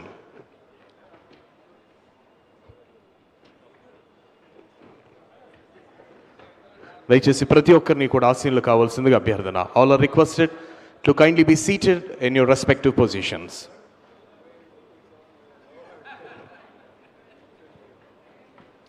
Ladies and gentlemen, ఈరోజు ప్రపంచవ్యాప్తంగా ప్రపంచ దృష్టిని ఆంధ్ర రాష్ట్రం వైపు తీసుకొచ్చి ఇన్ని సంవత్సరాలుగా జరుగుతున్న మీటింగ్స్ ఒకవైపు అయితే ఈ 30వ CII మీటింగ్ ఆంధ్రప్రదేశ్ యొక్క కీర్తి ప్రతిష్టలను ధరణితల నలు చెరుగులా వ్యాపింపజేసి ఆంధ్రప్రదేశ్ రాష్ట్ర ముఖ్యమంత్రి వర్యులు శ్రీ నారా చంద్రబాబు నాయుడు గారి యొక్క దార్శనికతకు ప్రతిరూపంగా ప్రపంచమే నివ్వెరపోయే విధంగా ఆల్మోస్ట్ $15,000 బిలియన్ ఇన్వెస్ట్మెంట్ ఆంధ్రప్రదేశ్ రాష్ట్రంలోనికి వచ్చి ఆంధ్ర రాష్ట్ర రూపురేఖలను సమూలంగా మార్చడానికి అవిరళ కృషి చేస్తున్నటువంటి ఆంధ్రప్రదేశ్ రాష్ట్ర ముఖ్యమంత్రి వర్యుల గారి నేతృత్వంలో ఈ CII మీటింగ్ అత్యంత అద్భుతంగా జరిగింది.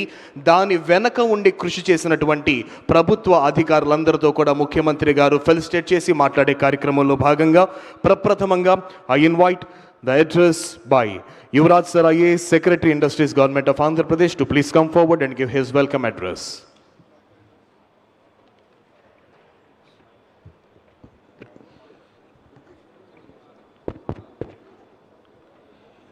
అందరికీ నమస్కారం. Honorable Chief Minister of Andhra Pradesh, group of ministers and all other ministers, senior officers on the dais and all the people who have contributed for the successful conduct of this event. Good evening and welcome to all of you. మనందరూ కూడా ముందు నుంచే plan చేస్తున్నాము, కానీ last ఒక 4-5 రోజుగా అందరూ కలిసికట్టు పనిచేసి ఈరోజు ఈ ఒక ప్రపంచ స్థాయి ఈవెంట్ని సక్సెస్ఫుల్గా దట్టు ఒకటే ప్లేస్లో 4,000 మంది ఒకటేసారి వచ్చి అన్ని డెలిబరేషన్స్ అటెండ్ అయ్యి ప్రాపర్గా లంచ్ చేసి మంచిగా గాలా డిన్నర్ చేసి డెలిబరేట్ చేసి వెళ్ళినట్టు మనం ఆర్గనైజ్ చేసిన ప్రతి ఒక్కరికి ఫస్ట్ ధన్యవాదాలు చెప్పుకుంటున్నాను.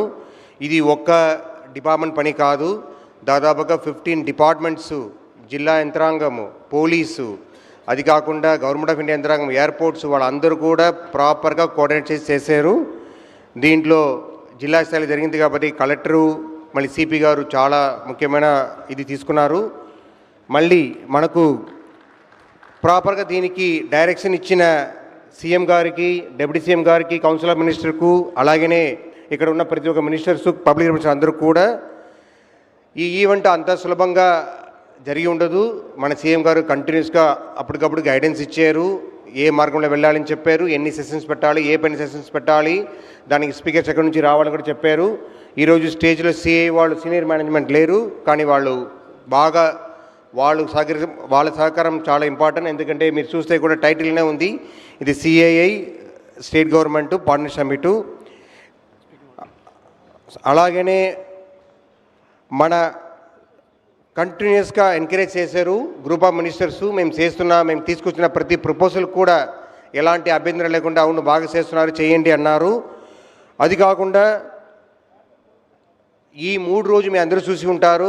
మనం ఎప్పుడు చూసి ఆశ్చర్యపడే విషయమే. మన సీఎం గారు ఆ ఎనర్జీ లెవెల్ లాస్ట్ 3 డేస్గా ప్రతి ఒక్క ఎన్ని సెషన్స్ అటెండ్ అయ్యి మనందరూ కూడా గైడెన్స్ ఇచ్చారు. సో ఆ ఉత్సాహంతో కూడా మనందరూ కలిసి బాగా పనిచేసాము. ఈ ఒక అవకాశం ఇచ్చిన సీఎం గారికి, డిపార్ట్మెంట్లో పనిచేసిన ప్రతి సెక్రటరీస్ కూడా ఇది ఒక మంచి అవకాశం sir. We learned a lot about the team work and how it has to be done in a much coordinated manner sir. And also in the process it is going to benefit to the entire state, sir. That itself is a very good contribution to the state, sir. Thank you very much for giving the opportunity, sir, and also for the time, sir. After so much long hours of working, you are given the time and the entire Council of Ministers. Thank you very much. Now I request the people to be called for the speaking role. Now first I request Mr. Vishraju Garu, MLA Garu, to come and give his some remarks on this particular event also. If anything you want to contribute, sir, you can use the other mic also, okay? Yes, sir, you can use there also. Thank you, sir.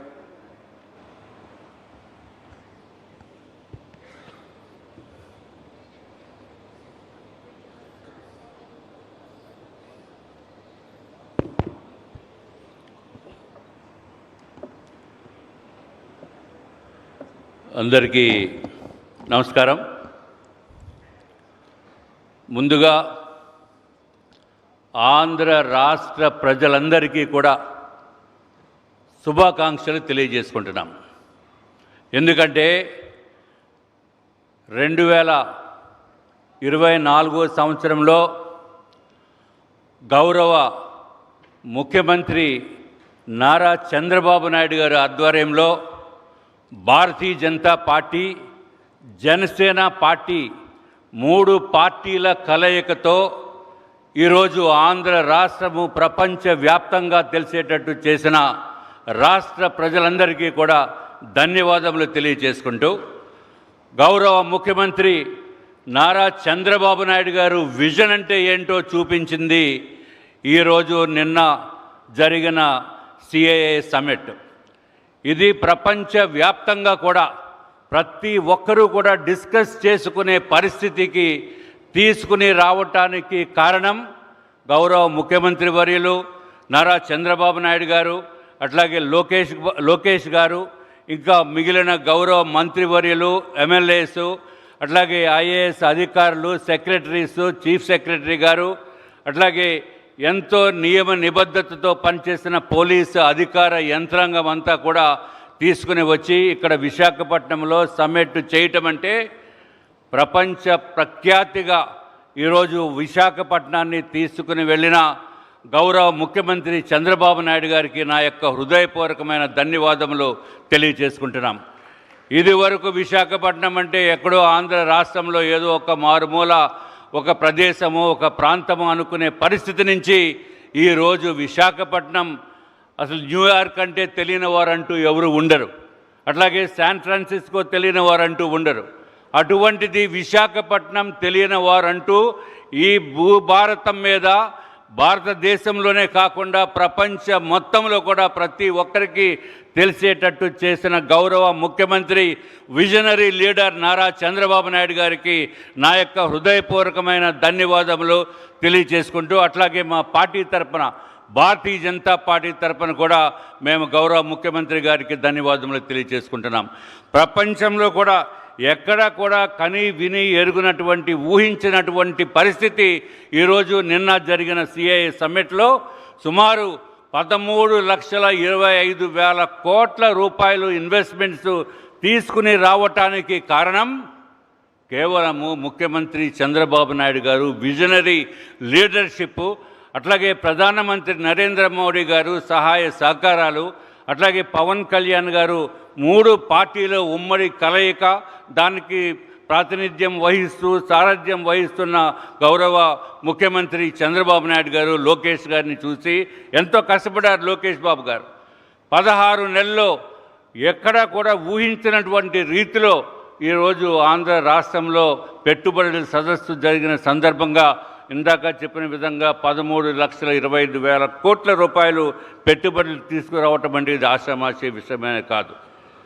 దీనికి సుమారు 600 MOUs, అట్లాగే 600 మంది international delegates కూడా ఇక్కడ రావటం అంటే ఇది చిన్న విషయం కాదు. ఎక్కడా కూడా జరగనటువంటి విషయము ఆంధ్ర రాష్ట్ర ప్రజలు, ప్రపంచం కూడా ప్రతి ఒక్కరు కూడా ఇది చూస్తున్నారు. ఇది ఒకటే కాకుండా సుమారు 1100 మంది ఇండియన్ డెలిగేట్స్ రావటం జరిగింది. 5,000 మంది ఎంటర్ప్రినర్స్ కూడా రావటం జరిగింది. అంటే మొత్తము ప్రపంచమంతా చూసే విధంగా ఈరోజు విశాఖపట్నాన్ని అట్లాగే ఆంధ్ర రాష్ట్రాన్ని అట్టడుగున ఉన్న పరిస్థితుల్లో 16 నెలల్లో పైకి తీసుకొచ్చిన ఘనత గౌరవ ముఖ్యమంత్రి గారిని చెప్పి మీ అందరి సమక్షంలో తెలియజేసుకుంటూ, అట్లాగే కేంద్ర ప్రభుత్వం నుంచి ప్రధానమంత్రి నరేంద్ర మోడీ గారు అట్లాగే మిగిలిన ఇతర మంత్రివర్గ సభ్యులు కూడా ఆంధ్ర రాష్ట్రం అంటే ప్రత్యేక ప్రేమతో ప్రత్యేకమైన దృష్టి తీసుకుని ఎప్పుడైనా సరే ఆంధ్ర రాష్ట్రానికి ప్రత్యేకమైన శ్రద్ధ వహిస్తూ తప్పనిసరిగా మన రాష్ట్రాన్ని మంచి ఉన్నత స్థానాన్ని తీసుకుని వెళ్ళటానికి భారతీయ జనతా పార్టీ ఎప్పుడు సిద్ధంగా ఉంటుందని చెప్పి తెలియజేసుకుంటూ, నాకు ఈ అవకాశాన్ని ఇచ్చిన గౌరవ మంత్రివర్యులకి, ముఖ్యమంత్రి గారికి నా యొక్క ధన్యవాదాలు తెలియజేసుకుంటూ సెలవు తీసుకుంటున్నాను. నమస్కారం.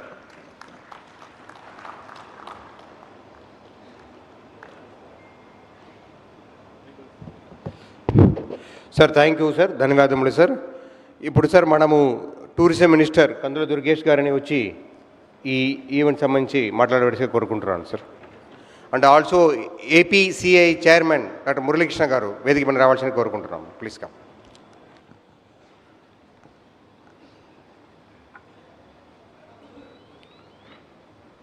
ఆంధ్రప్రదేశ్ రాష్ట్రాన్ని ఆ రోజుల్లో ఉమ్మడి రాష్ట్రాన్ని, ఇప్పుడు విభజిత రాష్ట్రాన్ని సైతం ఆర్థికంగా, రాజకీయంగా, సామాజికంగా ఉన్నత స్థానంలో నిలబెట్టడానికి నిరంతర నిర్విరామ కృషి చేసేటువంటి నిత్య కృషివలుడు, మనందరికీ మార్గదర్శకులు మన ముఖ్యమంత్రి శ్రీ నారా చంద్రబాబు నాయుడు గారికి మన అందరి తరపున కూడా ప్రత్యేకమైనటువంటి ధన్యవాదాలు తెలియజేస్తూ, నిన్న ఈరోజు జరిగినటువంటి ఈ పార్ట్నర్షిప్ సమ్మిట్లో గతంలో ఏనాడు ఊహించని విధంగా జాతీయ, అంతర్జాతీయ సంస్థల నుంచి పెద్ద ఎత్తున పెట్టుబడిదారులు వచ్చారు అంటే దానికి ప్రధానమైన కారణం ఇవాళ రాష్ట్రంలో ఉన్నటువంటి రాజకీయ నాయకత్వం, సమర్థవంతమైనటువంటి పరిపాలనా దక్షునిగా, గ్రేట్ విజనరీగా పేరు పొందినటువంటి ముఖ్యమంత్రి చంద్రబాబు నాయుడు గారి నేతృత్వంలో ఇవాళ ప్రజలందరిలో కూడా ఒక నమ్మకం, పెట్టుబడిదారులందరిలోనూ కూడా ఒక నమ్మకం, ఇక్కడ రాజకీయ నాయకత్వం కానీ, అధికారులు కానీ పూర్తి స్థాయిలో సహకరిస్తారనేటువంటి ఒక గొప్ప విశ్వాసాన్ని వారందరూ పొందటం వల్ల మాత్రమే ఇంత పెద్ద ఎత్తున పెట్టుబడిదారులు వచ్చారనేటువంటి మాటను మనవి చేస్తూ ఉన్నాను.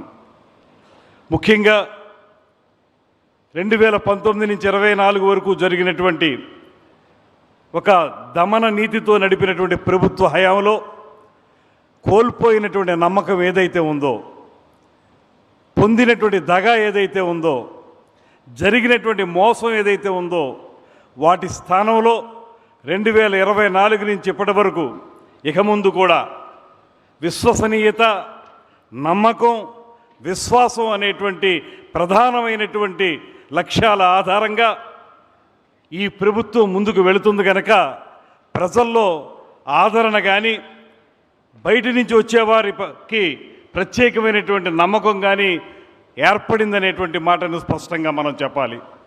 అందుకే ఇవాళ మీ అందరికీ ప్రత్యేకంగా మనవి చేసేది, గ్రేట్ విజనరీగా పేరు పొంది అత్యద్భుత పరిపాలనా దక్షునిగా ఈ రాష్ట్రాన్ని ముందుకు తీసుకెళ్తున్నటువంటి ముఖ్యమంత్రి చంద్రబాబు నాయుడు గారు, వారికి సహకరిస్తున్నటువంటి ఉప ముఖ్యమంత్రి పవన్ కళ్యాణ్ గారు, ముఖ్యంగా ఈ పెట్టుబడిదారుల సదస్సుకు సంబంధించి, ఈ పార్ట్నర్షిప్ సమ్మిట్కి సంబంధించి నిరంతర నిర్విరామ కృషి చేసినటువంటి యువ నాయకుడు లోకేష్ గారు. ముఖ్యమైనటువంటి మాట చెప్పాల్సిన అవసరం ఉంది. ఒక స్ఫూర్తివంతమైనటువంటి నాయకత్వాన్ని చంద్రబాబు నాయుడు గారు అందిస్తే దాన్ని ఆచరణలోకి తీసుకొచ్చి అమల్లో పెట్టి ఎక్కడెక్కడ ఏ విధమైనటువంటి ఆలోచనలను ముందుకు తీసుకెళ్ళాలి, చాకచక్యంగా పనులు చేయాలనేటువంటి ఆలోచనని పూర్తి స్థాయిలో కార్యరూపంలోకి తీసుకొచ్చినటువంటి యువనేత లోకేష్ బాబు గారు అనేటువంటి మాటని ఈ సందర్భంగా మనం మనవి చేసి తీరాలి. అదేవిధంగా ఇవాళ రాష్ట్రంలో 3 పార్టీల కలయిక. ఒక పక్కన సుదీర్ఘ పరిపాలనా అనుభవంతో చంద్రబాబు నాయుడు గారు, మరో పక్కన పేదవాడి మొహంలో చిరునవ్వు చూడాలనేటువంటి ఆలోచనతోటి రాజకీయాల్లోకి వచ్చినటువంటి పవన్ కళ్యాణ్ గారు, వీరిద్దరికీ పైన ఈ దేశాన్ని అత్యున్నత మార్గంలో నడిపిస్తూ విజయాల పరంపరలో కొనసాగుతున్నటువంటి నరేంద్ర మోడీ గారి యొక్క నాయకత్వం, ఈ ముగ్గురి నాయకత్వంతో డబుల్ ఇంజిన్ సర్కార్ ఇవాళ రాష్ట్రాన్ని అన్ని విధాల ముందుకు తీసుకెళ్తా ఉంది. అందుకే ఇవాళ మనం చూస్తే రమారమి 600 పైచీలకు మనం ఒప్పందాలను చేసుకోగలిగాం 2 రోజుల్లో. దాంతోపాటు 13 లక్షల కోట్ల రూపాయల పెట్టుబడుల్ని సాధించుకోగలిగాం. అంతే స్థాయిలో అద్భుతమైనటువంటి ఉపాధి కల్పన కానీ ఉద్యోగాల కల్పన కానీ సాధించుకునే విధంగా మనం ఒప్పందాలు చేసుకున్నాం. ఇవన్నీ సామాన్యంగా వచ్చినవి కాదు. ఎందుకంటే ఈ రాష్ట్రం మీద నమ్మకం సన్నగిల్లిపోయి ఈ రాష్ట్రం నుంచి పారిపోయే పరిస్థితిని ఆ పాలకులు తీసుకొచ్చినటువంటి నేపథ్యంలో తిరిగి ఇక్కడికి రావాలంటే నిజంగా ఇక్కడ సరైనటువంటి పరిస్థితులు ఉన్నాయా, మళ్ళీ మనం వస్తే మనల్ని బయటికి తోలేస్తారా అనేటువంటి భయభ్రాంతులకి లోనయ్యే విధంగా ఆనాటి పాలకులు చేసినటువంటి దుర్విధానాల్ని వారందరూ కూడా అనుభవించి రావటానికి భయపడుతున్నటువంటి తరుణంలో మీకెందుకు మేమున్నాం. ఇక్కడ అధికారుల నుంచి కానీ రాజకీయ నాయకత్వం నుంచి కానీ ఏ రకమైన ఇబ్బందులు రావు. సింగిల్ విండో పద్ధతిలో మీకు అనుమతులు లభిస్తాయి. దానికంటే మించి ఏ రకమైనటువంటి వనరుల సహకారం మీకు అందించాలో అన్ని రకాలుగా అందిస్తాం. రండి, పెట్టుబడులు పెట్టండి, మీరు వచ్చి రాష్ట్రాన్ని అభివృద్ధి చేయండి, మీరు ఆర్థికంగా ముందుకు వెళ్ళండి, మా యువతకి ఉద్యోగాలు కల్పించండి అనేటువంటి మాటతోటి ముఖ్యమంత్రి చంద్రబాబు నాయుడు గారు చేసినటువంటి ఒక మహాయజ్ఞం ఇవాళ ఈ 2 రోజుల్లోనూ కూడా సఫలీకృతమైంది అనేటువంటి మాటని స్పష్టంగా మనం గమనించాలి. ఇది సామాన్యమైనటువంటి విషయం కాదు. ఒక్క 10-15 నెలల కాలంలోనే మనం మళ్ళీ పోయినటువంటి నమ్మకాన్ని తిరిగి తెచ్చుకోగలిగామంటే అది కేవలం దార్శనిక నేత ముఖ్యమంత్రి చంద్రబాబు నాయుడు గారి వల్ల మాత్రమే సాధ్యమైందనేటువంటి మాటను కూడా ఈ సందర్భంగా నేను మనవి చేస్తూ ఉన్నాను. ఇది కొనసాగాలి, ముందుకు వెళ్ళాలి. దీని వెనక, ఈ కృషి వెనక లోకేష్ గారు చేసినటువంటి కృషితో పాటు అధికారులు చేసినటువంటి ప్రత్యేకమైనటువంటి కృషి ఇవాళ నిజంగా ఒక అద్భుతమైనటువంటి అధికార యంత్రాంగం ముఖ్యమంత్రి చంద్రబాబు నాయుడు గారికి వెనక నుంచి సహకరిస్తుంది. చెప్పినటువంటి కార్యక్రమాలను కానీ, రుజువర్తనతో చేసేటువంటి కార్యక్రమాలు కానీ, వీటన్నిటినీ అమలు చేయడానికి చేసే ప్రతి ప్రయత్నంలో కూడా ప్రతి అధికారి కూడా ఎంతో ఉన్నతంగా ఆలోచించడం మాత్రమే కాకుండా కార్యరూపంలోకి తీసుకురావడానికి వారందరూ చేస్తున్న ప్రయత్నం ఇవాళ అద్భుతంగా మనకి ఒక అద్భుతాన్ని ఇవాళ ఆంధ్రప్రదేశ్ రాజకీయ చిత్రపటంలో ఆవిష్కరించడానికి ఉపయోగపడింది అనేటువంటి మాటను కూడా ఈ సందర్భంగా నేను మనవి చేస్తున్నాను. ఏవైతే ఒప్పందాలు జరిగాయో అవన్నీ కూడా తప్పనిసరిగా గ్రౌండ్ కావాలి. వాటన్నిటినీ కూడా ముందుకు తీసుకువెళ్ళాలి.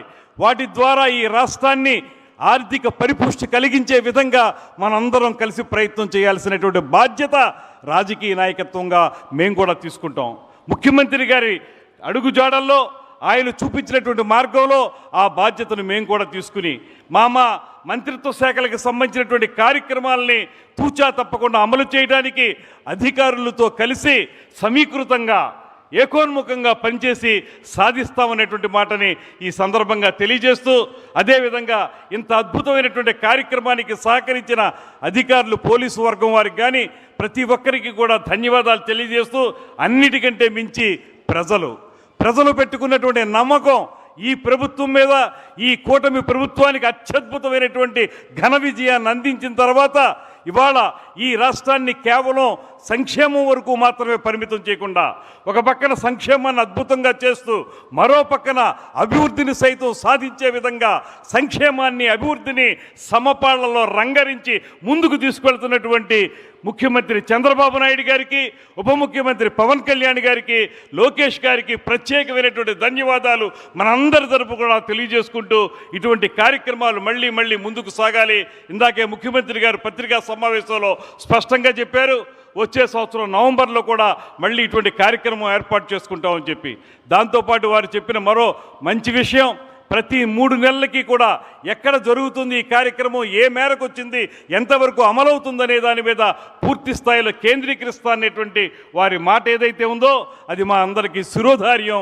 దాని ప్రకారంగా మేము కూడా అంతే కష్టపడి ముందుకు వెళ్తామని, తద్వారా ఆంధ్రప్రదేశ్ రాష్ట్రాన్ని స్వర్ణాంధ్రప్రదేశ్గా తీర్చిదిద్దడానికి వికసిత భారత్లో అంతర్భాగం చేసి 2047 నాటికి అన్ని అద్భుతంగా ముందుకు వెళ్ళడానికి ఒక ప్రాతిపదికని, పునాదిని ఏర్పాటు చేయడానికి కృషి చేస్తామనేటువంటి మాటని మీ అందరికీ తెలియజేసుకుంటూ, మీ అందరికీ ధన్యవాదాలు తెలియజేస్తూ, జై హింద్, జై Andhra Pradesh. Sir, thank you very much, sir. So now I request District Collector Harendra Prasad to come and say a few words. సభకు నమస్కారం. ఈ కార్యక్రమానికి ముఖ్య అతిథిగా వచ్చేసినటువంటి గౌరవ సీఎం వర్యులకి నా నమస్కారాలు. అదేవిధంగా వేదికని అలంకరించిన మంత్రివర్గ సభ్యులు, గౌరవ సెక్రటరీస్ అందరికీ కూడా నా నమస్కారాలు. ఇక్కడ వచ్చేసినటువంటి అధికారులు, అదేవిధంగా సిఐ స్టాఫ్ అందరికీ కూడా నా నమస్కారాలు. Sir, you have given a new definition for Vizag. Sir, Vizag stands for vision, innovation, zeal, aspiration and growth, sir. We all as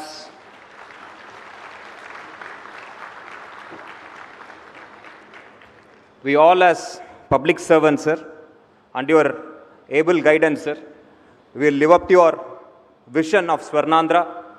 We will work with innovative ideas with a kind of zeal which would have never seen in the past, sir, to meet the aspirations of the people of Andhra to become the developed state, the number 1 state in the country, sir. To achieve that, we have to grow at 15% growth rate over the next several years, sir. I assure you, sir, on behalf of the district administration, sir, we as foot soldiers of this government will live up to your expectation as we did in the past during Yogandhra, sir. This time around, we also could pull it off thanks to your wonderful support and guidance, sir, and the support of the group of ministers as well as Honorable CS, sir, DGP, sir, and all the secretaries, sir. With this team, sir, I think we will definitely go ahead and then prove that we as Andhrites, we as responsible civil servants will meet the goals and aspirations of the people of Andhra Pradesh, sir. You have also given the Vizag economic region report to us, sir, setting a target of close to $1.2 trillion economy over the next 25 years, sir. By 2047, we'll definitely achieve that objective of becoming a $1 trillion economic region, sir. And also the target of 5 lakh jobs for the region, sir. And under your support, under your guidance, sir, we have got some marquee investments in the region, sir, including Google, TCS, ANSR, Satwa, and many more companies, sir. On behalf of the district administration, especially of the Visakhapatnam district, I extend my heartfelt gratitude to you, sir, and all the ministers, officials for being a guiding light, sir. I also thank the CA officials for making this event a grand success. Many names I would like to recall, sir. They have been very, very supportive in conduct of the event, sir. Including the district administration, sir. All the officials gave their best, sir. I also would like to compliment CP, sir, and his entire team for working shoulder to shoulder with us and making this a grand success possible, sir. So with those remarks, sir, I thank you once again for giving me this opportunity to be part of this great journey, sir. Thank you so much, sir. So, thank you, Hari. Now I request CP, sir, to come and say a few words, sir.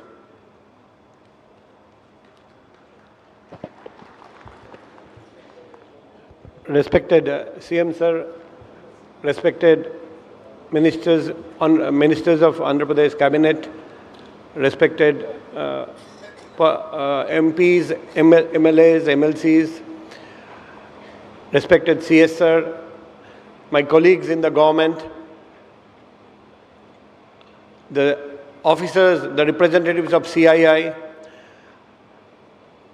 the people of Vizag, and the representatives of media. Today, it is a red letter day in the history of AP state. I think this 30th CII Partnership Summit 2025 has been the most successful CII Partnership Summit till today. The amount of investment that under the leadership of our respected CM sir, we have been able to attract for the state of AP. It is, in one word, amazing. And this has been possible because of his visionary leadership and the industry-friendly environment that AP is offering today. Vizag is now in the world map. From the entire world, people are looking towards Vizag to set up industries. We are going to have Bhogapuram Airport operational by the next year. Communication facilities, metro, and lot of improvement in road infrastructure is going to happen over the next few years. Hotels are going to come up, big hotels. The entire infrastructure of Vizag will undergo a sea change in the days to come. With Google data center, Vizag has become the most talked about city in the entire world. I think this again will be a game changer. The summit will be a game changer for the future of Vizag. The city of destiny is now destined to become one of the most industrialized cities in the world, thanks to the visionary leadership of our Honorable CM Sir.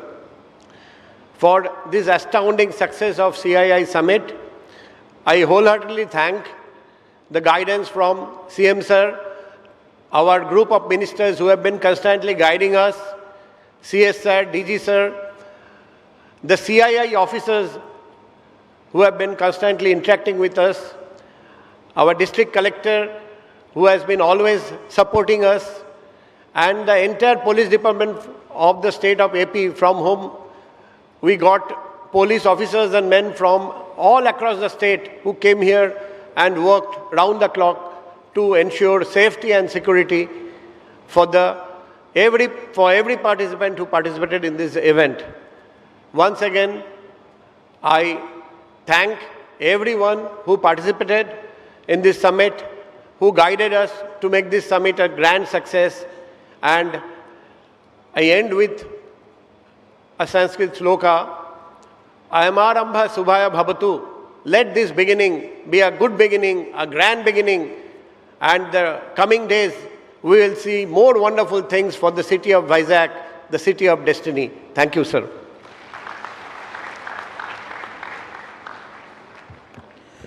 Thanks a lot, sir. Now I request Dr. Murali Krishna from Fluent Green, AP CI Chamber President, to come and say a few words. Thank you, sir. Honorable Chief Minister Nara Chandrababu Naidu Garu, Honorable Minister Lokesh Garu, and the entire cabinet ministers, the senior government officials, dignitaries on the dais and off the dais. It's such an honor, sir, to have got the opportunity to work alongside such a brilliant team to make this a stupendous success. This is, I think, incredible success, and there's such a positive feedback all across. Every quarter, every stakeholder has been talking very high of this whole event. And I have to say, sir, congratulate you especially on the entire team who has put this effort to bring the success together.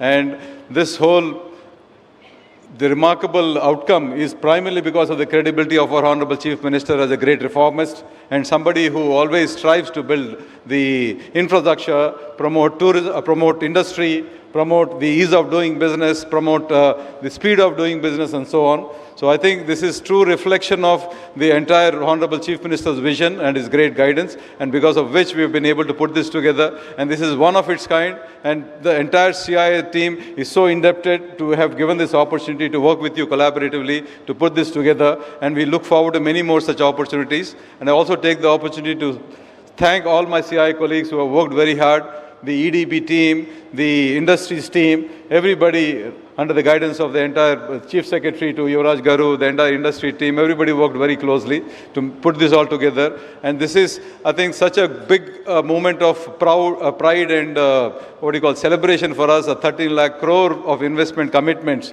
and of global investors, including the likes of who's of the corporate, is one of its kind, and we all feel so proud, sir. And thank you so much for everything that you do for the state to truly unlock the full potential of the state and this region, to make it truly the Swarna Andhra Pradesh, a $2.4 trillion economy. Thank you so much, sir.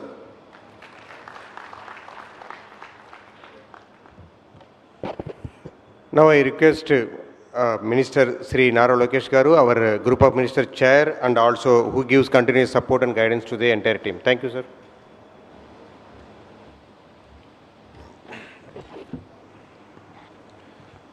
వేదిక మీద ఉన్న గౌరవ ముఖ్యమంత్రి గారికి, సహచర మంత్రులందరికీ నా హృదయపూర్వక నమస్కారాలు. చాలామంది నన్ను అడిగారు, రాజకీయాల్లోకి నువ్వు ఎందుకు వచ్చావని. అప్పుడు నేను వాళ్ళందరికీ ఒకే ఒక సంఘటన చెప్తా ఉండే. 2004లో గౌరవ ముఖ్యమంత్రి గారు అధికారం కోల్పోయినప్పుడు నేను ఆయనతో ఒక పెళ్ళికి వెళ్ళాను. ఆ పెళ్ళికి వెళ్ళినప్పుడు ఆయన అట్లా పెళ్లిలోకి అడుగు పెడితే 5,000 మంది ఇట్లా కూర్చున్నారు. 5,000 మంది గౌరవంతో, ఎందుకంటే ఆనాడు ప్రతిపక్ష నేతగా ఉన్న వ్యక్తి, గౌరవంతో నుంచుని ఆయన ఆహ్వానం పలుకుతాం చూసాం. ఈరోజు మనం హైదరాబాద్ చూస్తాం, కానీ దాని వెనకాల ఉన్న కష్టం మనం గుర్తించాలి. 1994లో హైదరాబాద్లో పెట్టుబడి పెట్టండి అంటే హైదరాబాద్ ఇండియానా, హైదరాబాద్ పాకిస్తానా అడిగిన రోజులై. బేగంపేట మన ఎయిర్పోర్ట్, ఇంటర్నేషనల్గా ఒక్క కనెక్టివిటీ ఫ్లైట్ ఉండేది కాదు. అక్కడి నుంచి గౌరవ ముఖ్యమంత్రి గారు ఆయన ప్రయాణం ప్రారంభించారు. మాతో కూడా మంత్రివర్గంతో ఆయన పదే పదే మాట్లాడినప్పుడు మా అందరూ ఒకటి చెప్తారు, 1995 నుంచి 2004 వరకు ఒక గోల్డెన్ ఈరా, సహచర మంత్రివర్యులు అందరూ కూడా చాలా అద్భుతంగా కష్టపడ్డారు. అందుకే హైదరాబాద్ ఆనాటి ఉమ్మడి ఆంధ్రప్రదేశ్ని అద్భుతంగా మేము అభివృద్ధి చేశామని పదే పదే చెప్తారు. అది చెప్తూ కూడా మాకు ఆయన చెప్తారు, మీరు ఇంకా స్పీడ్ అందుకోలేదు, మీకు కష్టపడతాం రాదు, టీం వర్క్ సరిగ్గా తెలియదని ఆల్మోస్ట్ ప్రతి క్యాబినెట్ మీటింగ్లో సహచర క్యాబినెట్ సభ్యులందరూ కూడా నాతో సహా అందరు కూడా ఆయన క్లాస్ తీసుకుంటారు. కానీ ఒక విషయం ప్రజలందరూ గమనించాలి, 2024 ఎన్నికల్లో బహుశా భారతదేశ చరిత్రలో ఏ రాష్ట్రంలో జరిగిన విధంగా ఎన్నికలు జరిగినాయి. కూటమికి అంటే తెలుగుదేశం, జనసేన, భారతీయ జనతా పార్టీకి 94% సీట్లు గెలిపించారు ప్రజలు. ఇదొక చరిత్ర. అంటే మా అందరిపైన బాధ్యత పెరిగింది. మీరందరూ ఒక్కసారి చూస్తే 50% మంది శాసనసభ్యులు మొదటిసారి గెలిచిన వారు, 25 మంది మంత్రులు ఉంటే దాంట్లో 17 మంది మొదటిసారి మంత్రివర్గంలో వచ్చినవారు. మేమందరం ఈరోజు ఒక కసితో, ఒక పట్టుదలతో మేమందరం పనిచేస్తున్నాం. ఎప్పుడు పక్క రాష్ట్రాలు చూస్తే మనకన్నా ముందున్నారు, ఆంధ్ర రాష్ట్ర టైం వస్తుందని ఆర్నిసార్లు మేమందరం పనిచేస్తున్నాం. మా మధ్యలో ఈగో లేదు, మా మధ్యలో మంత్రివర్గంలో విభేదాలు లేవు. మా ఎజెండా ఒకటే, అన్ని రంగాల్లో ఆంధ్ర రాష్ట్ర నంబర్ 1 చేసిన తర్వాతనే మేము పడుకుంటామని. ఏ చిన్న ఇష్యూ జరిగినా మేమందరం ఒక టీం వర్క్గా పనిచేస్తాం. పెద్ద చిన్న ఫీలింగ్ లేదు, ఒక బాధ్యతగా మేము పనిచేస్తాం. దాంట్లో భాగం కూడా పెట్టుబడులు వస్తేనే పెద్ద ఎత్తున ఉద్యోగాలు, ఉపాధి కల్పించుతాం. ఈరోజు మీరు చూస్తే దక్షిణ భారతదేశంలోనే ఆంధ్ర రాష్ట్రంలోనే అతి తక్కువ తలసరి ఆదాయం ఉంది. ఇంకెన్నాళ్ళని మన పక్క రాష్ట్రాలు చూసి అసూయపడతాం, ఇంకెన్నాళ్ళని పక్క రాష్ట్ర ప్రజలు మన చిన్న చూపు చూస్తారు. అందుకే ఒక పట్టుదలతో మేము పనిచేస్తున్నాం. ఒక ఆసిలర్ మిత్తల్ కానీ, గూగుల్ కానీ, కాండియంట్ కానీ, ఇవన్నీ కంపెనీలు ఈరోజు మన ఆంధ్ర రాష్ట్రానికి వస్తున్నాయంటే దాని వెనకాల చాలా చాలా కష్టం ఉంది. ఒక గూగుల్ తీసుకొచ్చేదానికి సుమారుగా 6 మీటింగ్లు మేము పర్సనల్గా నిర్వహించాం. దాని తర్వాతనే ఆ పెట్టుబడులు మన ఆంధ్ర రాష్ట్రానికి వచ్చింది. పక్క రాష్ట్ర ప్రభుత్వాలు దిమ్మ తిరిగే విధంగా ఈరోజు పెట్టుబడులు ఆంధ్ర రాష్ట్రానికి వస్తున్నాయి. ఇక్కడున్న అధికారులందరూ కూడా నేను కోరేది ఒకటే, ఏ విజన్తో అయితే చంద్రబాబు నాయుడు గారు పనిచేస్తున్నారో అది స్పిరిట్తో మనందరం గ్రామ స్థాయి నుంచి సెక్రటేరియట్ వరకు పనిచేయాల్సిన అవసరం ఉంది. మనందరం కలిసికట్టుగా పనిచేస్తే చరిత్ర సృష్టించవచ్చనే ఉదాహరణ ఈ 30th పార్ట్నర్షిప్ సమ్మిట్. ఒక టీం వర్క్తో పనిచేసాం, ఒక పట్టుదలతో పనిచేసాం. ఇది నా పని కాదు అన్న ఫీలింగ్తో మనం పనిచేయాలి. ఎస్, ఇది నా బాధ్యత, వాళ్ళు చేయలేకపోయినా పర్వాలేదు, మనం చేయాలి. వాస్తవ గర్వంగా చెప్తున్నా, గౌరవ ముఖ్యమంత్రి గారు కరెక్ట్గా 2-3 సార్లే పార్ట్నర్షిప్ సమిట్ గురించి రివ్యూ చేశారు. గ్రూప్ ఆఫ్ మినిస్టర్స్ మేము కూర్చున్నాం, ఇన్ఛార్జ్ మంత్రిగా స్వామి గారు ఇక్కడికి వచ్చారు, రివ్యూ చేశారు. ఇక్కడున్న అధికారులు కానీ, పోలీస్ సిబ్బందులు కానీ, అదేవిధంగా సిఐ కానీ కలిసికట్టుగా పనిచేసాం. కనుకనే ఈరోజు ఒక చరిత్ర మనం సృష్టించగలాం.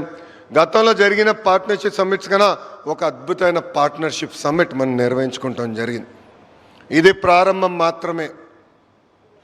మనందరూ తెలిసిన విషయమే, గౌరవ ముఖ్యమంత్రి గారు పొడుకోరు మన పొడుకోనీరని. మొన్న నాకు ఒక పని పెట్టి కరెక్ట్గా 10 నిమిషాల తర్వాత ఫోన్ చేసి ఆ పని అయిపోయిందా అని అడిగారు. ఏమన్నా సార్ ఇప్పుడే కదా 15 నిమిషాల క్రితం మీరు చెప్పారంటే 15 నిమిషాలు మీరు ఏం చేశారని అడిగారు ఆయన. అంటే ఒక ఇంపేషెంట్ పొలిటీషియన్గా ఆయన పనిచేస్తున్నారు. ప్రజలు మా అందరికి ఒక బాధ్యత ఇచ్చారు, ఆ బాధ్యతను నిర్వహించుకునే దానికి మేము అందరం ఇక్కడ ఉన్నాం. ఇక్కడున్న అధికారులందరూ కూడా నేను కోరేది ఒకటే, ఒక విశాఖపట్నమే కాదు ఆంధ్ర రాష్ట్రం మొత్తం అభివృద్ధి చేయాల్సిన బాధ్యత మనందరిపైన ఉంది. ఇక్కడున్న చాలామందితో నేను మాట్లాడా, ఎక్కడన్నా ఫైల్ ఆగితే కూడా పర్సనల్గా మాట్లాడి ఇంపార్టెంట్ పెట్టుబడి ఇమీడియట్ క్లియర్ చేయడం కూడా కోరా. ఒక స్పిరిట్తో మనం పనిచేద్దాం. 5 సంవత్సరాల్లో కలిసికట్టుగా చరిత్ర సృష్టిద్దామని ఈ సభాముఖంగా అధికారులందరినీ నేను కోరుతున్నా. 1995 నుంచి 24 వరకు, 1995 నుంచి 2004 వరకు ఆనాడు గౌరవ ముఖ్యమంత్రి చంద్రబాబు నాయుడు గారు ఎలా అయితే ఒక టీం వర్క్తో అద్భుతంగా పనిచేసి అద్భుతాలు సృష్టించారో, ఒక చరిత్ర సృష్టించారో, మే అందరం కూడా అదే పట్టుదలతో ఉన్నాం. ఒక చరిత్ర సృష్టించాలి. గౌరవ ముఖ్యమంత్రి గారు ఆయన హిస్టరీ రీరైట్ చేసే దాంట్లో ఒక ఫుట్ నోట్లన్నా మేము అందరం ఉండాలి అనే లక్ష్యంతో మేము ఇక్కడ పనిచేస్తున్నాం. మీ అందరి సహకారం చాలా చాలా అవసరం. ఇప్పటికే స్వర్ణాంధ్ర విజన్ మనం రూపొందించుకుంటూ కూడా జరిగింది. దాంట్లో చాలా స్పష్టంగా ఒక $2.4 ట్రిలియన్ ఎకానమీగా ఆంధ్ర రాష్ట్రాన్ని తీర్చిదిద్దాల్సిన బాధ్యత ఇక్కడున్న మనందరి పైన ఉంది. ఒక 5 సంవత్సరాలు ఆర్నిసలు కష్టపడితే పక్క రాష్ట్రాల కన్నా అద్భుతంగా మనం పని చేయగలుగుతాం. తలసరి ఆదాయంలో దక్షిణ భారతదేశంలోనే టాప్ 3 రాష్ట్రాలుగా ఆంధ్ర రాష్ట్ర కేర్ ఆఫ్ అడ్రస్గా అవుతాం కూడా ఖాయం. We are all going to create history. We are going to make history together. This is our times, this is inspiring times. గౌరవ ముఖ్యమంత్రి గారు మనకి ఇచ్చినంత ఫ్లెక్సిబిలిటీ, ఫ్రీడమ్ బహుశా భారతదేశంలోని ఏ ముఖ్యమంత్రి ఇవ్వరు. అది మనం వినియోగించుకోవాలి, పని చేయాలి, హిస్టరీ క్రియేట్ చేయాలని ఈ సభాముఖంగా మీ అందరూ తెలుపుకుంటూ, అటు కేంద్రంలో గౌరవ ప్రధానమంత్రి నరేంద్ర మోడీ గారు కానివ్వండి, మన రాష్ట్రంలో గౌరవ ఉప ముఖ్యమంత్రి పవన్ అన్న గారు కానివ్వండి, గౌరవ ముఖ్యమంత్రి చంద్రబాబు నాయుడు గారు కానివ్వండి, కలిసికట్టుగా ఆంధ్ర రాష్ట్రాన్ని ముందలు తీసుకెళ్దాం లక్ష్యంతో పనిచేస్తున్నారు. అందరం సహకరించాలి, కలిసికట్టుగా పనిచేయాలని ఈ సభాముఖంగా మిమ్మల్ని అందరినీ కోరుకుంటూ, వేదిక మీద అధికారులు అందరూ కూడా ప్రత్యేకంగా నా ధన్యవాదాలు తెలియజేయాలనుకుంటున్నా. కేవలం ఒక సమ్మిట్ ఏర్పాటు చేస్తాం కాదు, ఇక్కడున్న సీనియర్ ఐఏఎస్ ఆఫీసర్లు అందరిపైన ఎప్పుడు కంప్లైంట్ చేసేవారు. ఎందుకంటే 1983 నుంచి ఐఏఎస్ అధికారులను చూసి పెరిగిన వాడిని నేను. వాళ్ళందరూ ఒకటే చెప్పేవారిని, మీరు సరిగ్గా మీ జూనియర్ని తయారు చేయట్లేదు, లీడర్షిప్ పైప్ లైన్ సరిగా లేదు. దానివల్ల మేమందరం రాబోయే 10-15 సంవత్సరాల తర్వాత మేము ఇబ్బంది పడతాం. లీడర్షిప్ని తయారు చేయండి, ఎంపవర్ చేయండి అని పదే నేను అడుగుతాం జరిగింది. ఈరోజు వాళ్ళు చేశారు. అద్భుతంగా యంగ్ ఐఏఎస్ ఆఫీసర్స్ అందరు ముందరికి వచ్చి లిమిటెడ్ సూపర్విజన్తో అద్భుతాలు సృష్టించారు. So I'd like to thank the entire official machinery for taking it in spirit, guiding youngsters, inspiring them to do amazing work, and together once again we shall create history అని తెలుపుకుంటూ చివరిగా నాకు ఇంత అద్భుతమైన అవకాశం ఇచ్చిన గౌరవ ముఖ్యమంత్రి శ్రీ నారా చంద్రబాబు నాయుడు గారికి నా హృదయపూర్వక ధన్యవాదాలు తెలియజేసుకుంటున్నాను. అంతేకాదు సార్, ఈ 5 సంవత్సరాల తర్వాత మీరు 1995 టీము మర్చిపోయే విధంగా ఇక్కడున్న టీం మేము అందరం పని చేస్తాం. ఆదేశాలు ఇవ్వండి, పరిగెత్తేదానికి మేము సిద్ధంగా ఉన్నాం. చరిత్ర తిరిగి రాసేదానికి కలిసికట్టుగా పనిచేసేదానికి సిద్ధంగా ఉన్నామని గౌరవ ముఖ్యమంత్రి గారు తెలియజేసుకుంటూ నాకు అద్భుతమైన సహకారం అందించిన మా గ్రూప్ ఆఫ్ మినిస్టర్స్ అందరూ అద్భుతంగా కష్టపడ్డారు. ఎప్పుడు మాట్లాడిన ఫీడ్బ్యాక్ మీరు అహర్నిశలు పాజిటివ్గా తీసుకున్నారు. ఒక టీం వర్క్తో పనిచేస్తున్నాం. ఇదే టీం వర్క్ శాశ్వతంగా ఉండాలి, కలిసికట్టుగా పనిచేయాలి. ఆంధ్ర రాష్ట్రాన్ని అన్ని రంగాల్లో నంబర్ 1 చేద్దామని ఈ సభాముఖంగా తెలుపుకుంటూ మీ అందరి దగ్గర నుంచి సెలవు తీసుకుంటున్నా. అందరికీ నమస్కారం. జై హింద్.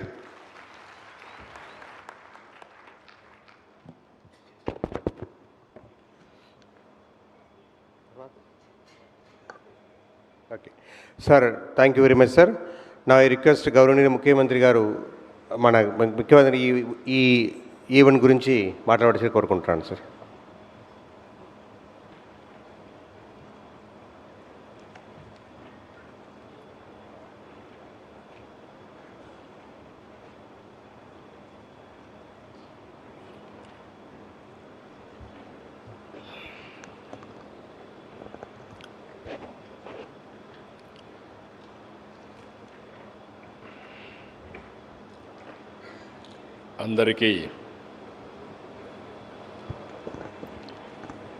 అందరికీ నమస్కారాలు. ఈరోజు CII government of India, government of Andhra Pradesh ముగ్గురు కలిసి సంయుక్తంగా చేపట్టినటువంటి పార్ట్నర్షిప్ సమ్మిట్ని బ్రహ్మాండంగా జయప్రదం చేశారు. ఈ జయప్రదం చేసిన మిమ్మల్ని అందరినీ ఒకసారి అభినందించాలి, ధన్యవాదాలు చెప్పాలి. మనం అనుకుంటే ఏదైనా చేయగలుగుతాం నిరూపించిన మిమ్మల్ని అందరినీ మనస్ఫూర్తిగా అభినందించడానికే బిఫోర్ లీవింగ్ ఈ మీటింగ్ పెట్టి మీకు థ్యాంక్స్ చెప్తున్నానని చెప్పి కూడా నేను మీ అందరికీ తెలియజేస్తున్నా. Extraordinary performance, wonderful work, team work అయితే చాలా బాగా చేశారు. మామూలుగా నేను చాలా మీటింగులు చూసేవాడిని. మీటింగ్లు పెట్టినప్పుడు నేను చాలా రివ్యూలు కూడా తీసుకునేవాడిని. ఈసారి నేను బ్రాడ్గా పార్ట్నర్షిప్ సబ్మిట్ ఎట్టుండాలి అనే దానిపైన CIIని, అదే మాదిరిగా ఈ టీంని ఎవరైతే కండక్ట్ చేస్తున్నారో ఆ టీంని ఒకసారి 2-3 సార్లు మీటింగ్లు పెట్టాను. మామూలుగా ఇండియాలో మనం చేసే పని పార్ట్నర్షిప్ సబ్మిట్ అంటే MOUలు చేసుకోవడం, ఇక్కడికి వచ్చి భోంచేసి వెళ్ళిపోవడం. కానీ ఈసారి చేసిన విధానం మీరు చూస్తే ఇక్కడ ఒక చర్చ చేశాం. ఇది ఒక రేర్ ఆపర్చునిటీ. మొత్తం కలిసి 45 కంట్రీస్ నుంచి ఇక్కడికి వచ్చారు. 45 దేశాలకు పోయి మనం మాట్లాడాలంటే చాలా సమయం పడుతుంది. కానీ 45 దేశాల నుంచి ఆ దేశంలో ఉండే బెస్ట్ బిజినెస్ పీపుల్ దగ్గర 640 మంది వచ్చారు. దేశంలో ఉండే పారిశ్రామికవేత్తలందరూ కూడా ఒక 1135 మంది వచ్చారు. ఎవరైతే ట్రేడ్ మినిస్టర్స్ కానీ, అంబాసిడర్స్, హై కమిషనర్స్ వీళ్ళంతా కూడా ఆ దేశంలో ఏం జరుగుతుందో ఆ దేశాల గురించి బెస్ట్ ప్రాక్టీస్ అని చెప్పి కన్విన్స్ చేయడానికి వస్తూ ఉంటారు. వాళ్ళ పనే అది. అలాంటి వాళ్ళందరూ కూడా 185 మంది వచ్చారు. ఈ 185 మందిని వచ్చినప్పుడు మామూలుగా అయితే మేము దావోస్లో చూసేవాడిని. దావోస్లో ఎంఓయూలు ఏదైనా ఉంటే బయట చేసుకుంటారు. మెయిన్ వెన్యూలో మాత్రం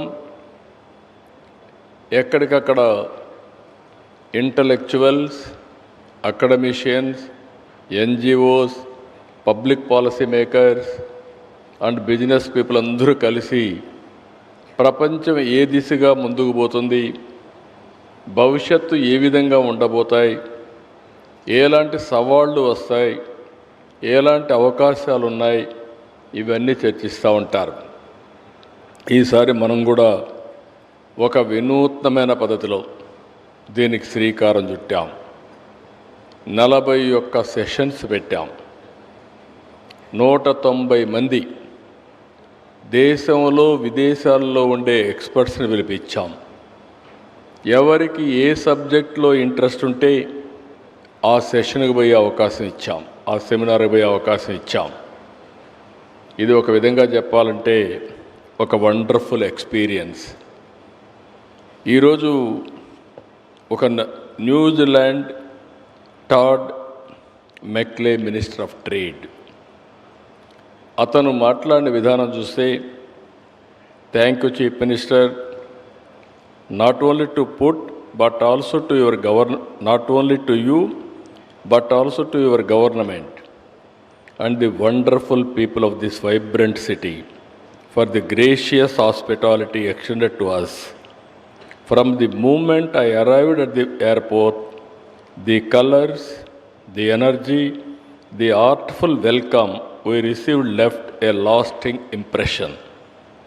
On behalf of the government of the people of New Zealand, I express my sincere gratitude. Let me also congratulate you on the exceptional hosting of this 30th Summit, an event widely recognized around the world for its excellence and for arriving forward ideas, innovation and direction. What I enjoyed the most today were the solutions that were envisaged, the opportunities that were discussed, and the strong partnerships that are being built among the many countries represented here. Chief Minister, I believe 19 trade ministers from across the world have been here in our city over the last couple of days. Each of them will return home not only with wonderful memories, but with the opportunity to speak about the real potential and promise that exist here in India. ఇది one of the best compliment. దీనికి కారకులు మీరందరూ, నేను నిమిత్త మాత్రుడిని. ఒక event చేయాలనుకున్నాం, మీ అందరికి ఒక message ఇచ్చాం, నేను ఓన్లీ గైడ్ లైన్స్ మాత్రం ఫిక్స్ చేశాం. ఈ వెన్యూ దగ్గర నుంచి, మెనూ దగ్గర నుంచి, హాస్పిటాలిటీ దగ్గర నుంచి, the way you have made it lively, ఎయిర్పోర్ట్లో రిసీవ్ చేసుకున్నప్పటి నుంచి సెండ్ ఆఫ్ ఇచ్చే వరకు మీరు చూపించిన ఉత్సాహం, మీరు చూపించిన hospitality, hands off to all of you. 45 కంట్రీస్లో ఈరోజు చర్చనీయాంశం చేయగలిగారు. అది తెలుగువారి ప్రతిభ. Wonderful experience. సరే, యాజ్ యూజువల్ మా వాళ్ళు అయితే ఎమ్మెల్యేలు కూడా పోటీ పడ్డారు, మంత్రులు పోటీ పడ్డారు. కడాన ఐటీ మినిస్టర్ అయితే మంగళగిరి చీరలు కూడా ఇచ్చి, ఆస్ట్రేలియా నుంచి వచ్చినటువంటి మంత్రి కానీ, అదే మరి అక్కడి నుంచి వచ్చినటువంటి కౌన్సిల్ జనరల్ ఆ చీరలు కట్టుకొని వాళ్ళు చాలా ఆనందపడ్డారు. అంటే మన నాగరికతలో, మన సంస్కృతిలో భాగస్వాములు చేయించిన ఘనత కూడా మనకు దక్కింది. ఇది ఒకరికొకరు పరస్పరం ఇచ్చుకునే మర్యాద, ఒకరినొకరు అర్థం చేసుకోవడం, నేను అందుకే చాలాసార్లు చెబుతుంటాను, విదేశాల నుంచి పెట్టుబడులు వచ్చి మన దేశంలో పెట్టాలి, మనం పోయి విదేశాల్లో పెట్టుబడులు పెట్టాలి. అప్పుడు మ్యూచువల్ ఇంట్రెస్ట్ వస్తుంది, గొడవలు తగ్గిపోతాయి. ఎందుకంటే మన వాళ్ళు అక్కడ ఉంటారు, వాళ్ళు ఇక్కడ ఉంటారు కాబట్టి కామన్ ఇంట్రెస్ట్ కాపాడుకునే అవకాశాలు వస్తాయి. సావరిన్ పవర్స్లో ఇంటర్ఫేర్ కాకుండా, ఆ దేశాల్లో వీళ్ళు పోయి జోక్యం చేసుకోకుండా ఎక్కడికక్కడ పెట్టుబడులు పెట్టగలిగితే అది బెస్ట్ హార్మోని అవుతుందని చెప్పి కూడా నేను మీకు తెలియజేస్తున్నా. ఇటీవల నేను 2 సంఘటనలు చూశాను. ఒకటి, ఇటీవల సైక్లోన్ వచ్చింది. సైక్లోన్ వస్తే మన దగ్గరుండే డేటా అంతా కూడా ఉపయోగించుకున్నాం. రియల్ టైం డేటా కలెక్ట్ చేశాం, 2 కూడా ఇంటిగ్రేట్ చేశాం, ప్రిపేర్డ్నెస్ చేశాం, ప్రికాషనరీ మెజర్స్ తీసుకున్నాం, గోల్ ఒకటి పెట్టుకున్నాం, 0 డెత్స్ అనుకున్నాం. 0 డెత్స్ ఉండాలి, ఆస్తులు నష్టం చాలా మినిమైజ్ చేయాలని చెప్పి ఒక ఆబ్జెక్టివ్ పెట్టుకున్నాం.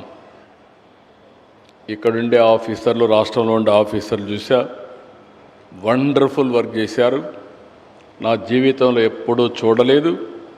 మంచి వర్షంలో చెట్లు పడిపోతే ఆ వర్షంలోనే పవర్ సాస్ తీసిపోయి చెట్టు తీసి మళ్ళా ట్రాఫిక్ రెస్టోర్ చేశారంటే that is the commitment of our officers, of our people. అది రెండోసారి ఇక్కడికి వచ్చినప్పుడు నిన్న ఈరోజు జరిగింది. ఈ 2 చూసిన తర్వాత నేను చాలామందితో మాట్లాడాను. ప్రతి ఒక్కరూ కూడా ఒక కాన్ఫిడెన్స్, ఒక ఆత్మవిశ్వాసం వచ్చే పరిస్థితికి వచ్చింది. మన వాళ్ళల్లో ఎంత శక్తి ఉందంటే మీరు గుర్తుపెట్టుకోవాల్సిన అవసరం ఉంది. ఎగ్జాక్ట్గా 1995 నుంచి నేను ముఖ్యమంత్రిగా ఉన్నాను. అప్పుడు టెలికమ్యూనికేషన్ సెక్టర్ ప్రిమిటివ్గా ఉండేది. BSNL, BSNL.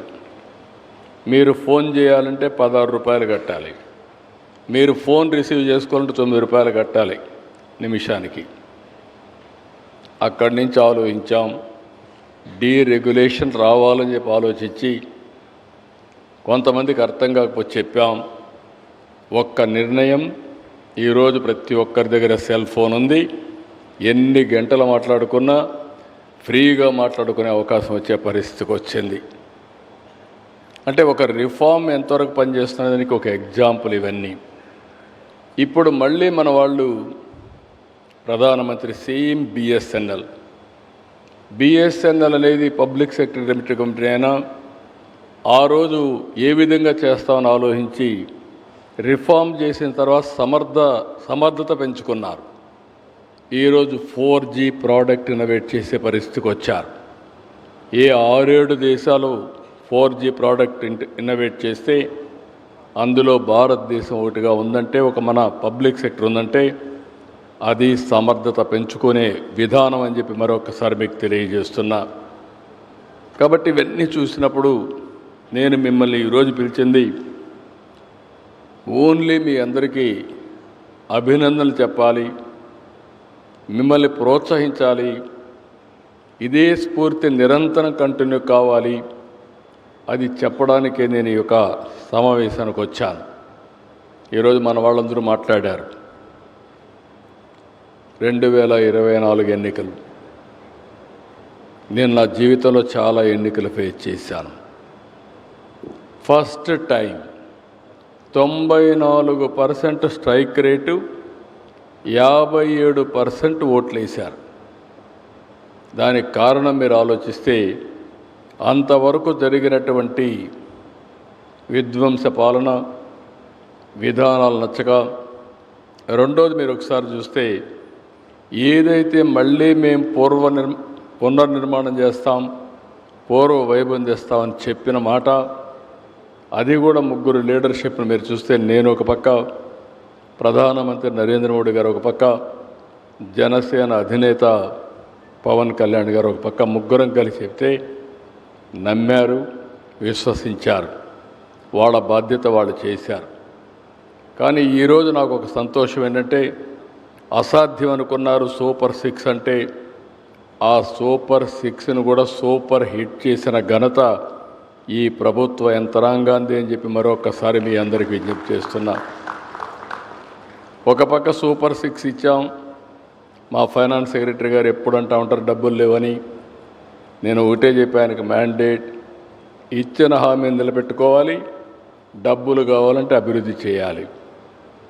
అక్కడి నుంచి అభివృద్ధి చేయాలంటే మేము ఒక హామీ ఇచ్చాం. అందులో కూడా సూపర్ 6లో నెంబర్ 1 20 lakh జాబ్స్. ఆ 20 lakhs జాబ్ రావడానికి ఏం చేయాలని చెప్పి ఆలోచించినప్పుడు పెట్టుబడులు తేవడం, అభివృద్ధి చేయడం ఏకైక మార్గం. దానికోసం ఈ 17 నెలలు నిరంతరం పనిచేశారు.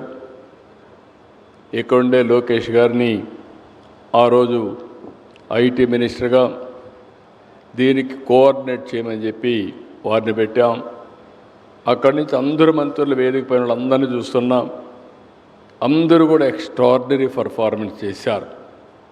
ఒక టూరిజం మినిస్టర్, ఒక industries minister, MSME, CRDA, power minister, ఒకరిని కాదు అందరూ కూడా ఎక్స్ట్రాడినరీ పర్ఫార్మెన్స్ చేశారు.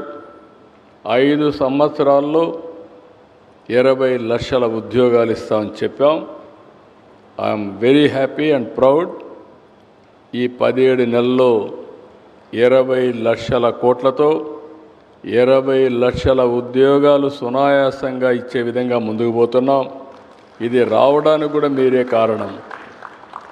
ఈరోజు మాకు సంకల్పం ఉండొచ్చు, మేము చెప్తే 10 మంది రావచ్చు. వచ్చిన తర్వాత దాన్ని సక్సెస్ చేయడం అనేది డిపార్ట్మెంట్ పైన ఆధారపడుతుంది. నేను ఒక్కొక్క డిపార్ట్మెంట్లో ఉండే ఆఫీసర్లు చూస్తున్నాను, ఎప్పుడూ చూడని ఎనర్జీ కనపడుస్తూ ఉంది. ఇండస్ట్రీస్ డిపార్ట్మెంట్ బ్రహ్మాండంగా పనిచేస్తున్నారంటే దానికి పోటీ పడి ఐటీ మినిస్టర్ పనిచేసే పరిస్థితికి వచ్చారు. వీళ్ళకు పోటీ పడి ఎనర్జీ డిపార్ట్మెంట్ పనిచేసే పరిస్థితికి వచ్చింది. వీళ్ళందరికీ పోటీపడి కడాన సిఆర్డిఏ ఒకరిద్దరు కాదు అందరూ, ఎంఎస్ఎంఈ అందరూ కూడా ముందుకు పోయే పరిస్థితికి వచ్చారు. నాకు ఇవన్నీ చూసిన తర్వాత ఒక నమ్మకం వచ్చింది. నేను ఆర్టీఐహెచ్ పెట్టాను, Ratan Tata innovation hub and spoke model పెట్టాను. ఒకప్పుడు 1 ఫ్యామిలీ 1 ఐటీ అని మాట్లాడాం.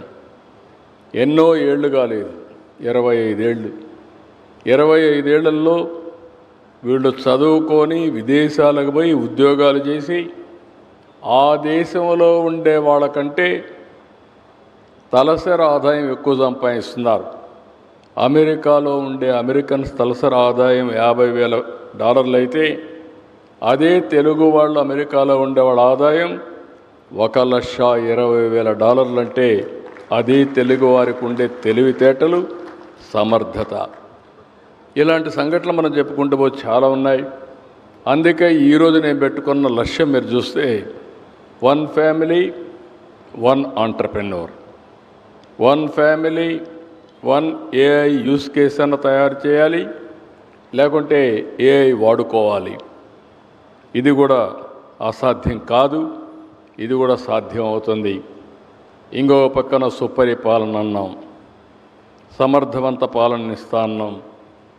ఈరోజు 750 సర్వీసులు ఆన్లైన్లో వాట్సాప్ ద్వారా మనం ప్రొవైడ్ చేసే పరిస్థితికి వచ్చాం. అంటే ఇవన్నీ కూడా మనం చూసినప్పుడు చాలా బాగా జరిగింది. ఈరోజు మొట్టమొదటిసారిగా ఈ మీటింగ్ సక్సెస్ చేసిన మిమ్మల్ని మరొక్కసారి అభినందిస్తున్నా. మిమ్మల్ని చూసిన తర్వాత నాకు అనిపిస్తుంది good governance always good politics. ఈరోజు మీరు చూశారు నరేంద్ర మోడీ గారు 2002లో సీఎం అయ్యాడు. ఆయన 12 ఏళ్ళు సీఎంగా ఉన్నాడు, 12 సంవత్సరాలు మళ్ళా పీఎంగా ఉన్నాడు. నిన్న బీహార్ ఎలక్షన్లు లాస్ట్ టైం కంటే ఇంకా బెటర్గా చేశారు, 202 సీట్లు గెలిచారు. What it indicates? సంక్షేమం, అభివృద్ధి, సుపరిపాలన, నమ్మకం. ఆ నమ్మకాన్ని నిరూపించారు, నిలబెట్టారు, బీహార్లో గెలిచారు. ఇప్పుడు దానివల్ల లాభం ఏమని మీరు ఆలోచిస్తే అది వ్యక్తిగతంగా ప్రధానమంత్రి, ఆ రాష్ట్రంలో ఉండే ముఖ్యమంత్రికి మంచి పేరు వచ్చినా దేశంలో మళ్ళీ ఒకసారి ఒక సుస్థిరమైన పరిపాలన ఉంది కాబట్టి మనం అందరం కూడా పెట్టుబడులు పెట్టచ్చు. ఈ గవర్నమెంట్లు ఏం మారవు కాబట్టి ఇంకా ముందుకు పోవచ్చు అని అందరూ ముందుకు వచ్చే పరిస్థితికి వచ్చింది. ప్రపంచంలో ఒక విశ్వాసాన్ని కల్పించే పరిస్థితికి వచ్చాం. ప్రపంచం మొత్తం భారతదేశం వైపు చూస్తూ ఉంటే నరేంద్ర మోడీ గారు ఒక స్ట్రాంగ్ లీడర్ అనే మెసేజ్ ఉంది, దాన్ని రీఎన్ఫోర్స్ చేసే పరిస్థితి వచ్చింది. ప్రపంచం మొత్తం మన గౌరవం పెరిగింది. నరేంద్ర మోడీ గారు ఇక్కడ గెలిస్తే భారతదేశస్తుల యొక్క గౌరవం ప్రపంచం మొత్తం పెరిగే పరిస్థితి వస్తుందంటే అది రాజకీయ సుస్థిరతకుండే ప్రాధాన్యత అని చెప్పి కూడా నేను మీకు తెలియజేస్తున్నా. అందుకని మిమ్మల్ని అందరినీ అభినందిస్తూ ఇంకొక పక్కన ఎవరైతే సిఐఐ మనస్ఫూర్తిగా అభినందనలు. నేను ఎప్పుడు ముఖ్యమంత్రిగా ఉన్న అధికారంలో ఉన్నా నేను అందరినీ కలుపుకొని పోతాను. ఎవరైనా ఎక్కువ సమర్థత ఉంటే లాభం ఉందనుకుంటే వాళ్ళని ఎక్కువ గౌరవిస్తా. అలాంటి వ్యవస్థలో మోస్ట్ రెస్పెక్టబుల్ వ్యవస్థ సిఐఐ అని చెప్పి నేను మీకు తెలియజేస్తున్న కన్ఫెడరేషన్ ఆఫ్ ఇండియన్ ఇండస్ట్రీ. దానికి కారణం వాళ్ళు ప్రపంచం మొత్తం నెట్వర్క్ చేస్తూ ఎప్పటికప్పుడు గవర్నమెంట్కు సహకరిస్తూ మంచి పబ్లిక్ పాలసీలు ఏమేమి తేవాలో తీసుకొస్తున్నారు. ఈరోజు ఇక్కడుండే డిపార్ట్మెంట్లు అందరికీ ఒకటే విజ్ఞప్తి చేస్తున్నా, లేబర్ రిఫార్మ్స్ తీసుకొచ్చాం, అడ్మినిస్ట్రేటివ్ రిఫార్మ్స్ తీసుకొస్తున్నాం. అదే మరి రియల్ టైం గవర్నెన్స్ ద్వారా ఎప్పటికప్పుడు ఎక్కడ కూడా చిన్న చిన్న పొరపాట్లు లేకుండా కూడా చూస్తున్నాం. ఇవన్నీ చేస్తూనే ఈరోజు నెక్స్ట్ లెవెల్ ఆఫ్ రిఫార్మ్స్కి వెళ్ళాం. దేశంలో ఎప్పుడు కూడా మీరు ఒకసారి చూస్తే ఏ రిఫార్మ్ అయినా అమలు చేయాలంటే అది ఆంధ్రప్రదేశ్కే సాధ్యమని గతంలో నిరూపించాం, మళ్ళీ ఈరోజు నిరూపించే పరిస్థితికి వచ్చాం. అదే మీరు చూస్తే ఏ రాష్ట్రం ఇవ్వలేదు. దానికి ఒక ట్రెండ్ సెట్టర్గా ఉండాలనే ఉద్దేశంతో ఈరోజు ఎస్క్రో అకౌంట్ పెట్టాం, సావరెన్ పవర్స్ ఇచ్చాం, దానికి గైడ్లైన్స్ తయారు చేస్తాం. ఒకసారి ఇండస్ట్రీ పెడితే ఇన్సెంటివ్స్ ఇస్తామంటే అవి ఏ విధంగా ఇస్తాం మన హెడేక్, కానీ పెట్టిన పెట్టుబడులకు మాత్రం అన్యాయం జరగడానికి వీలు లేదు, మన వల్ల వాళ్ళు నష్టపోవడానికి వీలు లేదు. మాట నిలబెట్టుకునే క్రెడిబిలిటీ ఇవ్వడానికి ఎస్క్రో అకౌంట్, అదే మాదిరిగా సావరెన్ గ్యారంటీ ఇచ్చాం. ఇప్పుడు మీరు చేసిన పనికి డబల్ అడ్వాంటేజ్ వస్తుంది. నాకు ఏమాత్రం అనుమానం లేదు. ఇప్పుడు మా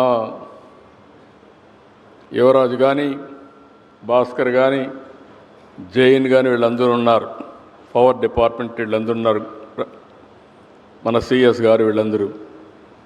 ఇప్పుడు మీరు పరిశ్రమలో వచ్చే వాళ్ళని ఎప్పటికప్పుడు హ్యాండ్ హోల్డ్ చేసి క్లియరెన్స్ ఇవ్వాలంటే కూడా ప్రాబ్లం వచ్చే పరిస్థితి వస్తుంది. వేరే రాష్ట్రంతో సమానంగా పోటీ పడే వరకు మీరు కానీ ఇంకా బాగా పోటీ పడగలిగితే డబ్బులు కొరత లేదు ఈ దేశంలో, ప్రపంచంలో కూడా కొరత లేదు. ఎవడు అవకాశాలు చూపించగలిగితే అక్కడికి పారిశ్రామికవేత్తలు రావడానికి సిద్ధంగా ఉన్నారు. ఇది యథార్థం అని చెప్పి కూడా నేను మీకు తెలియజేస్తున్నా. అలాంటి వండర్ఫుల్ పాలసీలు ఇచ్చాం. రేపటి నుంచి పెట్టుబడులు తీసుకొచ్చే బాధ్యత మాది. వచ్చిన వాళ్ళకందరినీ సక్రమంగా చూసి ఇప్పుడు ఎట్టయితే చేశారో దేనికంటే ఉత్సాహంగా మీరు చేయాల్సిందిగా మిమ్మల్ని అందరినీ కోరుకుంటున్నా. చేస్తారని చెప్పి నమ్మకం ఉంది, అది చేయాల్సిందిగా మిమ్మల్ని కోరుకుంటున్నా. ఈరోజు ఒక న్యూస్ చూస్తే మళ్ళీ ఒకసారి ఒక సాటిస్ఫాక్షన్. ఈఓడిబి బిఆర్ఏపి దీంట్లో చూస్తే ఒక అవార్డు ఇచ్చారు. ఆ అవార్డులో కూడా 4 బిజినెస్ సెంట్రిక్ అవార్డ్స్ ఇస్తే Andhra Pradesh achieve the top achiever status ఇచ్చారు 2024లో, లాస్ట్ ఇయర్ది. అంటే that is a wonderful experience. ఇందులో highest among leading industrial states in the country, Maharashtra achieved category 3, Gujarat category 2 business centric, Andhra Pradesh వచ్చి 4 business centric. That is the highest thing we got it. దీని తర్వాతనే మిగిలిన states అన్నీ ఉన్నాయి. మిగిలిన రాష్ట్రాలు మీరు చూస్తే ఫాస్ట్ మూవింగ్ స్టేట్స్ కింద పెట్టి 13 స్టేట్స్ పెట్టారు.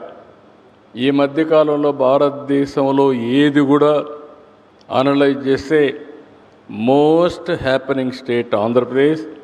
దానికి కారకులు మీరంతా టీం మెంబర్స్ అని చెప్పి తెలియజేసుకుంటూ ఇక్కడుండే అధికార యంత్రాంగం, పైనుండే మంత్రివర్గం, ఆఫీసర్స్ అని చెప్పి తెలియజేసుకుంటూ మరొక్కసారి మీ అందరికీ చెప్తున్నా, చాలా సాటిస్ఫాక్షన్ ఉంది నాకు. ఎందుకంటే ఓసారి నేను కూడా మంచిగా మీకు చెప్పాలి.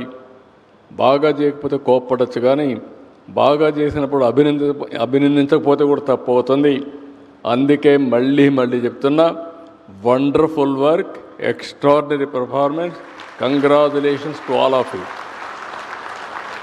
విశాఖ పేరు నిలబెట్టారు. మళ్ళీ ప్రపంచమంతా కూడా విశాఖపట్నం పేరంటే మారు మ్రోగే విధంగా తీసుకొచ్చారు. పోలీసులు కూడా చూశాను. విజిబుల్ పోలీసింగ్, ఇన్విజిబుల్ పోలీస్ వీలైనంతవరకు చూపించగలిగారు. ఎక్కడంటే అక్కడ ఉండకుండా, ఎవరిని ఇబ్బంది పెట్టకుండా, చాలా వరకు తక్కువ కనపడి ఎక్కువ పోలీసింగ్ చేశారు. మిమ్మల్ని కూడా అభినందిస్తున్నా. Wonderful work. నేను ఎవరితో మాట్లాడినా కూడా ఒకటే హ్యాపీగా ఫీల్ అయ్యారు. ఒకటి, Visakhapatnam dynamic city, beautiful city. ఇండియాలో ఇలాంటి ప్రొఫైల్ ఉండే సిటీ ఇంకొకటి ఉండదు. అదే సమయంలో ఇక్కడ పీపుల్ కూడా చాలా డైనమిక్ పీపుల్, చాలా వైబ్రేషన్స్, ఒక మాటలో చెప్పాలంటే వైబ్రెంట్ సొసైటీ ఉండే ప్రాంతం ఇది. ఇంకొక పక్క ఒక మాట చెప్తే ఫాలో అయ్యే సొసైటీ. హుద్హుద్ సైక్లోన్ నాకు ఇప్పటికి కూడా జ్ఞాపకం ఉంది. నేను ఆ రోజు ఒక కాల్ ఇచ్చాను. దీపావళి వస్తూ ఉంది, చెట్లన్నీ కూడా కిందన పడిపోయినాయి, బాగా ఎండిపోయి ఉన్నాయి. ఎవరైనా దీపావళిలో క్రాకర్స్ కాలిస్తే ఫైర్ యాక్సిడెంట్లు అయ్యే ప్రమాదం ఉంటుంది. దీపావళి జరుపుకోండి, ఎక్కడ కూడా క్రాకర్స్ కాల్చొద్దని పిలిపిస్తే ఒక్క క్రాకర్ కాల్చకుండా దీపావళి జరుపుకున్నారంటే విశాఖపట్నంలో అది వాళ్ళకుండే నమ్మకం. అదే నాకు ఎప్పుడు కూడా ముందుకు తీసుకుపోతుంది. అలాంటి వండర్ఫుల్ సిటీ. ఈరోజు కూడా మీరు అందరూ గుర్తుపెట్టుకోవాలి, నేను ఇక్కడ ఒక్క విశాఖపట్నమే కాదు, సమగ్ర అభివృద్ధి కోసం ముందుకు పోతున్నాం. విశాఖపట్నం ఎకనామిక్ రీజియన్ మొన్నే ఒక రిపోర్ట్ తయారు చేశాం. తిరుపతి, నెల్లూరు నుంచి రాయలసీమ మొత్తం 3 నెలల్లో ఒక రిపోర్ట్ తయారు చేస్తాం. అమరావతి మాస్టర్ ప్లాన్ డీటెయిల్స్ తయారు చేశాం. వెస్ట్ గోదావరి నుంచి ప్రకాశం జిల్లా వరకు ఒక సమగ్ర ప్రణాళిక తయారు చేసుకుంటాం. అదే సమయంలో 5 జోన్స్కి 5 రతన్ టాటా ఇన్నోవేషన్ హబ్స్ పెట్టాం. మన రాష్ట్రంలో VCIC ఉంది, విశాఖపట్నం చెన్నై ఇండస్ట్రియల్ కారిడార్ ఉంది, BCIC ఉంది, బెంగళూరు చెన్నై ఇండస్ట్రియల్ కారిడార్ ఉంది, అదే మరి బెంగళూరు నుంచి హైదరాబాద్ కారిడార్ ఉంది. ఇవన్నీ కూడా మనం ఉపయోగించుకుని ఎక్కడికక్కడ మనకుండే అడ్వాంటేజ్ ఉపయోగించుకొని మనం మార్కెట్ చేసుకోగలిగితే చాలా వరకు మనం ముందుకు పోయే అవకాశం ఉంటుంది. ఇప్పుడు మొన్నటి వరకు 20 లక్షల పెట్టుబడులు అనుకున్నాం. ఇప్పుడు నేను ఇచ్చిన పాలసీలన్నీ చూసిన తర్వాత 5 ఏళ్లలో 50 లక్షల కోట్ల రూపాయలు పెట్టుబడులు అట్రాక్ట్ చేసే పరిస్థితి వస్తుంది. మన వాళ్ళు ఇప్పటికే నేను ఈ మాట అనగానే మళ్ళా టార్గెట్ పెంచేశారనుకుంటారు, కానీ ఎప్పుడు కూడా హై యాంబిషన్ ఉండాలి. దానికి తగినట్టు మనం మెంటల్గా ప్రిపేర్ అయ్యి పనిచేస్తే అనుకున్నది సాధించే అవకాశాలు ఉంటాయి. చాలా చేయాల్సిన అవసరం ఉంది. నేను మళ్ళీ చెప్తున్నా మిమ్మల్ని అందరినీ, ఈ 3 రోజులు మీరు చూశారు, కష్టపడ్డారు, కానీ వండర్ఫుల్ వర్క్ చేశారు. హార్డ్ వర్క్ అంటే స్మార్ట్ వర్క్ ఎక్కువ చేశారు. దానికి మనస్ఫూర్తిగా అభినందనలు. That is what I'm wishing. ఒకప్పుడు హార్డ్ వర్క్ చేయమనేవాడిని, రాత్రింబగళ్ళు ఉండమనేవాడిని. ఇప్పుడు నేను హార్డ్ వర్క్ చేయొద్దు అంటున్నాను. మీరంతా కూడా స్మార్ట్ వర్క్ చేసి కరెక్ట్గా ఉంటే, సిన్సియర్గా ఉంటే వండర్ఫుల్ రిజల్ట్స్ వస్తాయి. దానికి ఉదాహరణ ఇటీవల జరిగిన 2 ఇన్సిడెంట్లు, సైక్లోన్, సిఐఐ పార్ట్నర్షిప్. ఈ 2 కూడా వండర్ఫుల్ ఈవెంట్స్. రాబోయే రోజుల్లో ఏ ఈవెంట్ వచ్చినా ఆ కండక్షన్లో మనం నెంబర్ 1గా ఉండాలి.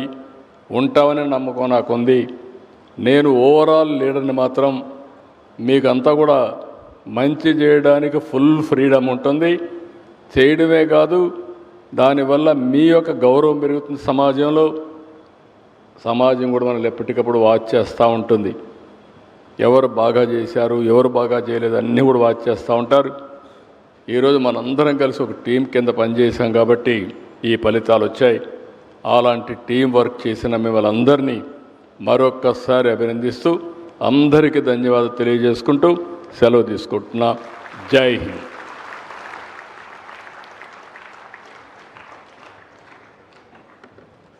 అద్భుతమైన సందేశం ద్వారా అందరిలోనూ నూతన ఉత్తేజాన్ని నింపిన ఆంధ్రప్రదేశ్ రాష్ట్ర ముఖ్యమంత్రి వర్యులు శ్రీ నారా చంద్రబాబు నాయుడు గారికి హృదయపూర్వక ధన్యవాదాలు తెలియజేస్తూ ఈనాటి కార్యక్రమ ముఖ్య అతిథి గౌరవనీయులైన ఆంధ్రప్రదేశ్ రాష్ట్ర ముఖ్యమంత్రి వర్యులను అధికారులకు ఫెలిసిటేట్ చేయవలసిందిగా అభ్యర్థిస్తున్నాం. దయచేసి ప్రతి ఒక్కరూ స్టేజ్కి లెఫ్ట్ సైడ్ నుంచి రైట్ సైడ్ దిగవలసిందిగా అభ్యర్థన, త్వరగా రావాల్సిందిగా అభ్యర్థన. First I would love to call upon G Shyambabu garu, SE Visakhapatnam, AP PDCL department. P Jyothi, deputy EE, Seethammadhara, AP PDCL department. M Kamalakar Babu, MD NREDCAP. P Vijay Bhaskar, PRO, INPR. Kiran, joint director, INPR. Krishnareddy, regional information engineer, INPR. Rajasekhar, additional director, INPR. Suryanarayanarao, joint director, INPR. Raksha, Primus Partners. Ravi, అల్గో Hire. Nilaya Varma, Primus partner. C Harika, investment nodal officer, tourism. J Madhavi, district tourism officer, tourism.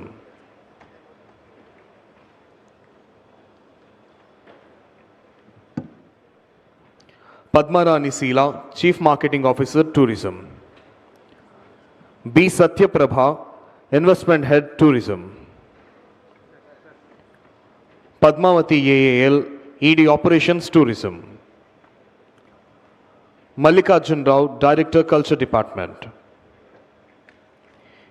A Srinivas, deputy CEO, AP tourism. Suyash Lepakshi.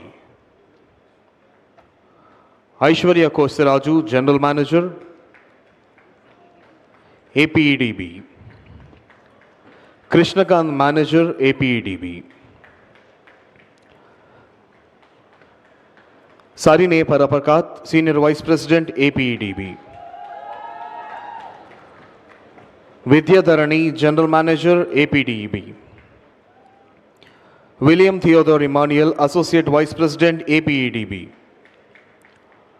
Vijayakanth Veju, AVP, APDEB. Venkatarangarao, young professional, APFPS. Sai Srinivas, regional manager, APFPS. KVD Janardhan, regional manager, APFPS. Karthik Kumar, manager, APHDC limited, APHDC. Karthik Kumar, manager, APHDC limited, APHDC. GV రాఘవరావు, chief engineer, APMB. Pratap Suryanarayana Reddy, executive director, APMB. Captain B Adinarayana, port officer, APMB. Captain K Siddharama Sastha, port officer, APMB. P Sudheer Babu, deputy tahsildar, district administration. SM Jilani, deputy tahsildar, district administration. K. Kavita, AD Disable Welfare, District Administration. S. Sudhasakar, RDO, Vishakhapatnam, District Administration. K. Sangeet Madhur, RDO, District Administration. K. Naeemullah, District Vishakhapatnam, District Administration. P. Venkataramana, V. Ramachandra, G. Surya Kumar, N. Madhavi Sukanya, T. Praveena, DCO, District Administration. RCH Srinivas, DTC. RCH Srinivas, DTC. V. Bhaskar Rao, DSO. KV Ramalakshmi, PD, ICDS. BV Ramana, AO, KGH. S. Renukaya, District Fire Officer. J. Madhavi, DTO. Sivani, DFO, VMRDA. Dr. ENV Naresh Kumar, CMO, GVMC. PV Sachinarana Raju, CE, GVMC. Usha Rani, Nodal Officer, GSWS. K. Sadarao, DD, INPR. Sachi Devi, PD, DRDA, Anakapalli. Professor GP Rajshekhar, Vice Chancellor, Andhra University. Dasari Sudhakar, Joint Director, Industry Department, Industries and Commerce. Ramalingeswar Raju, Additional Director, Industries and Commerce. Sandeep Paidi, Partner, KPMG. Simhachalam, Journal Manager, Anakapalli, Industries and Commerce. Karthik, EY. SD Anita, Special Deputy Collector, APIIC. E. Pratap, Executive Director, APIIC. P. Rachana, Executive Director, APIIC. Vijay Nekkalapudi, Director, KPMG. Panichandra, Director, KPMG.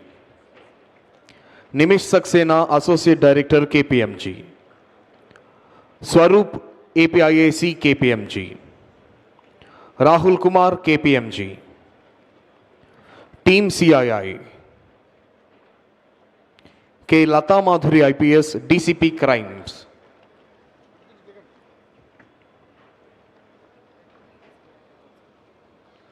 Team CII.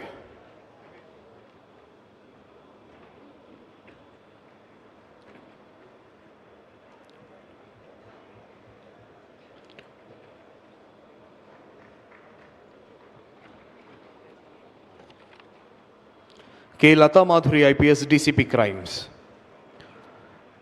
Sauryaman Patil, IAS, MD, AP Drone Corporation. Prakhar Jain, IAS, CEO, RTGS. Dhatri Reddy, IAS, CEO, RTIH. Abhishek Kumar, IAS, CEO, APMB. Geetanjali, IAS, MD, APSFL.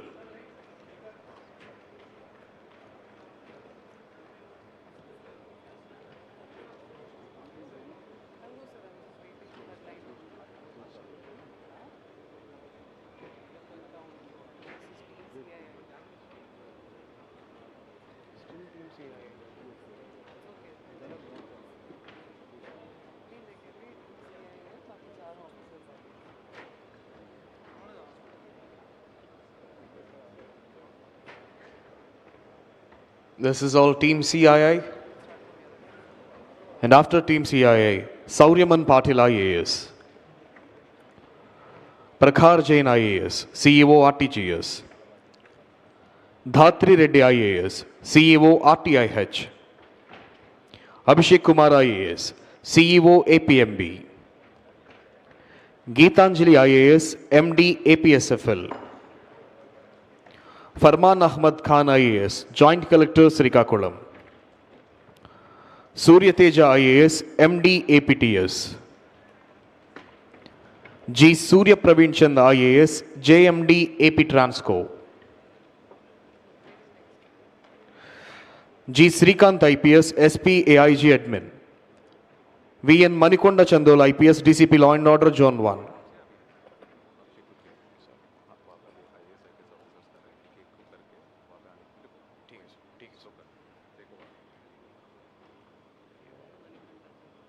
Manikanda Chandrolu, IPS, DCP Law and Order, Zone 1.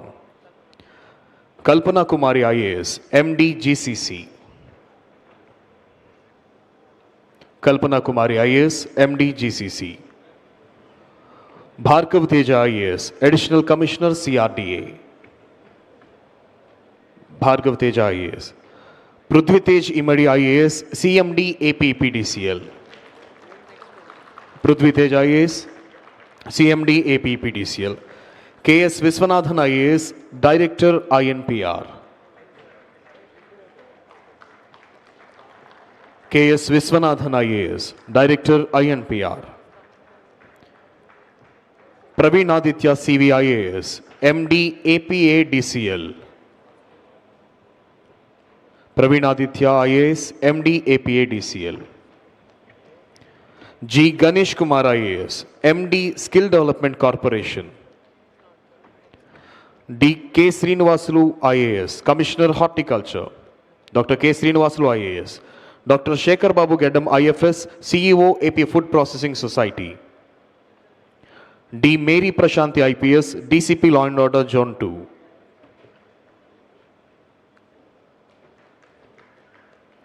D. Mary Prashanti, IPS, DCP Law and Order, Zone 2. Himanshu Shukla, IAS, District Collector, Nellore. Amrapali Kata, IAS, MD, APTDC. Bharat Gupta, IAS, Director, Collegiate Education. Senthil Kumar, IPS, DIG, Octopus. Senthil Kumar, IPS, DIG, Octopus. G. Rekha Rani, IAS, Commissioner, Handloom and Textile. K. Kannababu, IAS, Commissioner, CRDA. Praveen Kumar, IAS, Resident Commissioner, Andhra Pradesh. Bhaskar Katamaneni, IAS, Secretary to Government, IT, ENC Department. Sri Bhaskar Katamaneni, IAS, Secretary to Government, IT, ENC Department. Kona Sesdar, IAS, Secretary to Government, Skill Development. Saurabh Gaur, IAS, Secretary to Government, HMF and W. Manish Kumar Sinha, IPS, Commissioner, Transport Department. Sri S. Suresh Kumar, IAS, Principal Secretary, MA and UD Department. S. Suresh Kumar, IAS, Principal Secretary, MA and UD Department. Mukesh Kumar Meena, IAS, Secretary to Government, Mining Department. Shri N. Madhusudhan Reddy, IPS, Additional Director General, Law and Order.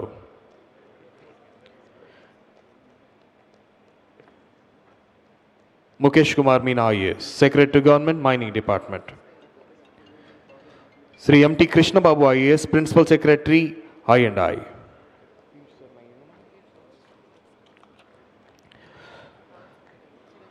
Chiranjeevi Chowdhury, IFS, Retired Principal Secretary, Food Processing Department. Dr. Ajay Jain, IAS, Special Chief Secretary, Tourism Department. Viswamanoharan, AFHQ, CEO, APMSME.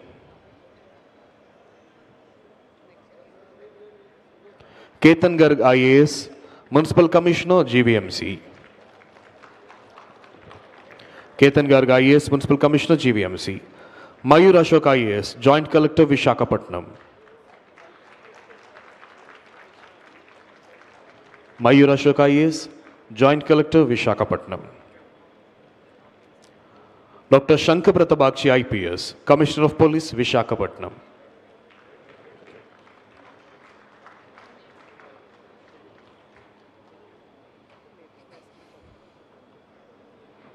Next.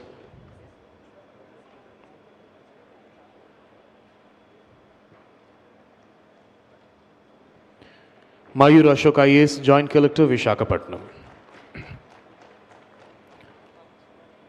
Dr. Shankar Pratabakshi, IPS, Commissioner of Police, Vishakhapatnam. Shankar Pratabakshi IPS, Commissioner of Police, Vishakhapatnam. Sri M.N. Harindra Prasad IAS, District Collector, Vishakhapatnam. M.N. Harindra Prasad IAS, District Collector, Vishakhapatnam. Shubham Bansal IAS, Director of Industries.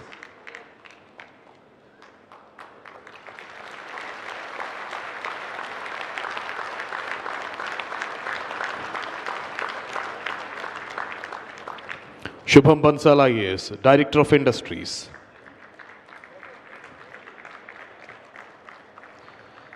CM Saikant Verma IAS, CEO AP Economic Development Board. CM Saikant Verma IAS, CEO AP Economic Development Board.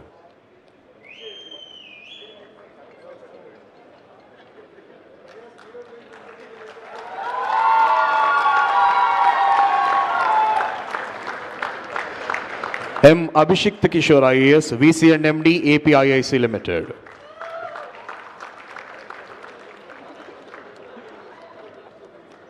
M. Abhishek Kishore IAS, VC and MD, APIIC Limited. Dr. N. Yuvaraj IAS, Secretary to Government and CIP, Industries and Commerce Department.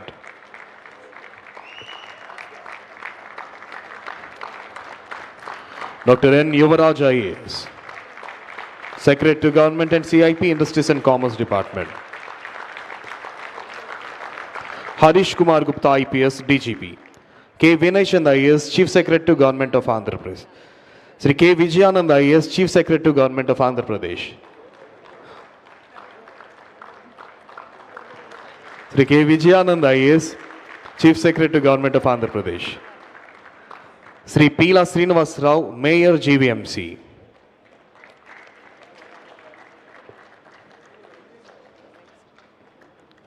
Sri Pila Srinivas Rao, Mayor GVMC. CM Ramesh, Member of Parliament, Anakapalli.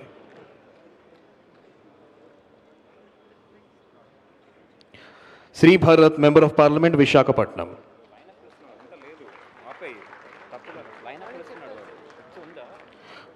Velakapudi Ramakrishna.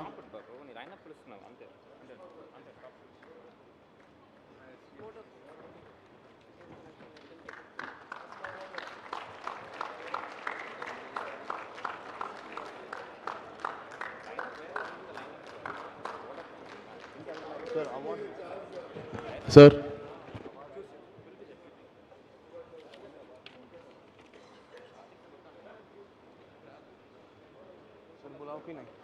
Sir Andhra Pradesh రాష్ట్ర ప్రభుత్వం is of doing బిజినెస్లో మరొకసారి దేశంలోనే అగ్రగామిగా నిలిచింది sir.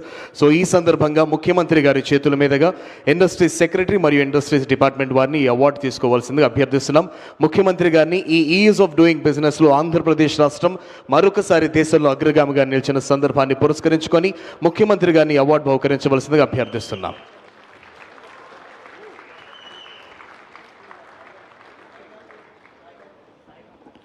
Saikant Verma, sir.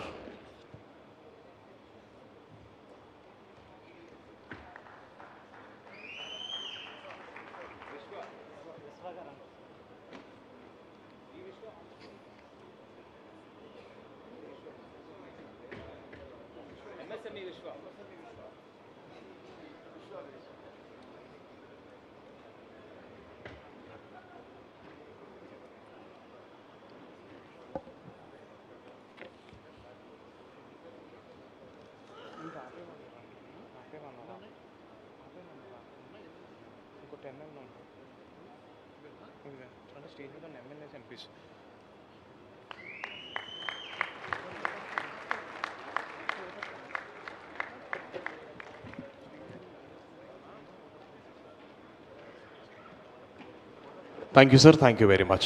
I now invite the VC and MD APIIC to please extend the words of gratitude.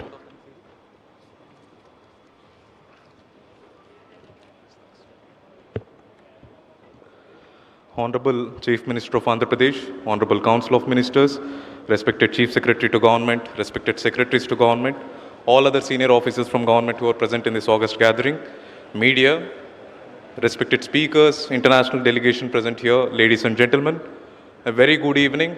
Indeed, it has been a great evening.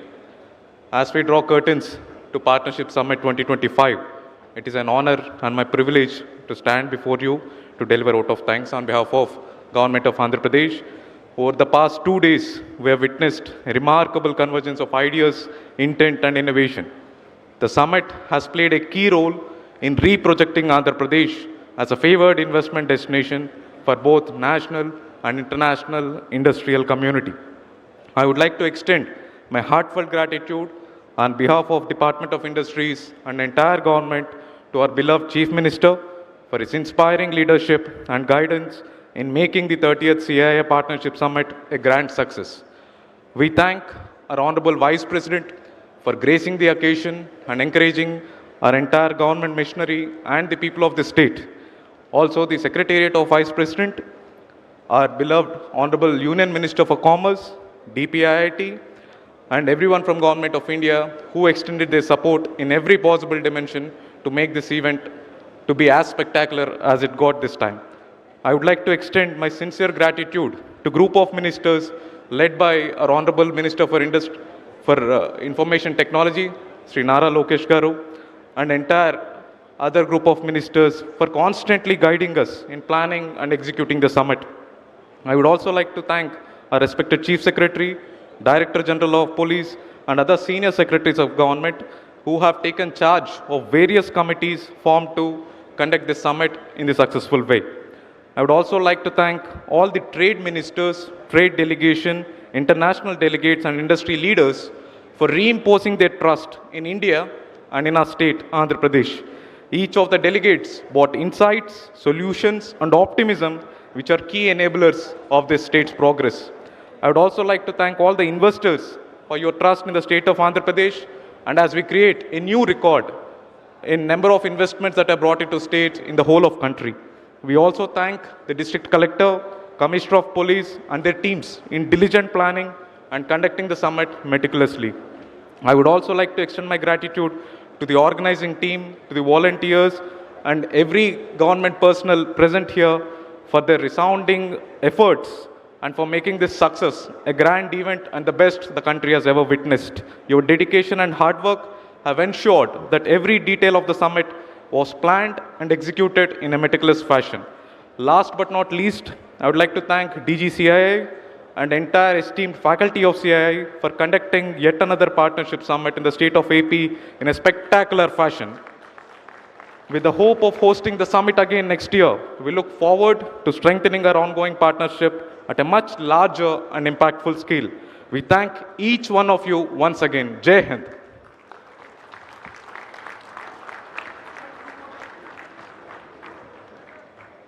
Thank you sir, thank you very much.